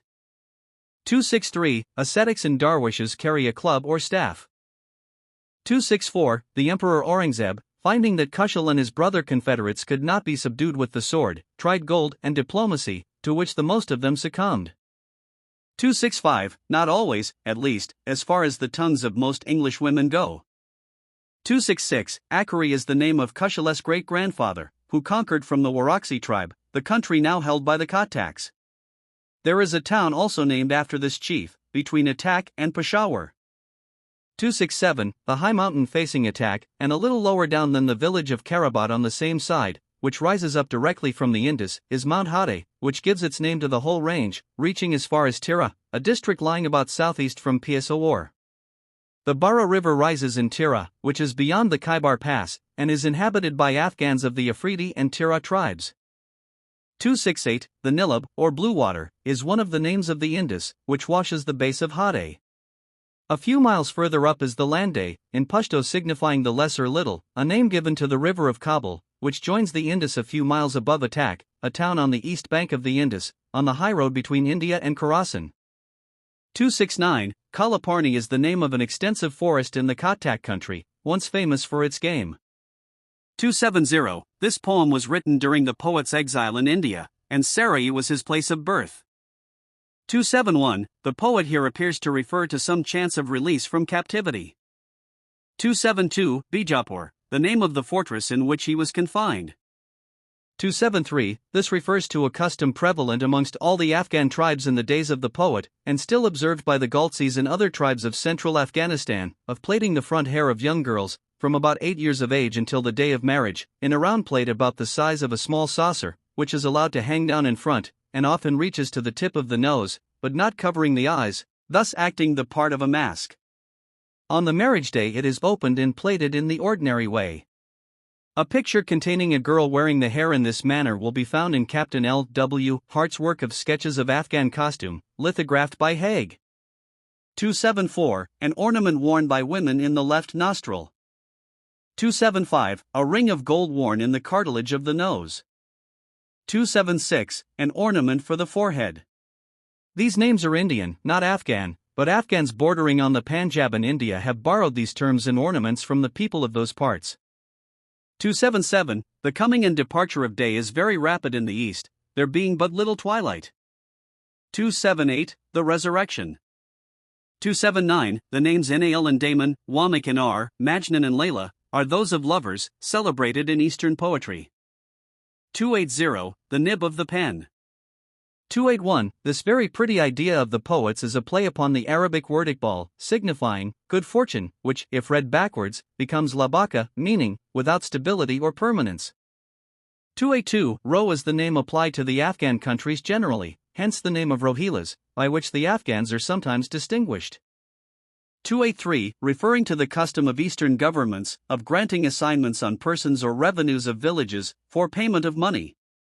An assignment on a deer's horns is a proverb, with reference to any impracticable or very difficult matter next to impossible, it being first necessary to catch your deer. 284. A river of central India. 285. Referring to his captivity in India. 286. All ties will then be broken, for all will be so much occupied with their own affairs and interests, that they will pay no attention to others, however dear they may have been in this world. 287. The magic ring of Solomon, which was supposed to reveal all things. 288. India, the country of dark people, is compared to the dark curls of the beloved. 289. The name of a gold coin current in Persia and Arabia, a ducat. 290. The oud, or wood aloes, celebrated for its fragrance. 291. Alluding to the rosy color of the cheeks. 292. The dimple of the chin. 293. The pearl is supposed to be produced from a single drop of rainwater. 294. The name of a great man, supposed to have been Solomon's prime minister. 295. And God said unto him, O Moses, draw near and fear not, for thou art safe. Al-Quran. 296. According to the Al-Shari, or an arrangement of the letters of the Arabic alphabet for numbers in chronograms, the letters GH, W, A, and S signify the year 1097 of the Hijra, AD 1685, in which a terrible plague is said to have raged throughout Afghanistan and the adjacent countries. 297. From excessive weeping. 298. A celebrated Persian painter, who, about the middle of the 3rd century of our era, gave out that he was the promised paraclete of our Lord, and soon established a numerous sect known as Manichaeans. He fled into Tartary through fear of the Persian king Shapur, Sapor, where he amused himself by drawing a number of singular figures in a book called Urtong, and, on his return, told his disciples that he had obtained it from the angels in heaven, or he pretended to have been during his retreat. 299. Durai signifies the pearl of the Duranis, a name which the Abdullahs acquired from wearing pearls in their ears. 300. A term equivalent to doctor of literature or divinity. 301. Also called patens in India, but the name, like that of Rohila, is applicable to Afghans generally. 302. Account of the kingdom of Kabul. 303. This refers to flies rubbing their heads with both four legs, which the author calls wringing their hands sorrowfully and in spite. 304. See Horace, Ode 13th, Book 2. Linquenda tellus, edidomus, edid platens uxer, nec, harum, quas colis, arborum te, praetor invisus cupressos, ola brevum dominum sequator. 305. Hell is said to be paved with stones, which thus make the infernal fire the more excessive by the transmission of heat. 306. A chaplet in the turban, when withered, cannot be revived. 307. The break of day is termed the rending of the dark garment of night. 308. Hindustan. 309. The necks of camels and other animals in a caravan of travelers are ornamented with bells. 310. A caravan. 311. The simile here refers to the long tresses resting upon the shoulder for support. 312. The bardavel, a large bird of the partridge species, is kept on account of its sound, compared to laughter, as also is the common bird. 313. The name of a famous Persian statuary, the lover of Shirin, wife of Khusro Parvez, king of Persia, and daughter of the Greek emperor Maurice, who, to please his mistress, dug through an immense mountain. This is the subject of a poem by Nizami, one of the most famous and the sweetest of Persian poets. 314. The eyes of the chicker, a species of partridge here referred to, are of a deep red color, as also are its legs. 315. The rent garments refer to the leaves the roses have shed. 316. The glances of the sleepy, languid eyes of a mistress. 317. The name of the steed of Shirin, the beloved of Farhad. 318. The spots in the sun's disk are compared to brands, and it used to be the custom with the Afghan tribes to brand the forehead of a child born in an unfortunate or unlucky hour, to drive misfortune away. 319. The heart is the wayfarer here, and night the dark hair of the beloved. 320, its nest is not to be found, neither a permanent home in this world. 321, the lightning is supposed to obtain a glimpse of its own road from the light of its own flash. 322, the gurgling of a full wine flask is said to be its laughter. 323, a state of ecstasy to which the Fis are supposed to attain when the world and all things worldly vanish. 324, the Eastern name of China. Chin in Persian also signifies a wrinkle, hence the play upon words. 325, the people of Ram, or Asia Minor, are ruddy in complexion, and the heart is also red. The people of India are dark, so are the curls of the beloved. These are the metaphors used by the poet here. 326, a festival observed by the ancient Persians and by the Hindus, which season, among the latter people, is personified under the name of Basanta, who is said to attend on Kama, the god of love. It is usual in the Punjab and vicinity, on this day, for the Hindus to dress in saffron-colored garments, called also basanti, Krishna's favorite color. 327, saffron, it is said, will cause a person to laugh to death. 328, the nightingale sings on account of the rose which is red, and the metaphor here is, that, by its gurgle, the wine flask is as though singing to pour forth the red wine. 329, the most sacred part of a palace or dwelling, the seraglio, or woman's apartments. 330, time assumes the black dress of darkness in the evening, and its garment is rent at the dawn of day. 331, the night of sorrow. 332, the morn of relief or joy. 333, the curved shape of the scimitar is likened unto the eyelashes of the fair. 334, the Gulf of Persia so called. 335, little did I imagine, whilst stationed in the Punjab a few years since, when I was penning the notes for this short notice of a poet of the tribe, that I should behold the last of the Nawabs, escorted by a party of my own regiment, conducted, on foot, with fetters on his legs, through the streets of Nasik, in western India, where I then was stationed in command of a detachment, on his way to undergo perpetual banishment at Mecca, for the share he took in the massacre at Farrukhabad. During the late rebellion in India, he had been sentenced to death, but his punishment was commuted to perpetual exile, in any place he might select. He chose Mecca in Arabia, where, I have since heard, he subsists on alms. I spoke a few words to the wretched man at Nasik, the first he had heard in kindness, he said, for many long days. He appeared to be anything but what one might expect, from all that has been proved against him. He was rather fair, slightly made, and about 30 years of age. To me, he appeared very wretched and heartbroken. He was only an Afghan in name. The centuries of admixture of Indian blood, by intermarriage with the people of the country, had left little of the Afghan blood remaining.